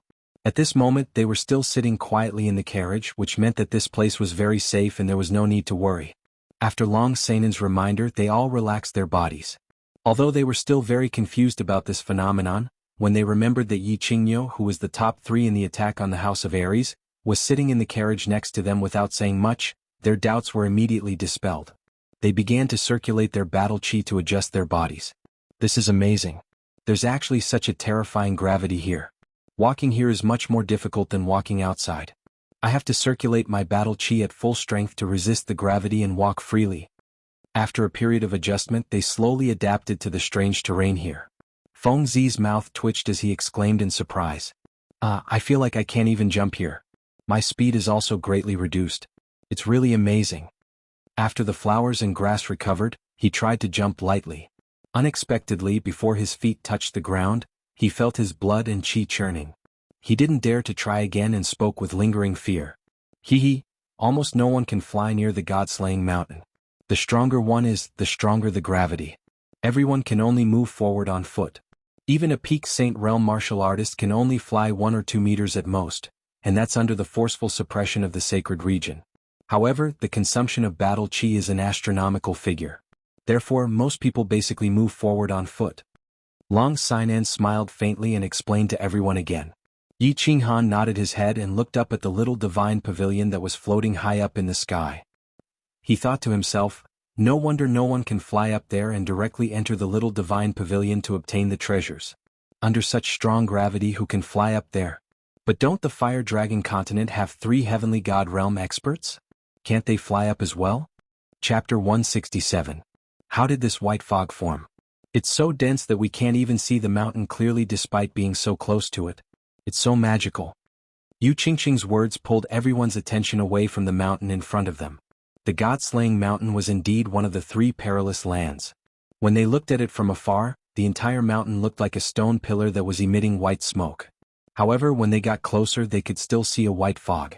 This white fog was constantly rolling and completely obscuring the inside of the mountain. I wonder what's inside the white fog? Is it also a vast expanse of white?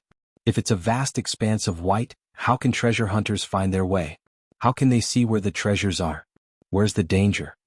Hua Chao crossed his arms and looked puzzled. Actually, this white fog isn't white fog. It's something similar to an energy shield. Long Xinan already knew these things like the back of her hand.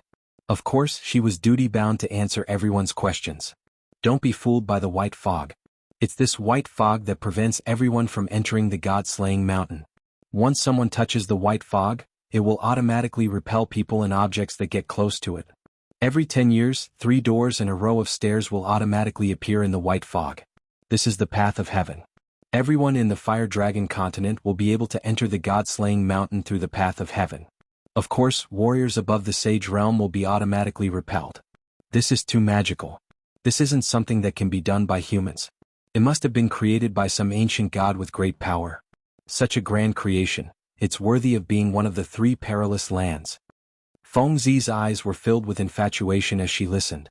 Such a miraculous thing, such a fantastical existence, was naturally not something that could be created by humans.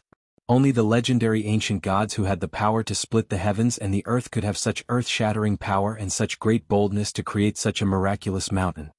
This was indeed created by a great god. There are many magical things inside. Little Feng Zi, if you want to explore and search for treasures in 5 years, you'll have to work hard. Otherwise, you'll have to wait for another 15 years. It's 10 times more dangerous for martial practitioners below the imperial realm. You'll die without a doubt. Long Xinan smiled as she tried to motivate Feng Zi again. As soon as Long Xinan finished speaking, Xianxia raised the doubt in her heart. Sister Xinan, this white mist, is it possible that even a Saint Realm expert can't break through the energy barrier? Even if there's a small crack, people can take the opportunity to sneak in. Looking at the white mist, it doesn't seem to have a strong defense. Besides, such a big mountain and such a big protective shield, there must be a weak spot, right? Long Xinan was silent for a moment, then she shook her head and said, since you can think of this, the predecessors must have thought of it as well. Indeed, Sage Realm experts have the ability to tear a small hole in the barrier.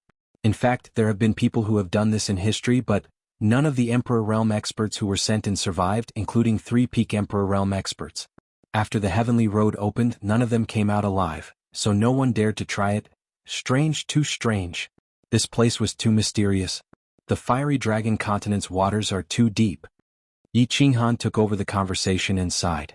The Fiery Dragon continent had too many secrets. The high and mighty divine city, the mist-shrouded god-slaying mountain, the hidden island in the East Sea, the boundless dark forest in the north, and the king of the forest, the god realm expert Lord Devour. There was also the misty swamp with powerful sacred beasts and many unknown existences. Xuanhuan knew that the Flame Dragon continent definitely had many mystical existences and many unknown secrets. It was just that they hadn't reached a certain level of strength yet.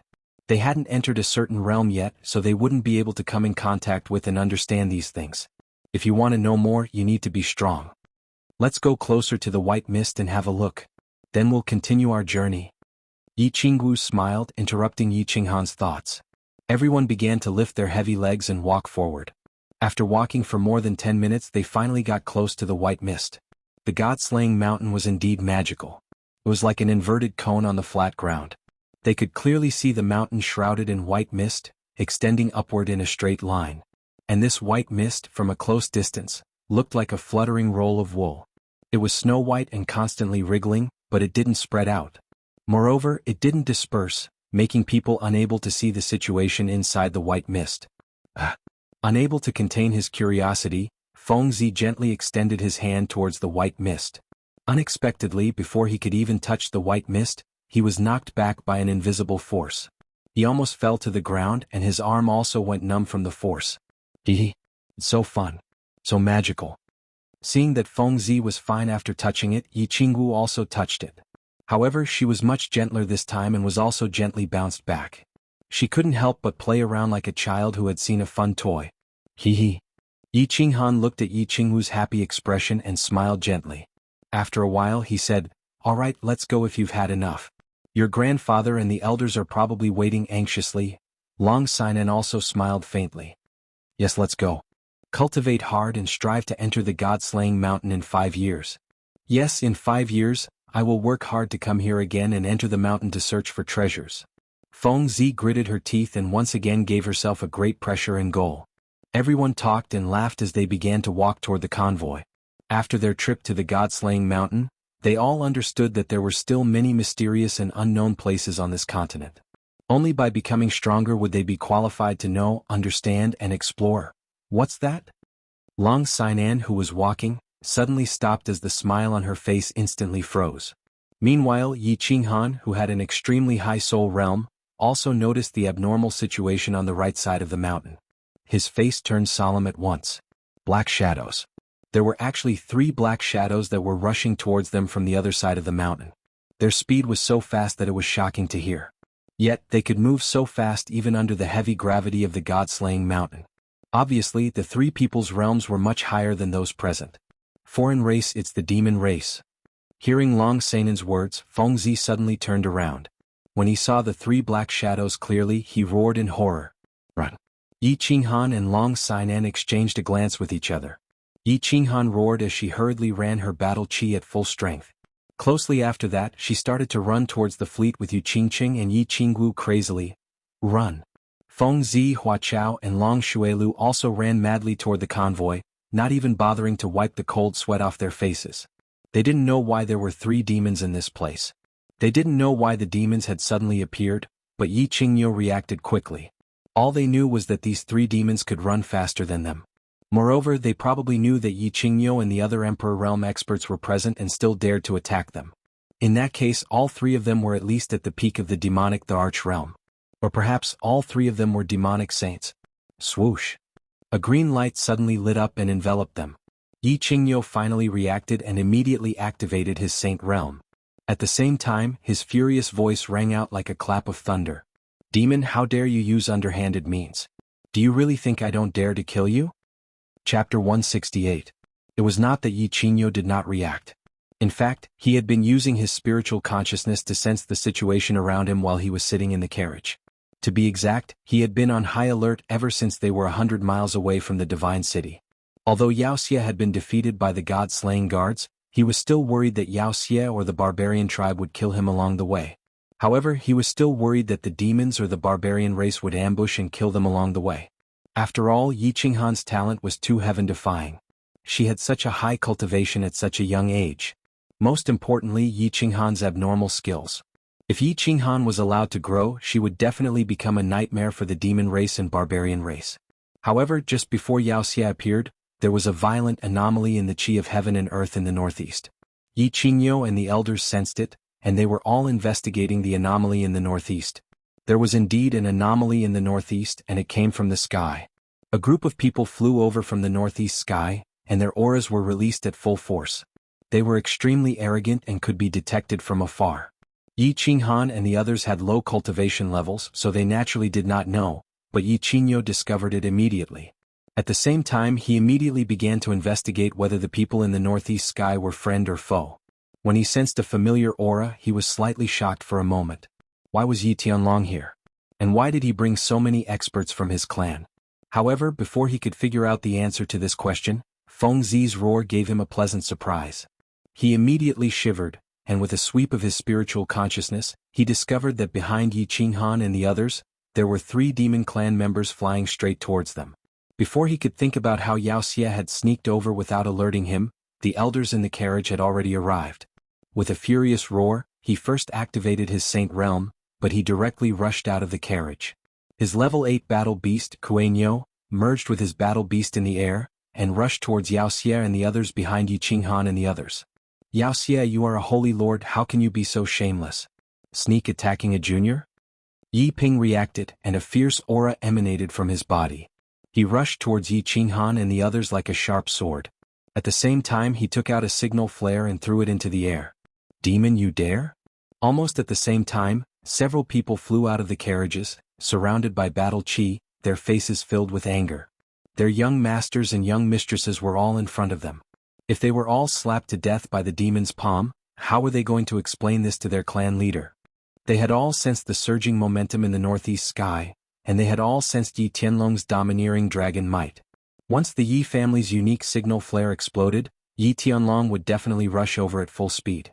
They only needed to delay him for a moment, and they would be able to successfully protect a few young masters and young mistresses. Bang! Before the signal flare could explode, Blue Night Cow's Saint Domain suddenly shattered. Under the all-out attack of xianxia and the two Fey, Blue Night Cow's Saint Domain actually disintegrated in a single strike. At the same time, a huge golden-furred lion phantom appeared behind xianxia. Its blood-red eyes stared at the running xuanhuan and said viciously, "Xuanhuan, you killed my son. This old demon will make sure you die without a complete corpse." After xianxia finished speaking, the lion phantom behind him roared and transformed into a huge golden palm, slapping down at the running xuanhuan and the others. "Xianxia, how dare you?" Xuanhuan roared again and his speed soared again. At the same time the battle chi in his hand flashed and transformed into a green kueox. With an incomparably domineering aura, it crashed into xianxia's huge palm. "Damn it, there is another demon sage? And a peak stage Feather Arch from the Panther race? The four of you, go and delay the demon sage. I will go and stall that panther." The Hua clan's emperor realm expert Hua Ruoruo laughed bitterly and shouted angrily at Yi Ping and the others. She instantly moved stealthily towards a peak demonic emperor of the panther race on xiaoxia's left. "Long Xiaoxiang, concubine Yuxiang, Fenghua, the four of us will go and stop the monkey demon sage. As long as we can delay them for 5 minutes, our clan head will definitely arrive." Yi Ping gritted his teeth and shouted at the emperor realm experts of Dragon City and the Yu clan. The few people present had all experienced the chaotic provincial battle 30 years ago. Just now, the 3 Fey race experts had joined forces and shattered Xuanhuan's Saint Domain. It was easy for them to see the strength of the 3 Fey race experts. There was no need to mention xianxia.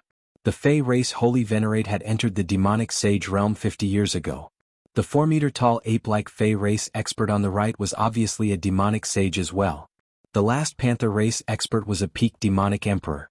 After all, if he entered the demonic sage realm, his speed would be even faster. Xuanhuan and the others would have died under his claws. Bang! Yi Ping threw the signal flare with all his might. In the end it rose more than 10 meters into the air and exploded with a bang. A fiery red light illuminated the surroundings. After the fiery red light flashed, an even louder and more violent roar came from the distant sky.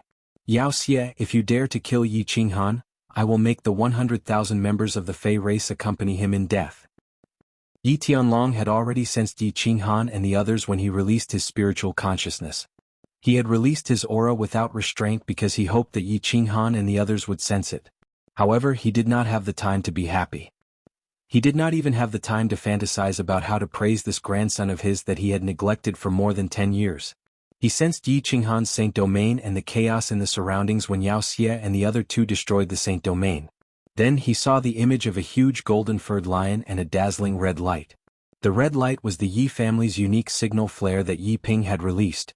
As for the image of the golden-furred lion, it was the only one in the entire continent. It was the demon shadow battle technique of one of the Fey race's Saint Venerables, xianxia. Therefore he immediately merged with his battle beast and activated his battle chi at full force. He frantically rushed down the god-slaying mountain and roared. "Hold on, you must hold on." Behind him, Yi Chang and Yi Tianxing also saw the huge golden-furred lion at the foot of the god-slaying mountain. Without further ado, they merged with their battle beasts and multiplied their speed. They followed Yi Tianlong and rushed toward the god-slaying mountain. Although they did not say much, they were silently praying in their hearts. They were not very far from the god-slaying mountain. Based on their usual speed, they would arrive in 1 or 2 minutes. However, if they moved forward a little more, they would enter the range of the god-slaying mountain's gravitational field and their speed would decrease. Therefore they estimated that they would need at least 5 minutes to reach the battlefield. Yi Tianlong's roar made Yi Qinghan and the others who were running feel joy at the same time. Yi Tianlong was coming? As long as Yi Tianlong arrived they would be absolutely safe. Yi Qingyu's attack was strong, but his defense was mediocre. It was evident that his Saint domain had been instantly shattered by the 3 Fey race members' joint attack just now. But Yi Tianlong was different. His battle beast was the Earth Bear, which had the strongest defense. As long as he was within the range of his Saint domain, xianxia and the others would definitely not be able to break through it in a short period of time. However, their joy only lasted for a short second. The huge golden palm above their heads had already slammed down on their heads. The golden palm contained a supreme pressure that made them feel as if the air around them had stopped flowing. Their hearts felt as if they were about to jump out of their chests. Their feet, which were already difficult to walk, felt as if a huge mountain was pressing down on them at this moment. They could not move at all. Chapter 169. Yi Qinghan stopped moving. Under such gravity and pressure he could not move at all. Even if he circulated his battle chi and ruptured his meridians, he probably wouldn't be able to escape the golden palm's range. Since he couldn't escape, then he wouldn't. He looked at the pale-faced Yi Qingwu and Yu Qingqing beside him and felt a wave of remorse and guilt. It was all because of him that they had suffered such a calamity. He had implicated everyone. He looked at Yi Qinghan, whose face was filled with guilt and pain, and at Yu Qingqing and Yi Qingwu, whose faces were as pale as snow, but he suddenly calmed down. However, he suddenly calmed down. The hand that was being held by Yi Qinghan also grabbed Yi Qinghan's hand. A faint blush appeared on his face and he shook his head slightly, his eyes filled with tenderness. He seemed to be telling Yi Qinghan that they didn't blame him. They didn't blame him and they were willing to die together with Yi Qinghan. What are you standing there for? Give me your battle chi shields. Get down. Just as they were waiting for death to come, Yi Qinghu roared angrily again. At the same time he opened his mouth and spat out a mouthful of blood. His face instantly turned pale, and his eyes bulged even more as if they would fall out at any moment. Bang! Just as the golden palm was about to descend, Yi Qinghu's battle chi transformed kuei suddenly sped up and collided with the golden palm just as it was about to descend. The 2 enormous waves of energy collided, resulting in a shocking explosion. Young master! Young mistress! The elders cried out involuntarily. Long Sinan Yi Qinghan and the others immediately used their battle chi to form a defensive shield after Yi Qinghu roared. But under such an enormous impact of energy and such a violent explosion, how could they withstand it with their meager strength? They're not dead yet. All of you hurry up and hold them off. Yi Qingyo scanned the area with his spiritual sense, and his pale face regained some color. He shouted at Yi Ping and the others behind him. Not bothering to wipe the blood from the corner of his mouth, Yi Qingyo widened his eyes and continued to charge at the demons. Since Yi Qingyo had said so, Yi Ping and the others were relieved. They split up and charged towards the demon saint of the monkey clan and the demon emperor of the leopard clan. The sound of the explosion was still echoing at the foot of the mountain.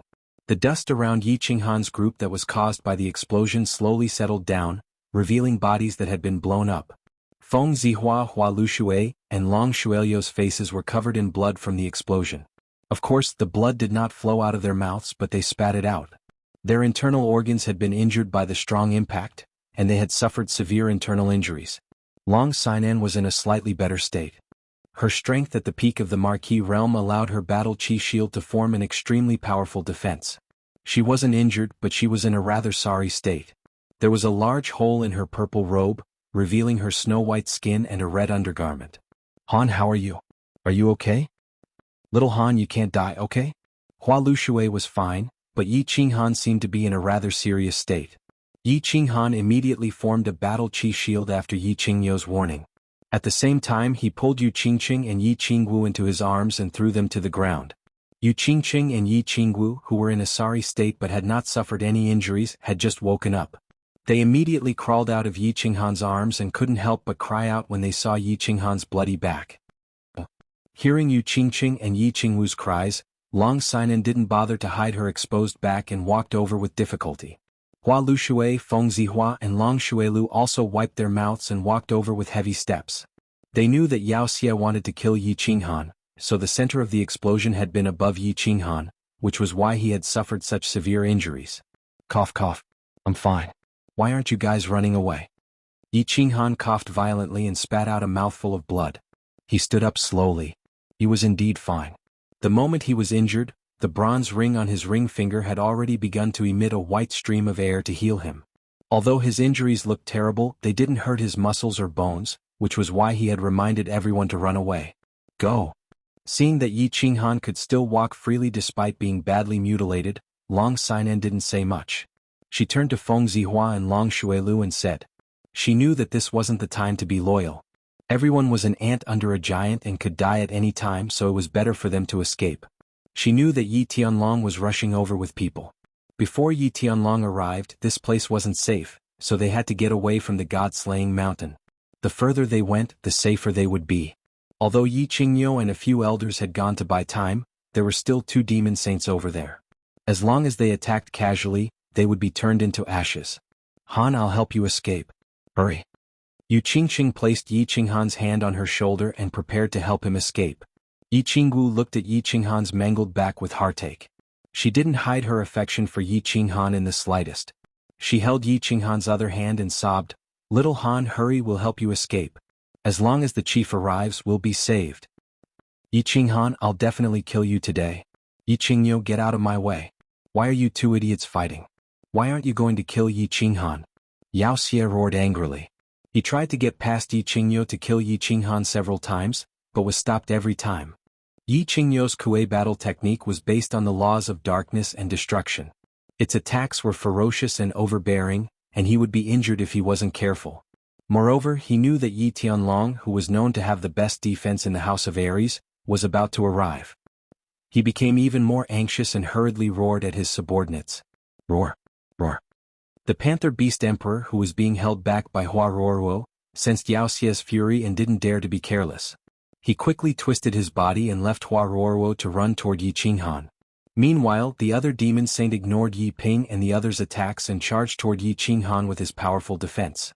Yi Qinghan heard Yao Xie's angry roar and saw 2 demon tribe members trying their best to break free and rush toward him. You 2 hurry and leave. Their target is me. He instantly understood that if Yi Qingwu and Yu Qingqing continued to stay with him, they would be in even more danger. His expression was extremely resolute.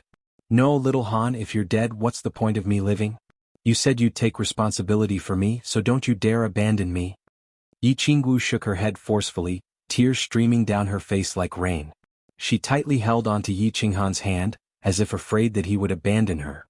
I'm yours to live and your ghost to die. Yi Qinghan, don't you dare abandon me. Yu Qingqing didn't cry. She merely looked at Yi Qinghan indifferently. There was no pain, no sadness, nothing else in her quick-witted eyes, only deep affection and tenderness. Xiao. Yi Qinghan didn't say anything, even though he was so moved that he almost cried. However, he knew that this wasn't the time to talk about love. There were no flowers on the fallen god mountain, and there was no moon at the moment. There was only a monstrous killing intent and danger that could descend at any time. Therefore, Yi Qinghan decisively used his body fusion battle skill, Soul Confusion, and directly knocked the 2 out. With a flash of bewitching purple light, Yi Qinghan's hands emitted 2 powerful battle chi and heavily struck the backs of Yu Qingqing and Yi Qingwu, sending them flying dozens of meters away. Then he took a deep look at the 2. He actually turned around and walked towards the right side of the fallen god mountain. Young Lady Long, take them away. The demon race's target is me. Hearing Yi Qinghan's resolute and decisive voice, Long Xinan slightly paused. She lightly gritted her teeth and turned her head to look at Yi Qinghan's back, which was still badly mutilated, but was unusually resolute as he ran towards the back. A desolate feeling welled up in her heart. She slightly shook her head and stamped her feet, running towards the place where Yu Qingqing and Yi Qingwu had landed. Not far away, the leopard demon emperor seemed to have gotten rid of Huarorwo's obstruction and was chasing after Yi Qinghan at lightning speed. Chapter 170. Huarorwo, go and stop that leopard for me. I'll give you 100 bottles of top-grade snow panacea later. Although Yi Qingyo was busy fighting with Yao Xie, he had left a trace of consciousness to keep a close eye on Yi Qinghan and the others. The future hope of the Yi family and his precious granddaughter were down there. How could he not keep an eye on them? At this moment he saw that Yi Qinghan had actually left Yu Qingqing and Yi Qingwu behind and was heading towards the fallen god mountain. He couldn't help but call him an idiot, but he also admired Yi Qinghan's actions. Yao Xie's target was Yi Qinghan. If Yi Qinghan continued to stay with Yi Qingwu and was accidentally hit, he would suffer even greater losses. He saw the leopard emperor tremble after Xiaoxia's angry roar. His body actually trembled and shrank a little.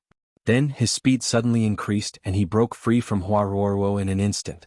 He flew towards Xuanhuan.